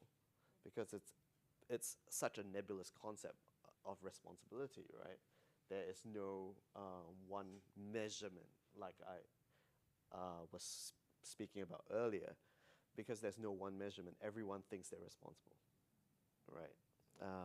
So it's how we draw out these extra measures, how we could actually inform the whole community as a whole, how these extra measures can be actually implemented that will bring value to the whole ecosystem. Absolutely, and I think it's if what I'm hearing potentially is painting a spectrum of responsibility. So we already have the norms, right? They are at the international level. How they're interpreted, we have the area studies, of course, but I think your point on understanding the deviation element is quite fundamental, right? And how do we access those, let's say, practices to be able to draw that? So that is part of what we'll be doing like in the next year. So that's quite exciting. I wanted now to turn to Koichiro. So Koichiro, you have been engaged in so many different bits and pieces of the technical community, right? As JP CERT, being part of FIRST advisory board, and so on and so forth. So I wanted to speak to you particularly about, the CERTs have a really important role. So at the UN, the norms, there's a norm to protect CERTs against being targets. And they have a fundamental role in maintaining the security of networks and systems, and for many years now. But many countries have now established reporting requirements, right? And we already discussed that a bit. For incidents, is it realistic to expect organizations to report incidents within a short time frame sometimes, or to have governments require that some vulnerabilities and incidents be first reported to them? So I see that there's a responsibility from the side of the CERT community, right? But is it realistic to expect some certain things from, especially when it comes to vulnerability reporting and reporting requirements, is it realistic to expect that, given your experience in the field? Thank you, Luis. Hello, everyone. My name is Koichiro Sparky Komiyama from Japan Computer Emergency Response Team. Well, I'm glad that Luis mentioned the role of CSIRT or CERT to protect the global internet. And my contribution is to explain the role of CSIRT has been changed slightly since last few years. I have 3 points. First, of course, we see more rules or regulation or local registration for anyone to report the vulnerability and incidents to authorities, which includes, for example, India's case, report any cybersecurity incident to CERT India, the Indian CERT, within few hours of occurrence. Or since I spent a week in IGF meeting room this week, I just learned that Sri Lanka will have a similar regulation in few months. And I also like to note certain, there are many other authority or government agencies who to receive the security incident reports.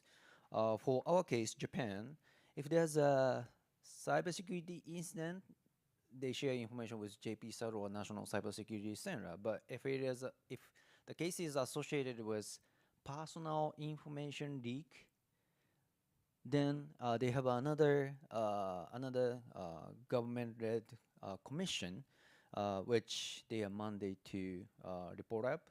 And just recently, U.S. Securities and Exchange Commission also introduced a new regulation for instant disclosure to U.S. financial institutions.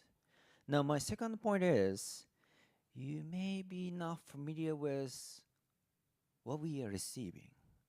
For example, JP said we received 20,000 cases or incidents per year. And about half of the cases or half of the incidents, we need to engage or we need to communicate with someone in United States, the ISPs, platformers, researchers in United States. Then that's a half of our received report. Another 30 to 40%, we need to reach out to China. So U.S.-China combined is more than 80%. And from this fact, I like to suggest to you cyberspace may not be as global as you imagine. What's crucial on the internet is not very not very distributed, but rather concentrated in a few places on Earth. And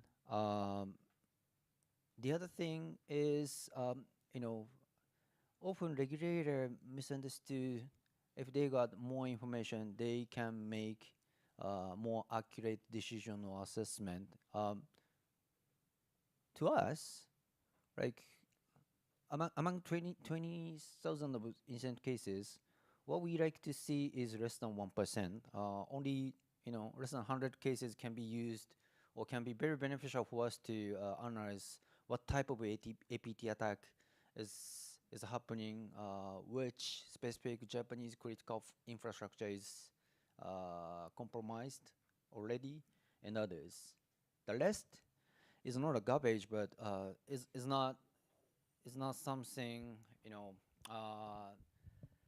is not very informative or actionable, at least for us. Now, I like to conclude my last point. The worst case scenario is the local registration hinder or undermine the international or global information sharing, which we have been doing for us 10 or 20 years. Log4j is a very good example. There's a common software library widely used everywhere, and this vulnerability was first identified by a Chinese researcher working for Alibaba's subsidiary. They made a great job to identify the issue, and then also sharing it with Log4j developers immediately. But far from being praised or get a reward, they are summoned by Chinese authority, and since then there's a chilling effect among Chinese security researcher community. I do not expect they can be, they can share vulnerability information with, for example, JP said, or other government agencies in the future. So, like we see data being localized, we also see vulnerability information being localized.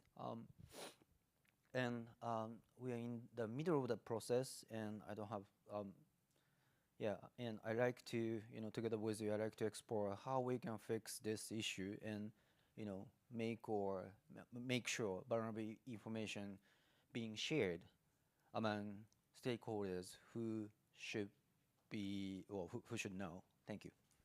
Thank you. Thank you very much, Koichiro. I think then we see a double entendre over there, because it's on the one hand, the state, and we go back to like Regine and Pablo over here, where they were talking about, as a state, we need to actually kind of develop regulations and develop national policies, that we make sure that we have, vulnerability disclosure, that we have kind of like procedures in place. And then on the other hand, it's kind of like, let's think more carefully about, what the procedures are, and, whether that actually hinders our communication channels that have been established, right? And I think, we could see that is not just the case of, let's say, Log4j, but we could talk about like the NIS directive. When all of these regulations come first, right, there's always this process of adjusting in many ways. Like, is the timing correct for expecting certs to report? Is it responsible? I mean, it's an understanding of what certs are responsible to do, like what's their responsibility, but at the end, I mean, is it feasible or not? And I think we're always trying to figure that out in one way or another. We have 10 minutes left, which I think it's like, thanks so much to my panelists for really sticking to the time. And I wanted to open the floor to all of you, whomever has any questions to the panelists. I definitely have lots of questions, and I hope you have also questions to each other. But I wanted to open up the conversation. Are there any questions from the audience? Or any kind of comments or anything? If we have government representatives in the room that would like to share also their views, that would be great.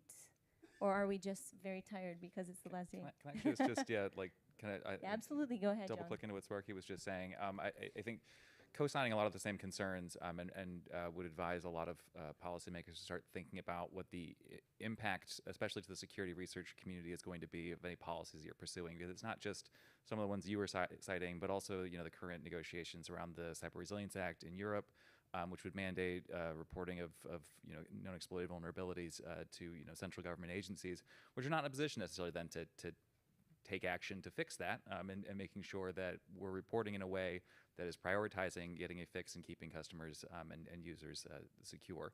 And also just emphasizing your point that there's then people who want to replicate that policy. You kind of create a race to the bottom where you have different imitators who are all sort of creating similar vulnerability reporting requirements, which may not be in the interests of actually the best product security and keeping the most sensitive data secure. Great. Any other points from the audience? No. Everyone's very tired. It's the last day of the IGF.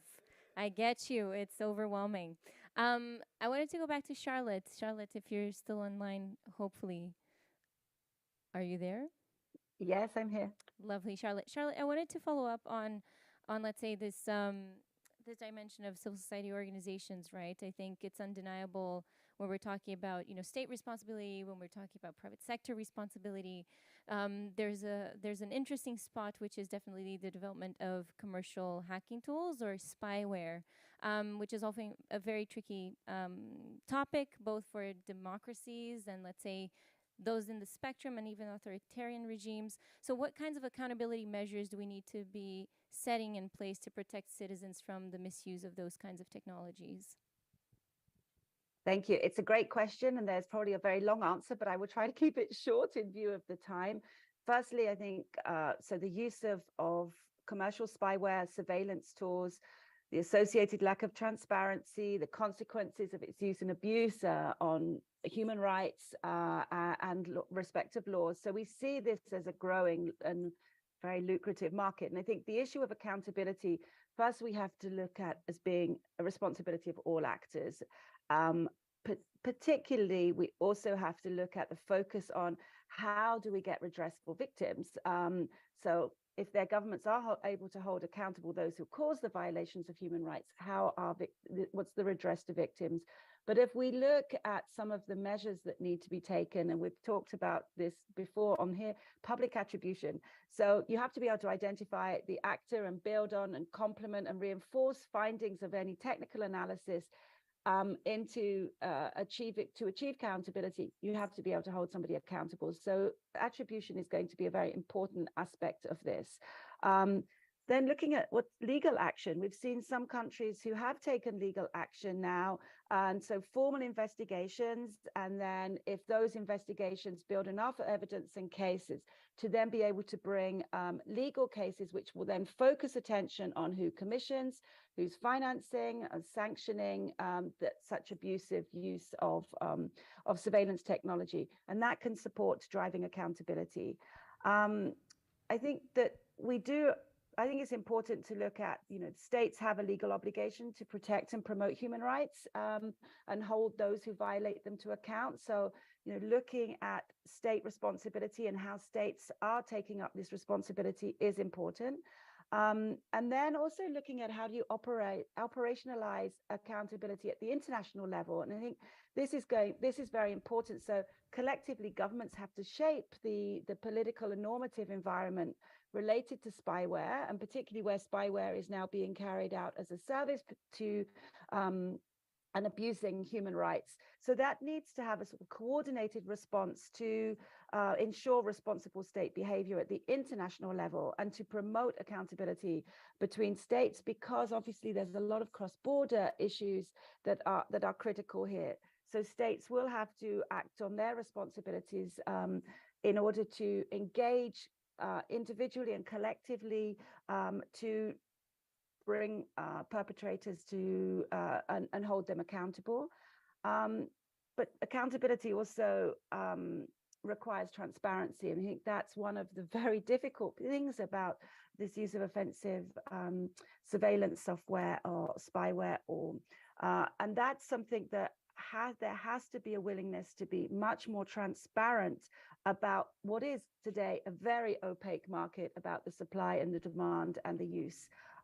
So transparency is a really important step. And then, yes, as I say, I think there are a number of laws, norms that can be brought to that can be invoked. And I think that's going to be very important to look at where human rights of individuals have been breached, holding them to account that can be under something like the International Covenant on Civil and Political Rights, the Covenant on Economic, Social and Cultural Rights. So there are a number of ways forward. I would just like to conclude by saying there is actually between a collaboration ongoing between a number of civil society organizations at the moment, and co-chaired by the Paris Call and the Cyber Peace Institute, where we're working on a multi-stakeholder agreement for transparency around this spyware and cyber mercenaries market. And this, the first iteration of this will be brought to the Paris Peace Forum in November. Wonderful. I see that you want to chip in. Yeah, just two quick points also on accountability, because I saw a colleague earlier today who, on the other side of IGF, she was saying, oh my goodness, we're having the exact same conversation on cybersecurity that we were having when I left cybersecurity 5 years ago. But I want to assure folks that things are moving forward, and especially as it relates to accountability. You know, first on accountability via attribution statements, one thing that's been really exciting over the past year and a half has been to see government start to really for the first time include norms violations explicitly in attribution statements that they've released publicly, which has been sort of the first innovation in a public attribution statement that I've seen in a while. And my jaw dropped it when I saw it, so I hope yours can now too.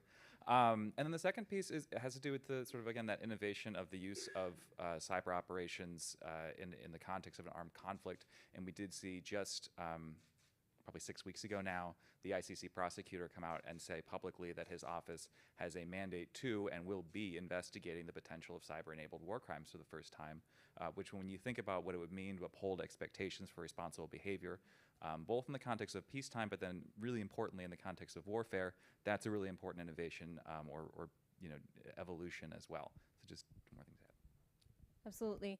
Any of the other panelists would like to chime in or have a tweet of a last remark? No? I'll trigger then Regine and Pablo very quickly if they want to respond to this.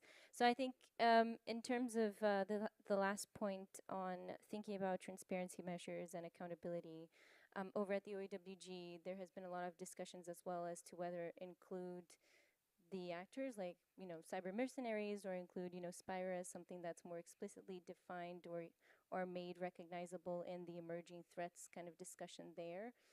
How can we evolve that particular kind of discussion? Is it ripe for inclusion, or is it ripe for further kind of elaboration or discussion on, let's say, these kinds of emerging threats right now over there? Because I know this was one of, let's say, a key point of contention. So I don't know if, like, again, a tweet from either Regine, if you're still online, if you can hear us, or you, Pablo, putting you in the last spot over there. So Regine, no, okay. It's a good question. I think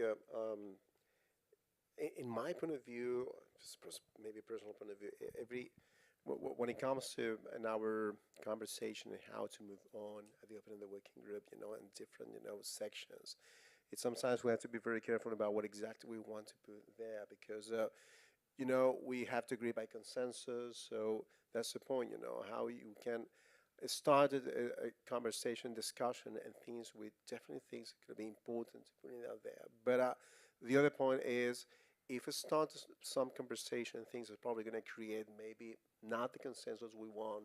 It's going to make our conversation more difficult in the very end. So it's a difficult balance. Now, it is true that especially in the on threats, we were including, for example, artificial intelligence and new techniques. But I still want to be sometimes a little bit careful because especially in AI, for example, that we start maybe other conversations, other discussion. And I think it's probably one of the challenges we have in emerging technologies, where exactly we have to discuss one of the things or another. But it's still up to the state, to in a way to try to see how we can address this point.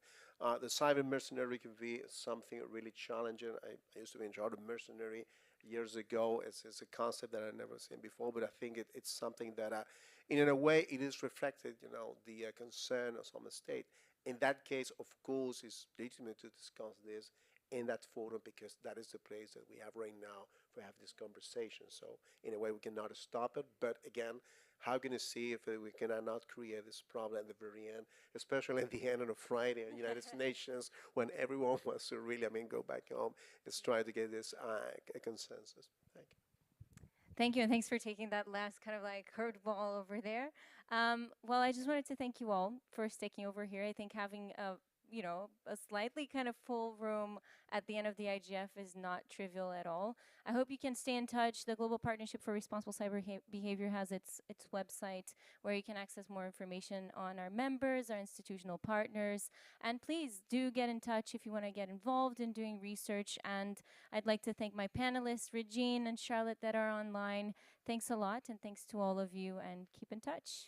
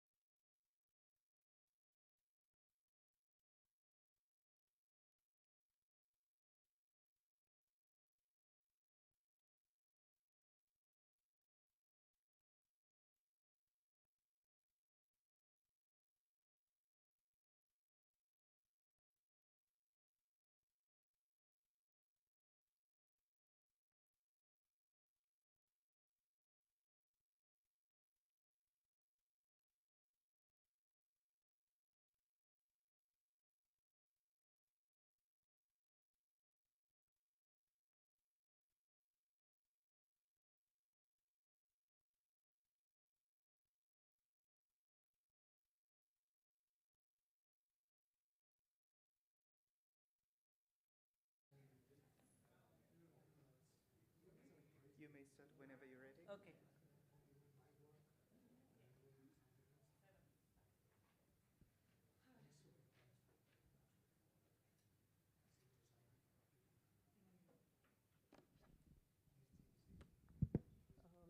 Oops, sorry.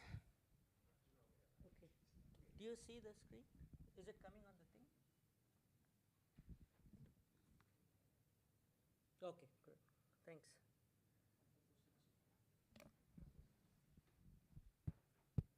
Hi, thank you all for coming.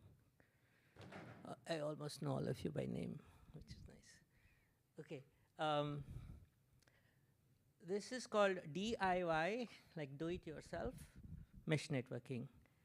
And an important part of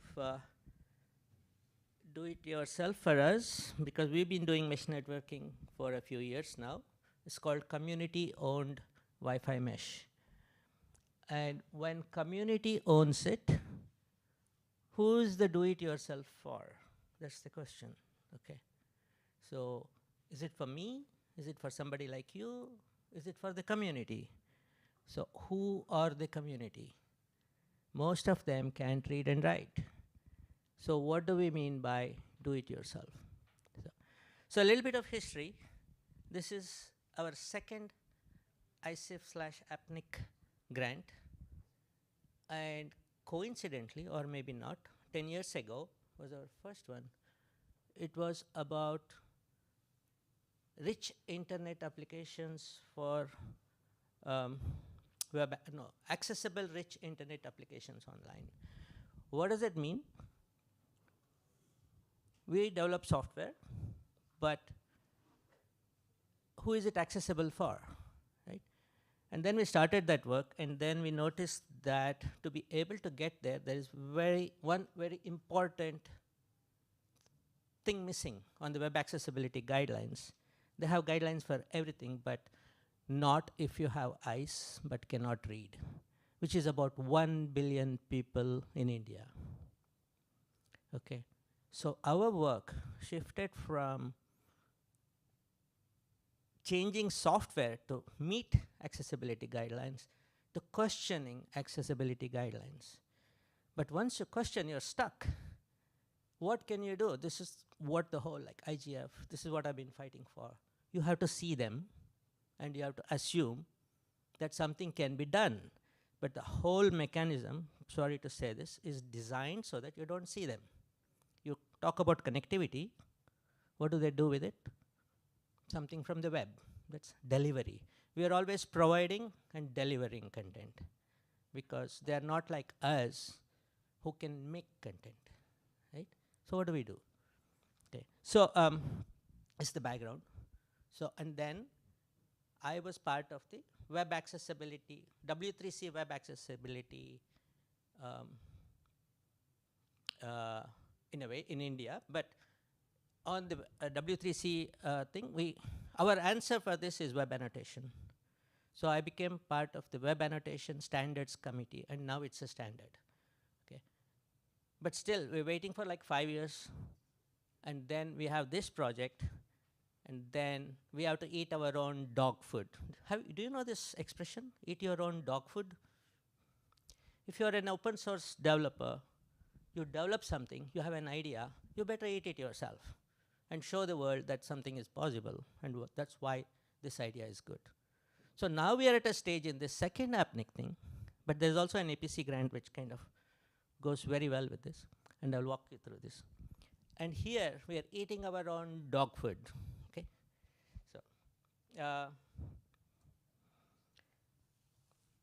So, I'll walk you through very fast so that we go through the DIY cow kit. Like people will ask, where is the kit? Here's the hardware, here's the something. You can look at all community networks, they make a kit. You just assemble and then things come out and you're connecting to each other, and that's your kit. Okay, so we understand that it's a big need, huge need, but not if you want people to maintain it themselves, understand how it works, for them to have conversations. They need to have a small local web, okay? And this is called another name for Shalini and Sanket. Part of this proposal is called CowdyNet. Cowdy means quilt, right? So the idea is that you have your own mesh networks and you quilt them together. Okay. Now quickly, our background is, I told you, cow mesh. Cow mesh means community owned or operated Wi-Fi mesh. And we are in this jungle, rural area, but funnily, it's not even far from Bangalore, which is the Silicon Valley of India, right? So these are the things that we kind of have to see. And what do? We started with doing community radio on the mesh. Okay. Why community radio? Is there a way to keep time? Okay. Fine. You just do 5 minutes like this. Okay. No, 10 minutes. Okay. So what do? We have community radio. Who manages the content? Local girls. Who edits it? Local girls. Who broadcasts it? Makes a program? Local girls. And where does it come? It comes on the Wi-Fi mesh as a service, right? So that's the beginning. And then how do you include more women? What are the spaces for them, right? So you need crafts, you need skills, you need creativity, you need inclusion as a space, because women don't have space in most of the world, but also in this rural India. They can't go out of their house with somebody else, even if it's another woman. The whole patriarchal clampdown will start. Where did you go? Why did you go? What were you talking? You know, and then they'll start like abusing them, all that. So in our world, we have a craft space. They come with kids, they come with women, you know, like other women and all that. It's like a space like this. And when you observe what happens, it's just amazing story sharing. Okay, it's because there's no other place. And we also do something called feminist technology playgrounds for people who never heard this word feminist, but they are. Only thing is they need some space. Okay, and traditionally, I'll finish it in one line and go fast. Any hill location with a temple like ours in traditional India is structurally wronged for over 1,000 years. If you come to our area, it's the same. On top of the hill where there's a temple or the Brahmins, where we are down the hill is the agriculturalists. 2 kilometers away are Dalits, lower caste people. And guess what? It's not changed. Right? For us, this is the magic wand, connectivity. If they can do something, it can be shared. If we do something, it can be shared. They can publish, click a button and publish something. Where? In their community. There's probably not even 20 people outside the community would be interested in what they shared. Okay? If we don't tell other people what they're sharing. This is the language barrier. This is the thing that we need to jump across. Okay, so what do? It's over a year now, this project. What do? We go to different areas in India and try out deployments. Okay, from the South Indian forests to tribals to Himalayas to the middle Indian areas where if you walk there, random people will come and say, what are you doing? And there are volunteers who are observing what other people, what mining industry will be doing, setting up mesh networks so that they can get earth information. Okay. So what we have done in CowMesh is we have used something called Libre routers, just magic routers. You just connect to each other, things connect. Okay. But now, if we are doing it to communities, what do we need? We need to open it to OpenWRT. OpenWRT is the, WRT means wireless router, open means open standard. So they're open, and if you have a router, you can just check, is it compatible with open router? People are throwing out. if you want to set it in a community, once you set up, you want them to extend. Where do they get the routers? How do they get that plugged in? Right? These are the questions. Okay? We can go into great detail later if we have time after, but I want to go to the critical part. And all the other things that we want as part of the DIY concept, right? For example, during the COVID, we started doing something called the local first learning facilitation. That still should be part of this, okay? And then what we want when you do a DIY is an immediate setup. I mean, immediate service. There should be something. I set it up. What do you want? How do you know it's set up? What do you get out of it, right? Not internet. Internet, of course, but even if it's not internet, you need something out of your mesh network, and it has to be useful. Can you all think of something like that? I'm open. Please keep talking. So, what we do, oh my God, it's so small. What we do, this is one example of a landing page. Once you set up, you can go to your phone, okay? There'll be a landing page. And that landing page in this case, oh my God. Storytelling platforms, one we call re-narration platform. And most important for this thing that I'm talking about is Jitsi Meet. You click there, there'll be a default room, it'll open and you can all be part of it. You know what happened? The first thing, they started doing music because there is a natural delay, right? It's like echo, right? You're doing music and there's somebody else doing it and there's a delay and it goes on and on, like whole communities start doing music in their phones, okay? And I have some recording if you want. There's now a big team, this goes on. This is going back again on various places where we have tried. The current location where we are trying is called Satgata. In Indian, it means 7 hills. So you keep seeing 7 hills coming across now. So now to the point. What is different in this DIY? Okay. From the 10-year ago project where we looked at web annotations to now, how am I connecting? How are we connecting? Okay. Now, if you look at typical DIY, what do you have? You need to know how to crimp. Okay. You need to do how to alignment. I can write. There are many artists in our group. They can write, they can show. How does it, thank you.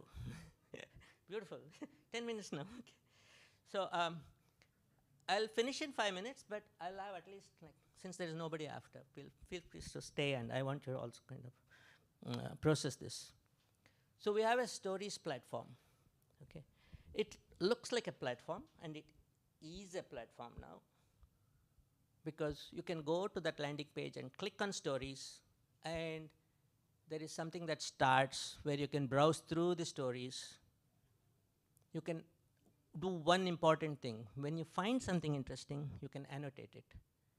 Okay? This segment, 2 minutes to 2.5 minutes, I know I have a photograph for this that I can contribute. Okay? I know this is important for somebody and I'll write it in their language.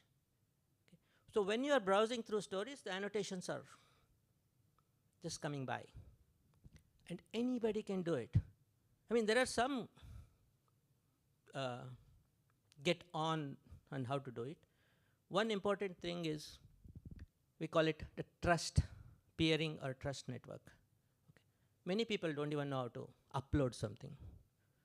But we have a default upload. It just generates the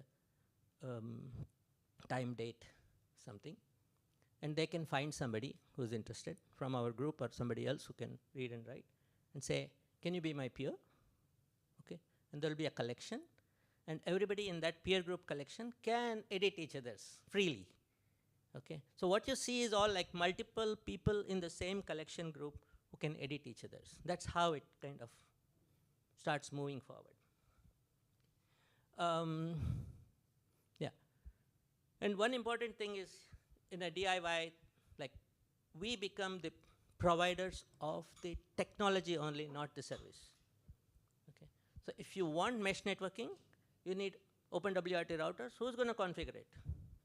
And if you know more about the routers, some of them might have only one radio. For mesh, it's good to have at least 2, maybe 3. So what our team does is, okay, now I'm going to configure these 2 routers so that one becomes the mesh node, another becomes the access point. This is also important for many, like load balancing and all that. But most important is mesh routers can look at each other where they need to mesh. Access point can be turned to where the people are they want to access. Right? So for example, this community that we are trying is a mixed group, Hindus and Muslims and all that. Okay. It better be like, if it's close to Muslim area, it better be towards the Muslim school or the mosque. If it's away, then we're going to get into problem. So I will go fast about like typical training things that we do. We have an inventory tool. You just click photograph and keep uploading, and it becomes an inventory thing. And this stories thing we also called Plasma. But the services, we have DNS, which is called like 7hills.in. If you go, it open up all the services. And Plasma is short for participatory listening and sense making for all. For all means like inclusive, without asking question if you have been educated or not. Okay. Here you can see, I don't know why, sorry, I didn't double check, but I was doing it on my phone. But here one is a meet thing, the other one is CowChat. CowChat is a bit dated, but what it does is anybody who's online, it'll show Dave is here, Dinesh is there, Alicia there. Then I can click and send a message. So it's also important, like if you want to do meet, right? So notice that I'm not going into matrix and all the things that we use in our community. When we do it for these communities, it has to be like this. If there is a local person who wants, I need security, they can handle it because we have services. Anybody, when you own it, you set up your own service on your server, on your community server, right? And another important thing is called renarration. We call it suites. It started with semantic web tweeting. You are making a connection with somebody while you are tweeting. Okay? And the way it works is, again, annotation. That's the beginning of our thing. You go, you have a URL. My God, it's really good stuff. I need to share it with my community. What? It's in beautiful English, sophisticated too. What does people make sense out of this? How?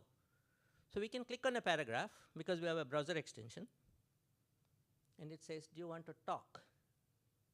Do you want to write in the local language? And then I share. I can share it either by uploading it to the server or by a message. This is what it is. If you want to open, you can access it. Okay? The first understand what is the share for. See where we are going? There is the stories, which is their content. There is the renarration, which is outside content, typically, not necessarily. Okay. Now we need to bring them together. And one important service is upload. Anybody can upload their folders. One folder called public, whatever they upload into, not anybody, admins. Whatever they upload into public will come as a public thing. This is also important because actually mapping URLs from outside to the local. Now if you disconnect the internet, it still all works. Right? This is a local web. As we know it, perfectly okay for low literates to anybody. If it's okay for low literates, number one, it's okay for you. Okay. Thank you. Okay. So, and of course we have other services. One important thing is what we call as YAGJZL. It's an IPv6. If there is a problem, we can connect directly to their server and see how to kind of fix or talk to them and all those things. Now this is I can go through examples, but you can also all go to stories.janastho.org and see all of our collections that are public. If you want to be part of any private space which you don't understand anyway, like stories of women's stories shared amongst themselves, you first need to ask them, come into their collection. Secondly, you should know their language, right? So whatever they were facing from us, now we can understand a little bit about what's going on in their lives. Okay. And now, one important thing there is Electra. You all know Electra, who's an amazing hardware person. She has done something called Open MPPT, and we had issues, and there's a conversation about it. And they have annotated it. Oh, this is what Electra said, this is what we did, and all those things, right? And yeah, again, I'm sorry, I didn't realize this important thing is the screenshot, and it's coming out really small, and this URL is coming. Bit.ly, yeah, bit.ly, bit.ly/DIY cow kit talk, one word. You'll get all of this in the resolution that you want, in the detail that you want. But all of these are clickable links. I would like you to try, give feedback, and before I quit, oh yeah, this is another sample thing where somebody is sharing about MPPT details that they had question. What is maximum? What is why MPPT when I have battery and all that thing, right? It's just marked and it's written in the local language with the audio connection to the annotation where it was discussed. That link there. You see what's going on, right? Okay, so this is the last slide, technically. So so we have our own web. It's our web, okay, of our web. So if you look at this, again, it's small, I'm sorry. This reds are general information, the blues are things that are within the mesh. Okay, that kind of come in. How do they come in? It's federation. You heard of federation? Everybody are working on some kind of a federated models. Why is this important? If you add something as a renarration, the other stories should know. If you add something in the stories, the renarration should know, provided it's relevant, provided it's a common group. Okay, this is work in progress. But one thing I want to say is that what this does is relieves you from platforms. It's all RSS feeds from now on, and filtering on the feeds, other than for privacy, password, and all those things. But still, it's based on feeds, right? Okay, I think I'm done. Okay, any questions? I really like you to kind of engage. But I'm also online everywhere, anytime, even when I'm in the mesh.